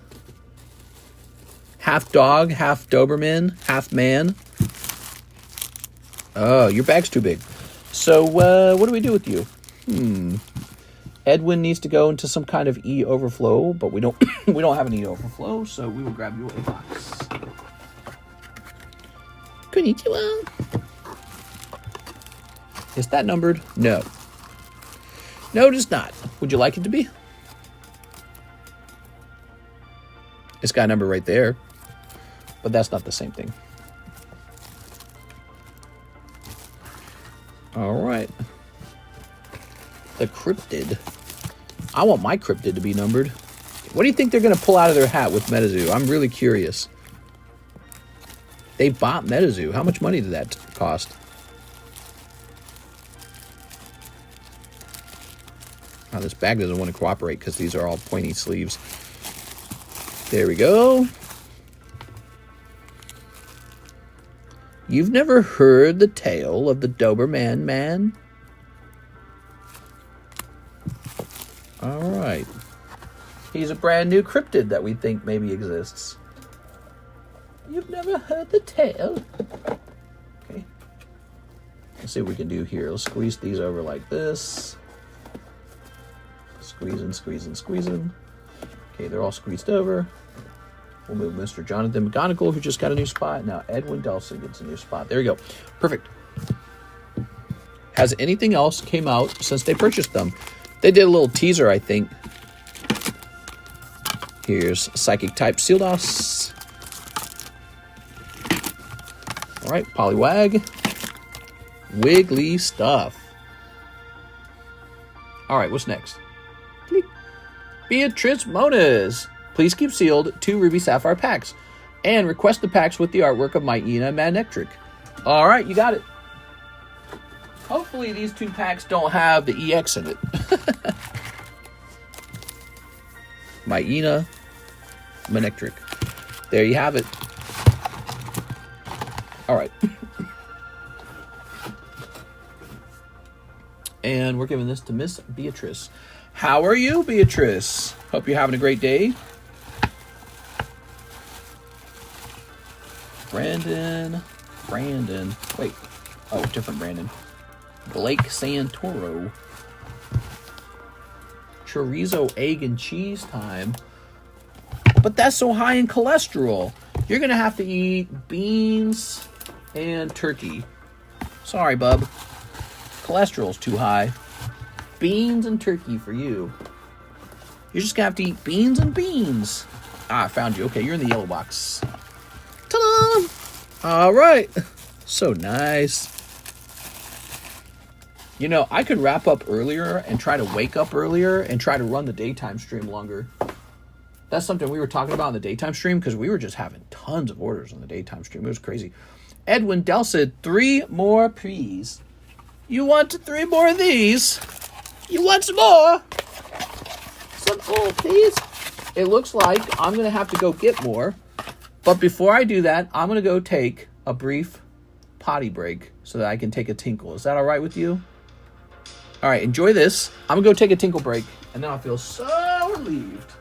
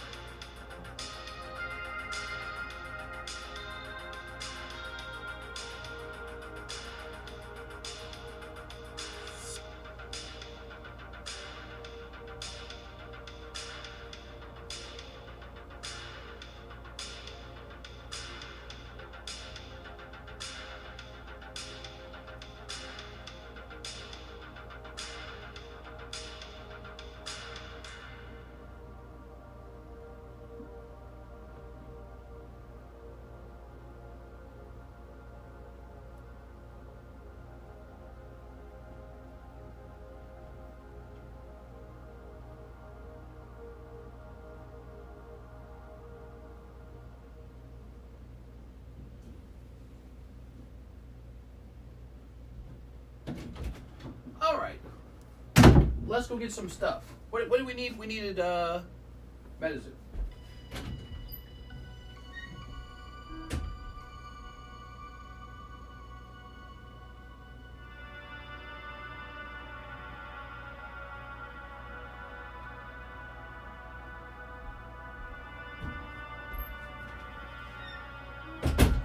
Medizoo. I love Medizoo. Wow, me too. All right. Whew.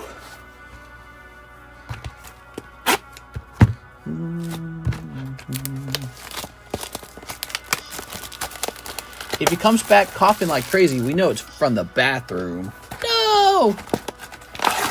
Should I sell my Pokemon and buy Medizoo? That's what I'm doing. Pokemon's or Medizoo's going to the moon. There we go. Medizoo, Medizoo. Medizoo, I choose you. Series 0. All right, this is for Edwin. Let me turn this down before this music drives me crazy. All right. Sneep. So many sneeps.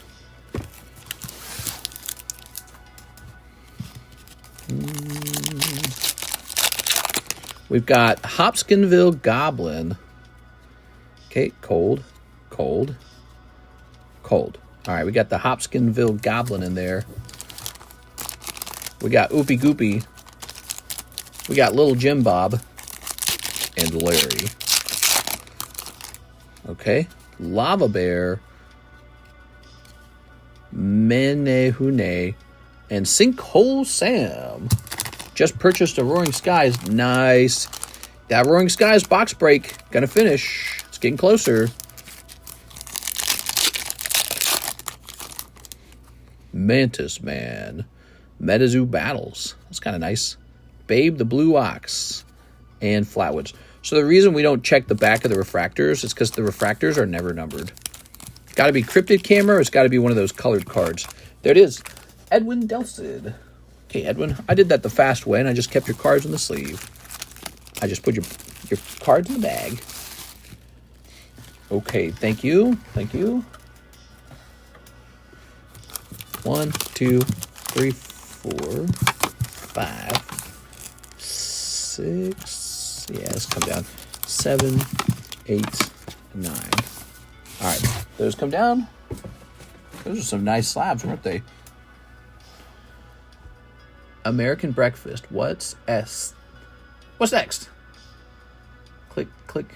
We have a Raul Mendoza, 3 Korean Eevee Heroes. Mr. Raul. 1, 2, 3. Okay. Tempted to grab a Nikkei box or box of V-Star Universe. Yes. Keep this. All right. Going this way. Mr. Raul. Here's a cold one.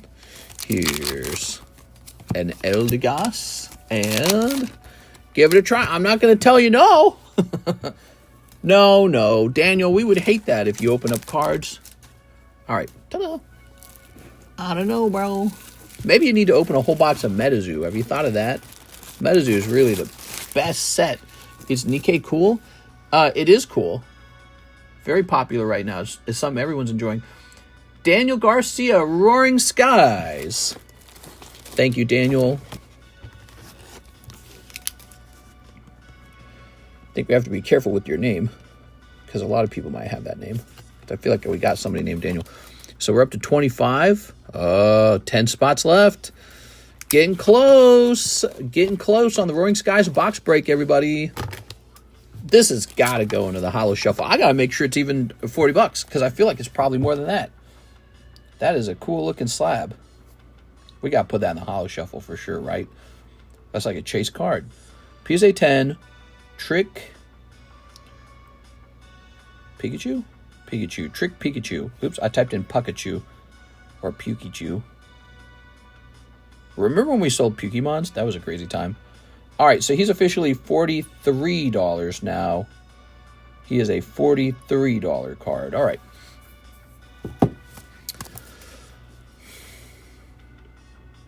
Yep, he's going in. 1, 2, 3, 4, 5, 6, 7, 8. Do we do 8 or do we do 9? I'll do 8. Let's be cool. I'll do 8. Let's do 8. I feel like I could have put 9, but we're going to do 8. That's because when a card's genuinely desirable, the pricing is more aggressive. There it is. Such a... Oops, I just smeared it. That's not good. Ugh. All right. Take a look at this card, by the way. Take a look at this card. So beautiful, man. By next Halloween, this card will be $100 again. Right? That's how it works. I'm just saying. All right. They'll be out of print of those. Edwin Delsid, 3 more. Wait, didn't we already do that? So it's a... Oh, he wants another 3. So he wanted to open 9 total. Okay, 9 of these. All right, 9 Metazoos. Edwin Delson. Delsid. Man, I feel like I've heard this exact synthwave song like a million times. I'm ready for some new music, guys. Man, I ought to pay people if they can find a really good music playlist for me to play while we're working. Because we like having a little music in the background. It's fun. You got Ding Bell. Ding Bat. All right. I can tell you guys are asleep. There's no more talking. 121 viewers remain. It's 4:19 in the morning. We have 3 orders in the queue. Plenty to open, by the way, guys. Plenty to open. Oh, you got a little Mothman. Here's Minnesota Iceman. Here's Hoop Snake. Hoopa. Okay. Look at that Mothman. That's cool. You're trying to pull something like this, guys. All right, look at that. Okay. All right, cool. And what's this? Oh, could it be a numbered card? We've got Blood Ruby. Not numbered. Not numbered Blood Ruby. All right. Might as well join the Roaring Skies fun. Yeah, that's very fun. Roaring Skies. Okay, grabbing this. Hard to believe I used to sell those for $20 a piece back in the day. All right, there we go. Oh, very nice. Edwin with an E.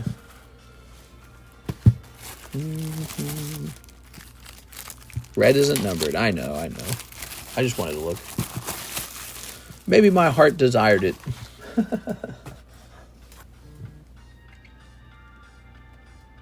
All right, we got Elvin Vaquero, 2 Evolving Skies, 2 Fusion Arts Korean.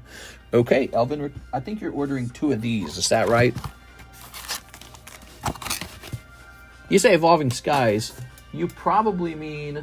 Oh, it looks like I need to get more. You probably mean Korean Eevee Heroes, right? And then the Fusion Art is right here. Just done some Fusion Art. What's the hit in the Roaring Skies? Rayquaza? Yes, sir, it's Rayquaza. Big golden Rayquaza card. Really nice card. Looks like he last sold well over $2,000. All right, I gotta go get some more Eevee Heroes. Be right back.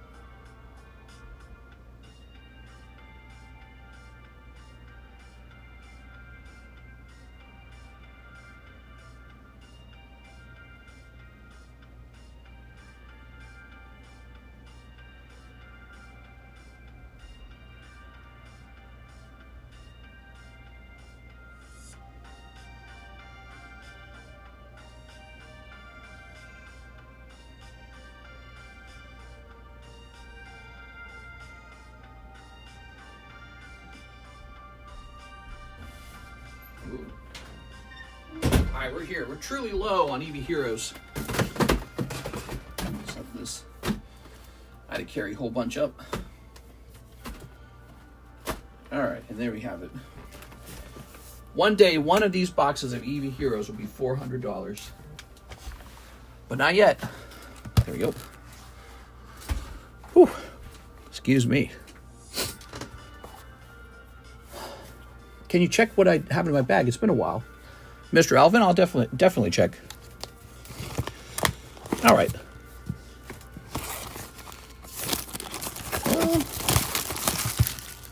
Throw that out. Oh. Ah. Now, what is this?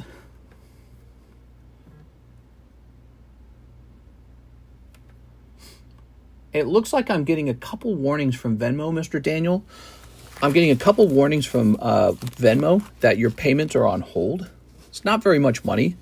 So maybe it's just like a bank thing or something. Bank security kind of thing. All right. Toss that over there. This is for Elvin Vaquero. Well, Mr. Elvin, we've got this guy and this guy. And Jolteon. And a cold one. Ta-da. All right, nothing crazy popping out of those 4 packs. I didn't think something crazy would pop out. It's only 4 packs. Now, he says he wants to check for an Elvin Vaquero bag. I noticed tonight we haven't opened up any Terra Festival. Terra Festival has gotten way more expensive. Restocking has gotten more expensive. The price of the Umbreon Chase card is rising rapidly. We are. If I was to give you my opinion on it, and I know I'm a person who sells them, but if I was to give you my opinion on it, that set is bound to rise rapidly. And you might be looking at the cheapest price today, and it just gets worse from here on out. And you probably look at it and go, well, when's it going back down to 10? Might be a long time before it does that. So what could happen with it, the Terra Festival, I took the box because I needed it for shipping. The Terra Festival could stay at a high price for a very long time, even on reprint. I've seen that happen multiple times. Just because a set gets reprint doesn't mean it gets cheap, because all these vendors, they were all low on it. So the reprint comes out, and the people who get the reprint, they hoard it, and all the shops, they want it, so they're waiting to buy it. And all the customers are waiting to buy it too. So one reprint might not be enough. So several reprints. Ah, here we are. Elvin Vaquero. Several reprints later, there might be enough of it that it goes down a little bit. But by then, it's often gone up so high in price that everyone's just gotten used to the new normal on the price. There you go, Mr. Elvin. You got a bag from 424. That means it has to ship out before April, okay? Very nice. That Neo Genesis Lugia earlier was crazy. Yeah, it was really cool. Emmanuel Valencia, 5 art box stickers. Yes. Art box stickers are great because they're affordable and yet they're vintage. This is an affordable vintage. Is it really $13.50 though? That would mean that that's a little more than $1 or a little more than $2 each. Is it that cheap? I don't remember it being that cheap. Hold on. Pokemon Vintage. Art box stickers are $2.70. Now that seems to add up. 2.7 times 5. Oops, I did minus 5. What, Mr. Pulled a Lugia? We pulled a Lugia, man. Times 5, huh? So we got 1, 2, 3, 4, 5. Look at that. So that is vintage Pokemon, and it's pretty affordable, but it's these stickers. But there is a nice card to go after in the stickers. It is a golden Gengar card. He doesn't pop up very often. All right. Very nice. Wes says, first time tuning in. Nice cards. Nice to meet you, Wes. All right. Yeah, nice to meet you, man. Okay. Mr. Wes, if this is your first time here, I'll just introduce myself. I'm Mr. TheCardconomist. This is my second YouTube channel. I started doing the Pokemon cards 6 years ago. I was the only rip and shipper on YouTube back then. There we go. All right, nice. And now I've been doing this for 6 years. We have a nice little community, and I go live every day, and we have a lot of fun. Do you still have the PSA 10 Show and Jump Luffy? Show and Jump Luffy. I think so.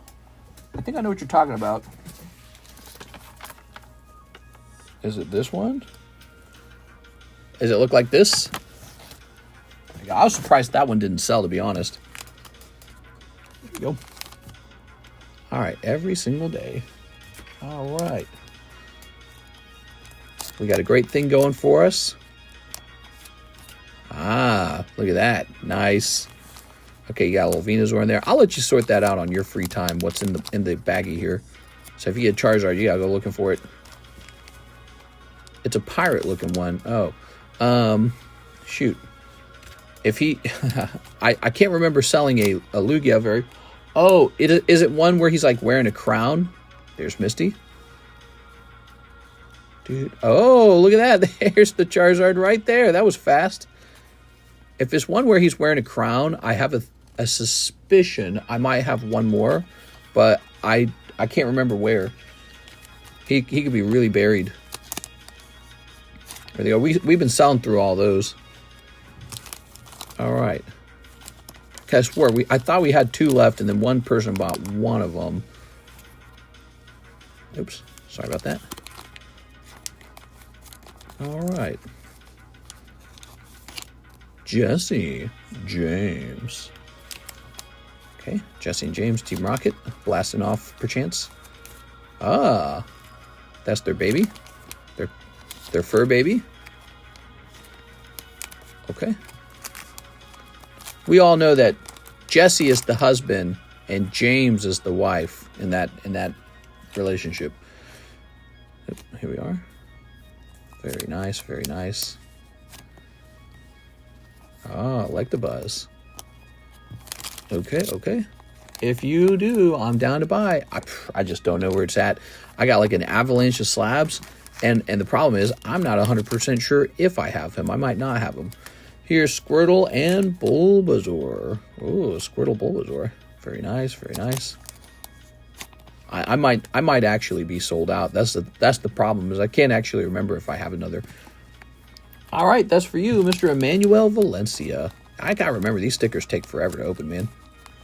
So let's make it less complicated to purchase these. I set it at what, 2.7? Let's just set it to 3. There we go. They take forever to open anyways. All right, we're gonna hit save on that. And now let's put this into your bag. Ooh. No worries ever. There's a ton of them. It's a good looking card, but cheap. There we go. You're talking about the crown. Yeah, just because there's a lot of them, this is the new idea of this. So what Pokemon has taught us is that just because something is high population doesn't mean that it can't go up in price over time.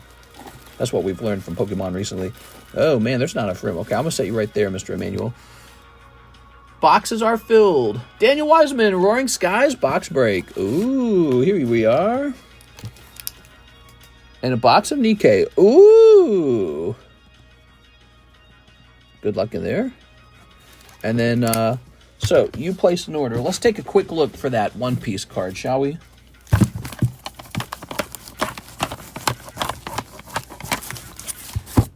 We'll do a quick look, okay? I can't do it for too long, but we can check some of the slabs.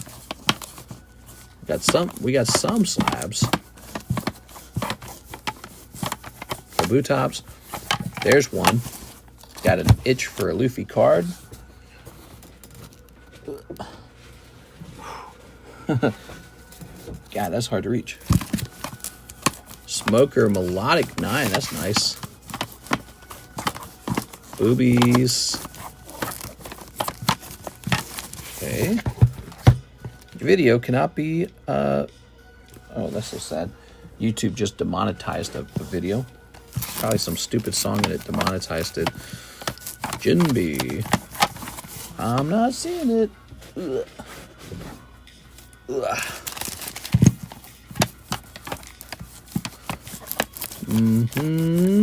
Nope. Ugh. These are like from today. I can feel this. Oh yeah, this is from today. I might be finally running low on slabs, man. I need that PSA return. Extra rule. I'm not seeing it. It's so weird though. I feel like there's probably one more. Is there not one more? Ugh.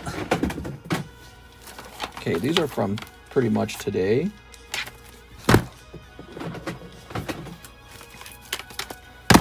Oh, it's going to be so sad when I tell you I'm 100% sold out. Okay. It seems I'm sold out. I knew it would happen one day. Yeah, we're sold out. We are sold out of that one. Yep, that's Chansey down there.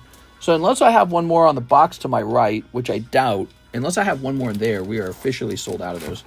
I got to get these back down in this box. Okay. How much was that Marnie? There was a Marnie? I didn't see a Marnie. Was it a PSA 10 Marnie? If it was a PSA 10 Marnie, then it was probably $55. Ugh. I didn't see a Marnie. Oh, here it is. $55 Marnie. Okay, there you have it. Wow, look at all them PSA 10s. Sure. Well, that doesn't even show you the good ones. I got all the good slabs. They're all listed on Discord. They're in a box right next to me. The good ones. You like Marnie? Okay. Put this over here. Ugh. So we got, oh, well, they're all blocked up because we've been pricing these tonight. These booster slabs. We've been pricing these curious booster slabs. Topps Nintendo. Very neat, right? Sable? Yeah, Sable was in there. Oh, my God. I just put them away. Don't make me dig them back out. Box of Nikkei. Let's grab that box of Nikkei.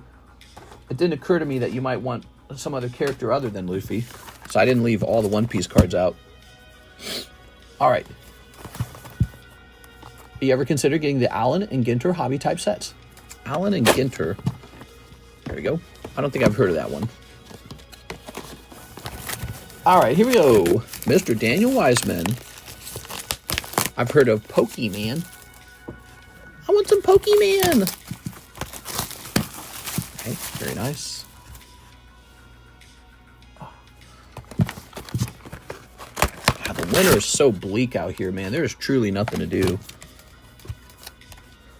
There's some booty butts. This set has a lot of butt and a lot of boob in it. No doubt about those. Ben, those would be great. Yeah, come on, Ben. Ben 10. Those would be great. All right. There we go. Snipping on this, snipping on that. Here's a sneak, sneak, and a sneak. Wake up, Troy. All right. If you think about it, later tonight, I'll probably be interested in one-piece slabs. Ooh, okay. So, here's a holo. I think the Sabo was like $27 if you froze the screen. Here's 27 or 24 or something like that. There we go. Oh, look at that. Why is she surrounded by chains? I don't understand. What's this thing she's holding? All right. Lots of boob. Wake up, Joe Biden. Joe Biden. All right. Man, Joe Biden is so hurtful to the Democrat brand in the end. And they're trying to pretend like it's not. And 4 years from now or 8 years from now, some brave Democrat leader will be like, he was our George W. Bush disaster. Ooh, that's what the Republican Party needed. That's what Trump effectively became. He came in and he said, the Republicans are not doing a good job for the Republican Party. And he said, George W. Bush sucked ass. It's basically why he's so liked. Dude, you can see her bra through the shirt. Oh, my Lord, bro. Konnichiwa. That ain't right. Oh, no. Joe Biden. Here's a holo. So you're gay? What? And there we go. Who's gay? All right. I'm not gay, but I suck that dick. Ooh. Daniel Wiseman. And let's see, where will we find your box? Your bag. You'll be over here. I'm not gay no more. I am delivered.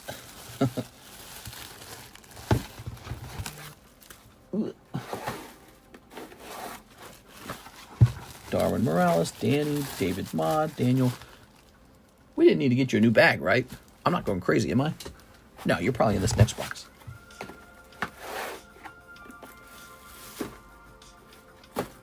Where are my gays for Trump? You don't look that gay. All right, there we go. Ta-da! I feel asleep and woke up gay. There we go. Mr. Daniel, with your lovely bag. Thank you so much, Daniel. Good luck in the Roaring Skies break. That could be going off any day now. All right. So Daniel Garcia, it says 2 of your payments are on hold. What does that mean? It says 2 151 packs. And then the next order says 3 OP9 packs. And then the order after that says custom vintage pack raw cards. Okay, so first of all, I kind of recommend you kind of squeeze those items together, but I see why you might want to do that. But it says 2 of those are on hold, and then one of them's not, so it's very confusing. Let's go ahead and get you 2 151 packs. I think you're ordering these, right? Hold on. Actually, it's $7.50 a pack. What language is that? That's going to be... Okay, so that actually looks like it's Japanese, isn't it? It's Japanese. Okay, 2 151 Japanese packs. Give me a second here. We need our 151s. Is this it? Yeah, this is it. Okay. 2 151 Japanese. I think I might just open these for you because it's not a lot of money. He then says 3 OP9s. Okay, so we got OP9s, huh? There they are. Okay, 3 OP9s.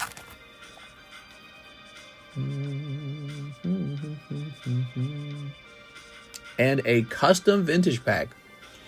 What's your hot take on importing H-1B visa Indians? I had a lot of colleagues in college, peers, who were Indian because I was in the computer science course, and my wife works with a lot of Indian people too. They're human beings. They have the same dreams as we do. They want to have a family. They want to live in a nice home, and they're willing to work very hard for that, and they share many of our values.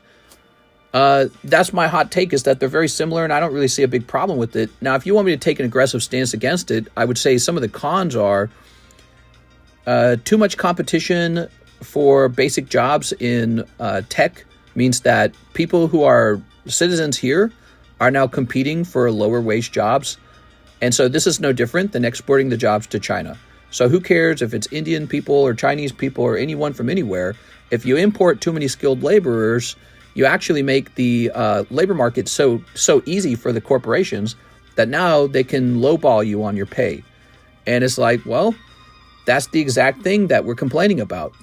We want economic protectionism. It's our country, and we want our money now. We want high pay. Stop importing other workers to compete with me.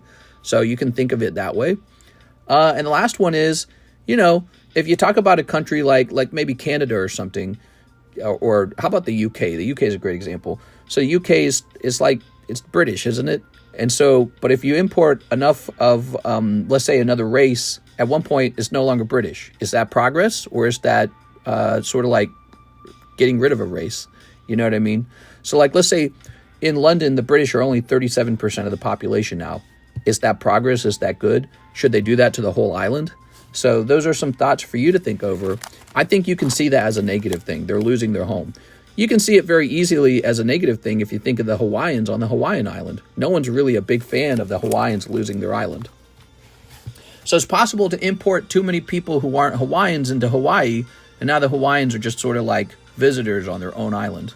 So that's something to think about. All right.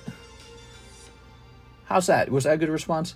So let's open up Daniel Garcia's stuff. He needs a vintage custom pack.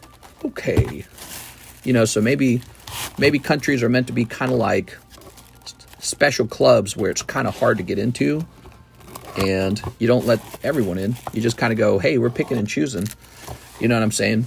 Like, how does Harvard do it? Harvard doesn't let everyone go to Harvard. Harvard says, we'll take the top 1% of people because we're real picky. Maybe countries are meant to work that way. 1, 2, 3. You're getting this pack right here. We don't get mad at Japan for being Japanese. We don't get mad at Harvard when Harvard says we only take some people. So it's an interesting problem. Here's Grimer. Overall, I think that you need to have a country that's the melting pot. I think America is a great country to be the melting pot.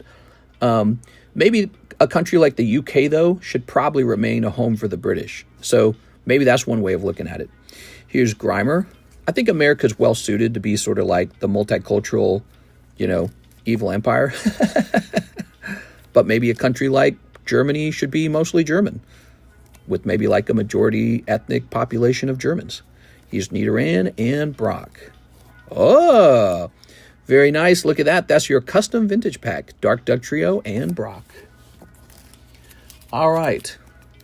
So, maybe there should be a country in the world where it's a strict pro-corporate sort of like meritocracy, squeeze all the cheap labor in.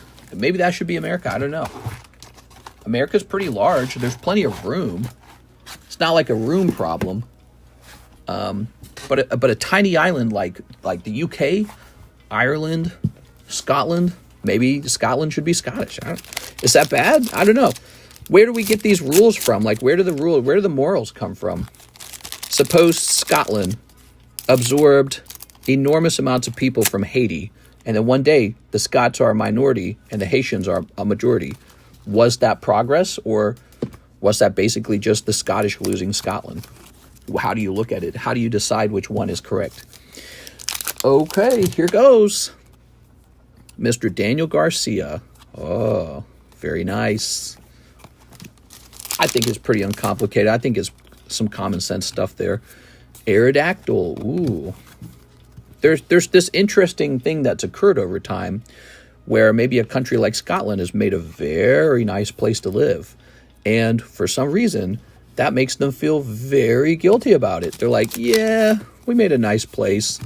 And nobody has the guts to say, hey, this is ours. Stay out. You know, because you don't want to be like a jerk, right? That's like what a jerk bourgeois guy would do. He'd say, you're homeless? Get your ass out of here. I'm rich and you're beneath me.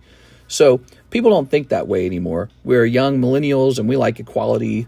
We don't like social classes. We don't like the ruling elite and the lower people. We don't like that stuff. We like it when everyone's equal. But then, you know, you run into other problems. You know, you run into new problems like running out of money. How do you pay for the entire world's homeless population if they all rush into your country to get socialized healthcare or socialized education or socialized whatever it is? In New York's case, we were taking people and putting them into hotel rooms and making people in America, the taxpayers were just paying for that to the tune of like billions of dollars or something. And when people who are American citizens and homeless in New York found out about that, they probably lost their mind. They're like, I'm homeless. I'm a citizen. I've been here the whole time. You know, you had people in like Harlem found out about that. And they're like, oh, you got to be kidding me, dude. Put all of us in a hotel room. How about that? Daniel Garcia with the D. But so when you look at the voting patterns, you see Donald Trump taking a large vote gain from maybe like Hispanic voters and black voters. That's those people going, hold on. The Socialist Democrat Party promised to help. I thought they were going to help me. I didn't know they were going to import a bunch of people and help them instead while they continued to ignore me. So I think the Democrats really didn't think that through maybe, or they just kind of failed on their promises. I don't know what to say about that, but I think that's basically what happened. And they're probably studying it right now, thinking it over. Daniel, did you need a new bag? Let's grab this. I'm from Earth. It's stupid to call people racist for wanting their country to remain their country. Yeah, and I don't know. Maybe that's an emerging idea, right? Because for a lot of first world countries or white countries or whatever you want to call them, European countries, this is an idea that's very scary because it reminds them of World War II. World War II was this really horrible thing, and we don't want to repeat that. But so we're staying away from those ideologies. But maybe it's possible to go so far in the opposite direction that you've gone too far. Like, again, this concept of progressivism. Is it progressive if the British were actually just a minority in their own country and they just go to work and then pay taxes and the taxes goes to everyone else? Like, how's that progress? It actually sounds kind of sucky. All right, Daniel. Ta-da! That stuff they're talking about right now in their country. Actually, what they're talking about is the Pakistani grooming gangs. That's what they're talking about, and that sounds really crappy. Here we are. All right. That is all over my social media right now. So, Mr. Oscar Resendez, Marnie 10 and an old maid. Oh, hell yeah, dude. Check that out. I never learned after I took a couple shots. I just got me some Band-Aids and bought a couple Glocks. Had to go on a rampage. What are you talking about? All right. Here we are. That sounds like a heart attack, man. Ooh. Screw Harvard. I was never a Trumper, never will be. He is a fascist. Sure. Well, I think the idea of a fascist is basically an authoritarian, right? And people who love democracy, they love it when people have freedom of choice. And so I would like freedom of choice too. For example, I don't want to have to pay taxes for things I really disagree with. And so when you tell me I have to pay for things I don't agree with, you could argue that's fascism. Or if you don't think it's fascism, you could argue it's a different kind of authoritarianism, like maybe like, I don't know, like communism or something like that, whatever you want to call it. But there's a lot of isms. The point is, to be free, I have to be free not to pay taxes for things that go against my beliefs. You know what I'm saying? And so I also agree we should be free. That's why I should be free not to have to pay for things I disagree with. Here we are. All right. Very nice. Ooh. Look at that. Totalitarianism. Dictatorship. Fascism. Tyrant. Whatever you want. It's authoritarianism. And people don't like authoritarianism. And it can come from the left side That might be like the Chinese Communist Party, or it can come from the right side. That might be like, like a fascist who's very sort of like racially supreme or something. I don't know, however you want to think of it.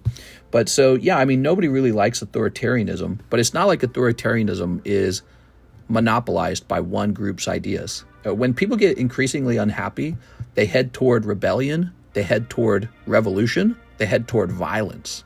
And violence is authoritarianism. By the time you want to start killing people over your beliefs, that's when you're saying, do what I say or die. You know what I mean? That's when you reach that point. Let's grab that. Here we are. The Old Maid card. Here they are, the Old Maids. You're just going to get the next one. How many Sapphire Spanish you got left? It looked like I had a good, maybe 20 packs at least. Ooh, Spinda. Spinda's very confused by all this stuff. That's why Spinda's so dizzy. Watching the cricket here in Australia, and the batter hit the ball and it took out a seagull. That is funny, man. Fascist economics is basically same as America has now. It just enacts more government oversight for the working class. Yeah, again, what's really interesting about the far right, and then let's call the other side the far left, they overlap like crazy.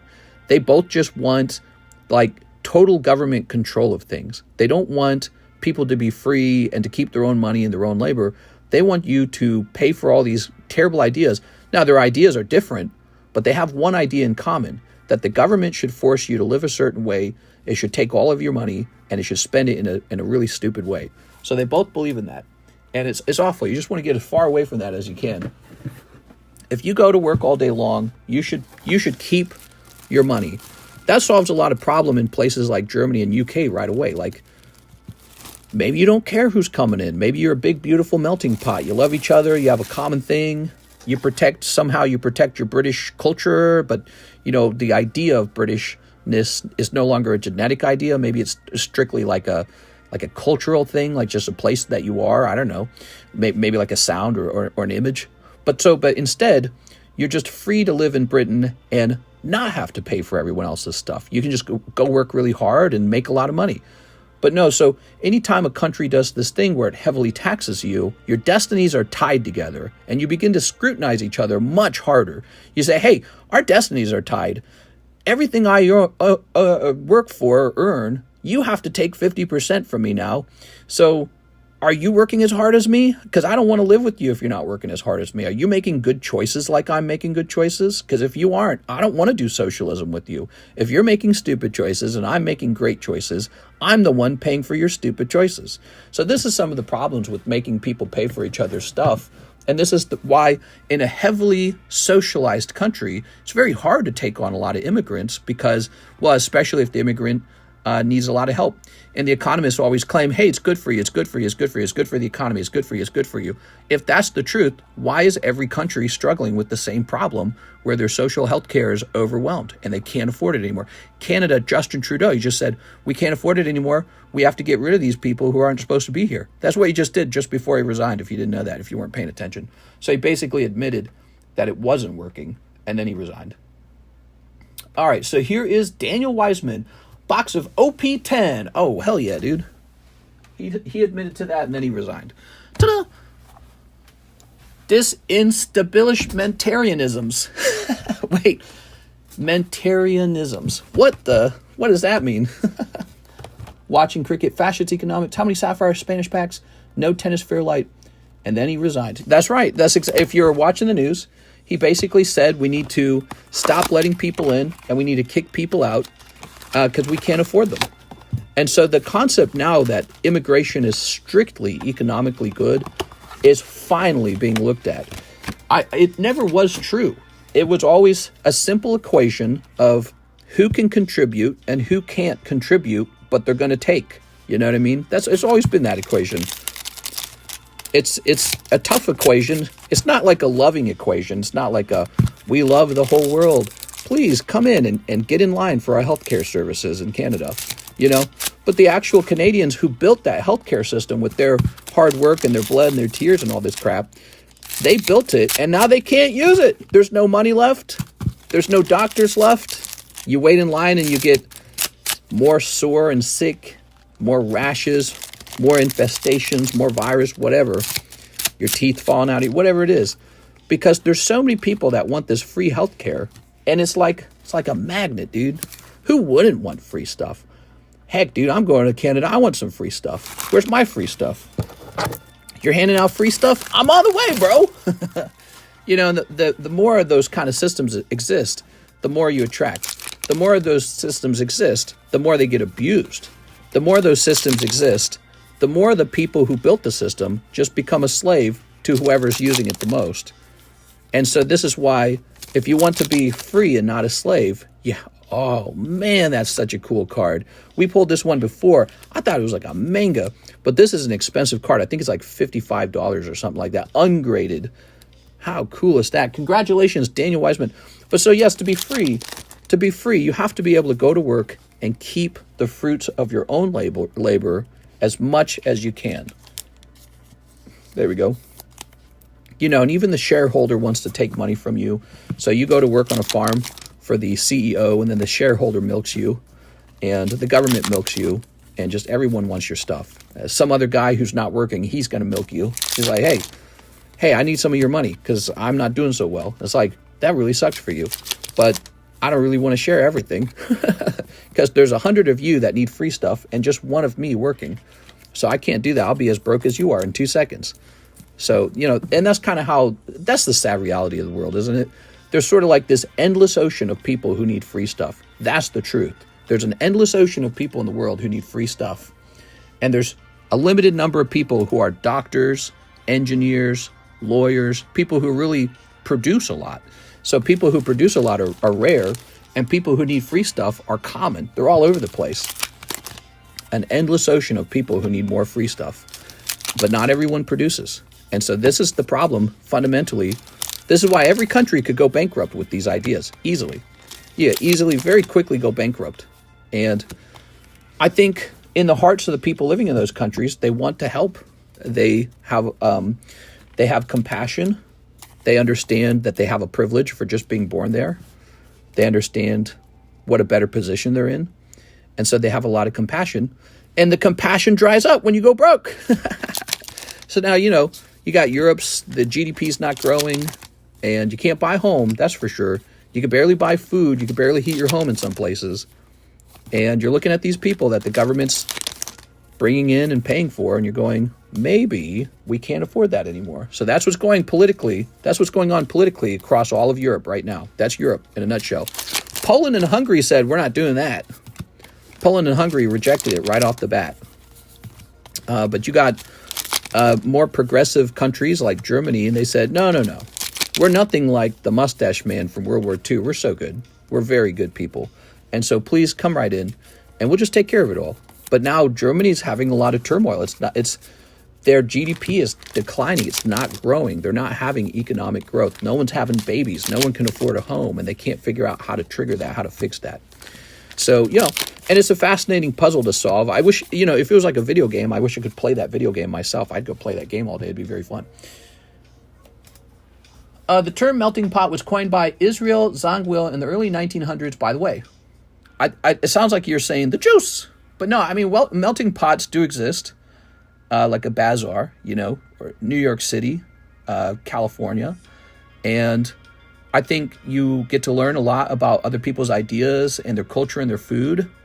But at the end of the day, you can have as much of a melting pot as you want, but everyone has to be working hard. That has to be the case. There's this little equation where you either go broke or your government gets rich because you're making so much. And so no matter who you bring in, no matter who you mix with, you know, mixing couples, making love, whatever it is, you all have to be wealthy and prosperous because you're working so hard. That's the bottom line. You have to. If you go broke, it all collapses because people start pointing fingers really fast. They go, you did this. You did this. You're the problem. That was actually what was going on during preceding World War II. The Germans were having massive inflation. It was called hyperinflation. And so they were looking for an explanation for the hyperinflation. And, you know, the mustache man rises up and he says, well, it's these foreigners. They're not truly German. Look at them. They have allegiance to their religion. They think they're supreme. And so they They own all the businesses, and you've heard all these conspiracies before. They own all the businesses and all the religions, and so these ideas start swirling around in his head, and all of a sudden he's got a boogeyman, and people rally behind him, behind this idea.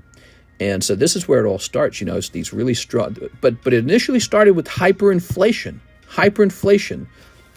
You can't go broke. When you go broke, you get real nasty, I think. You get real vicious. You go into survival mode, I think.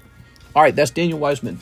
So, and that's the same for every country. It's the same for America. It's the same for Europe. It's the same for Mexico. It's the same for Canada. It's the same for everybody.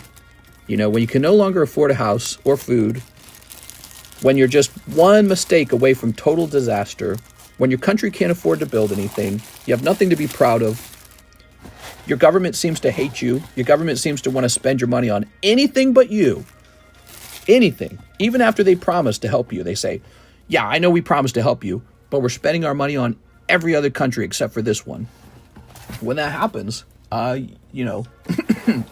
sort of foments those similar nationalistic feelings where it's like, wow, man, something has gone very wrong financially, and we need an explanation, and we need a solution. So people have to be more aware of that, I guess, but they say history repeats, right? Jonathan McGonigal, 3 Spanish Ruby. Here we go. Mr. Still live at 4 a.m.? Hell yeah, dude. 1, 2, 3. Hello. Sounds like someone is full of himself, though, and is fine. We will learn from it eventually if Americans are smart enough. You never know. You never know. You never know. Modern America, it mimics the Weimar Republic, Germany a lot. I think it's different. First of all, some of us are very aware of the past. So I think right off the bat, it is much harder for it to reoccur because people are so aware of it now. And second of all, we don't actually have hyperinflation, just lots of inflation. So we're not at that point yet. And by the way, America is doing much better economically than just about any other country in the world. We're very lucky to be here. So I don't think it happens. I don't think it'll happen. Oops. Our problems are very different from their problems back then. Hitler was kind of the mustache man. I don't even know if I'm allowed to say his name. I don't know what YouTube does when it hears his name come out. He's like Voldemort. Ooh, darkness energy. Look at that. Beautiful, man. He was like a paranoid guy. By the way, he was very aware of class. So we talk about class all the time. That guy was super aware of class. He thought of the Jews as like this international group, and they're rich, and they're not true Germans, and they don't love Germany like we do, and they're here to basically take advantage of us, right? And so you see sort of like rippling shadows or like copies of that, but it's corporatism now. Corporatism. So you got corporations, multinational corporations, and they don't love you. They don't care about you. They want to milk you for your money. They want to give money to the shareholder. So he was very classist. He was aware of class. He was very aware of the struggles of his people. He thought of them as his people, right? He wasn't a globalist. He was for the Germans. And so this is why you feel these sort of like similarities. And it helps for people to talk about it and to really think on it and to ask, what do we do next? What's the right path forward? Here's a Leiron. Ooh, magnitude. Very nice. Troy's not live. Crazy card. All right. Very nice. Here's a Baya Aranja. All right. Makuhita. Ooh. He would get very mad if they had positions of power within the country. That made him very angry. And so, what that would kind of made me think of? It kind of made me think of like South Africa, right? Imagine you got like the white man in South Africa and he's doing better than you. There's like apartheid. He owns all the stuff. He runs the banks. He's in the government. But you're African, and he's just some guy from the island of Britain or something like that. So you feel like, hey, this ain't even your homeland. And you got to be beneath them, and he's got to have all the power. And there's just this sort of like tension beneath the surface when your life is a terrible struggle. And you go, what caused the struggle? Might have been the white man. The white man wants to keep you down. He wants all your stuff. He wants you to be like a slave for the shareholder, right? So this class struggle is a struggle, and it creates a sort of survivalist. This is my opinion. It creates sort of like a survivalistic competitive mindset where you go, well, we have to fight because I don't agree with you dominating me, right? I don't agree with you taking my stuff, sharing my resources. This life isn't very good for me, and it's your fault. So humans really, we kind of fall apart when there's no more good society left. And when society's great, we go, look at our beautiful melting pot. When society's great, we go, this works. So finances is not something that the Republicans or the Democrats can skip. It's unacceptable to go broke. You can't go broke as a country. It will cause a really bad problem in our way of thinking to occur. Here we go. Ooh. So finances is everything, in other words. All right, this pack's going to be a cold pack. That is the rule. You can't go broke. I think Canada's going broke a little bit, and tensions are rising. That's exactly what's going on. Here's Aaron. Americans are struggling to feel the beautiful American dream they've heard so much about. They're seeing the price of houses that their grandparents had, and even their parents and their great-grandparents, and they're saying, where was that for me? Where were these great paying jobs where I could raise a family on one income? Where was that for me? They're saying, well, maybe it's all these H-1B visas. They took it from me. See how that works? So that's what's going on, and people are analyzing that. But the truth to that is much more complicated. You don't know if it's a net loss or a net gain. It's a complicated world. Maybe all the people come in and they work hard and they contribute to the economy and they help build these corporations. The corporations do well. The corporations produce products that improve the quality of our lives because now we got cool things we can do with the products that they make. Maybe it's this whole engine, and when the engine gets bigger, maybe it's better. So it's complex. You can place either side of the argument. Nobody truly knows the answer. It's just bets that you place, like in a crystal ball. All right, Jonathan. You can't know for sure until later. All right.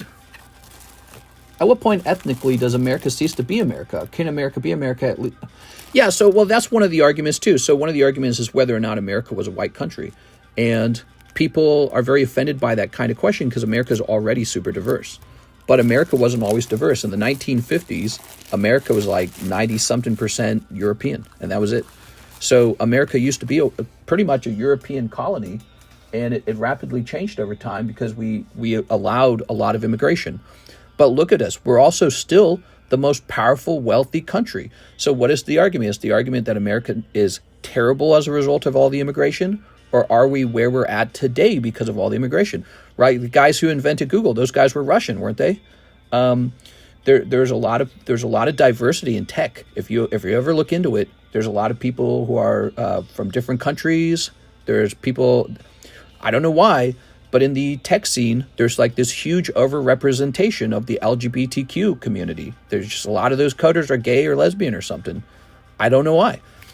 And so, when you get too conservative, you miss out on being open-minded toward other people. You miss out on the benefit of having, mixing with people. There's a benefit to mixing with people. Like, look at biology, right?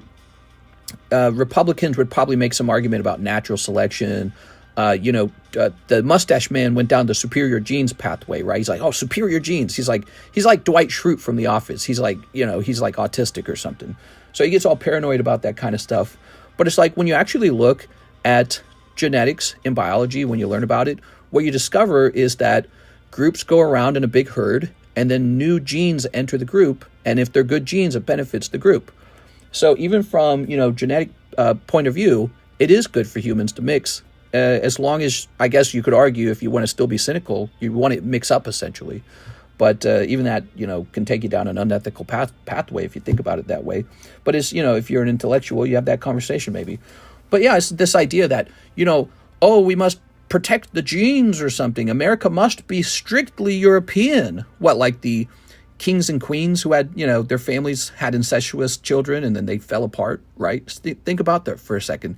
The royal families thought that they were supreme. So they had incestuous children, and it was the worst thing ever. So strictly sticking to a certain genetic code isn't necessarily the recipe for success. And when you look into the Europeans themselves, they're pretty mixed over time. So you have to go back a really long time period and see how many times they mixed groups over and over again.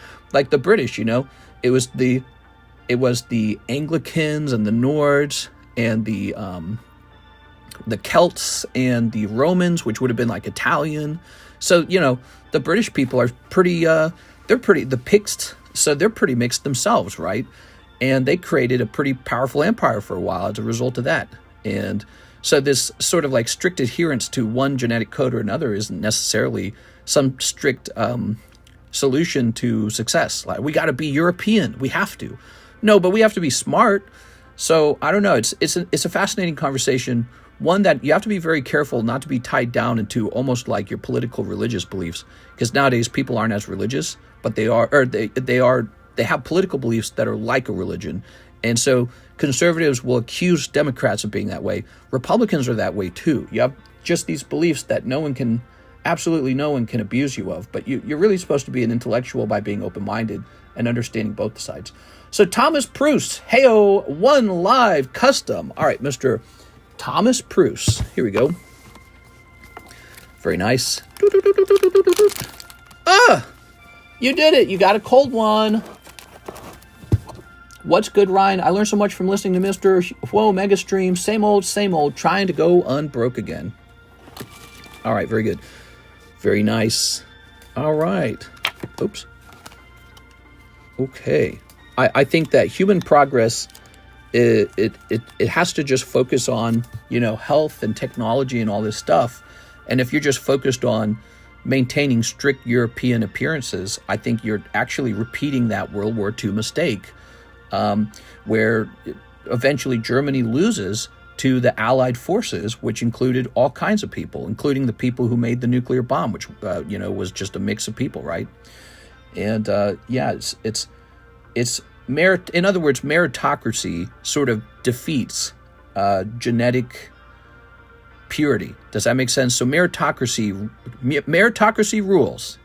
It's the best. It always seems to win. Meritocracy wins. But on the flip side from that, if you're really just sort of like this socialist handout country and you're just importing the entire homeless world, that's not a meritocracy. That's the opposite of a meritocracy. You're just going broke taking care of people who are not able to take care of themselves. So, the whole conversation is complex. You have to be careful not to get too emotional with your ideas. And whenever I debate or have a conversation with someone, which I've done for so many years now, it's like this whole crazy game I play in my head. But when I talk to somebody, what I find very often, they are tied to a couple emotions, and those emotions are what lead all of your political ideas. And you need to let one emotion in more than others. Doubt. Doubt is what allows you to question everything. It allows you to question your leaders, lets you question authoritarian figures. Doubt and maybe humor. You have to be able to make fun of things. So if you have an idea, you need to be able to prosecute it with humor. You need to be able to say, you need to be able to completely ridicule your own ideas in order to be free of almost like the chains of brainwashing. So you have to be able to put down your own ideas, whether you believe them or not. All right, guys, I'm all done for the night. It's 5:13. We got a nice 5-hour stream in. I'm going to hop off and go kick my feet up. I had a lot of fun, guys. He says, okay, let me rephrase that. Well, save it for another stream. I would love to have a conversation with you, but I'm all out of orders, so I know that's the wrap-up time.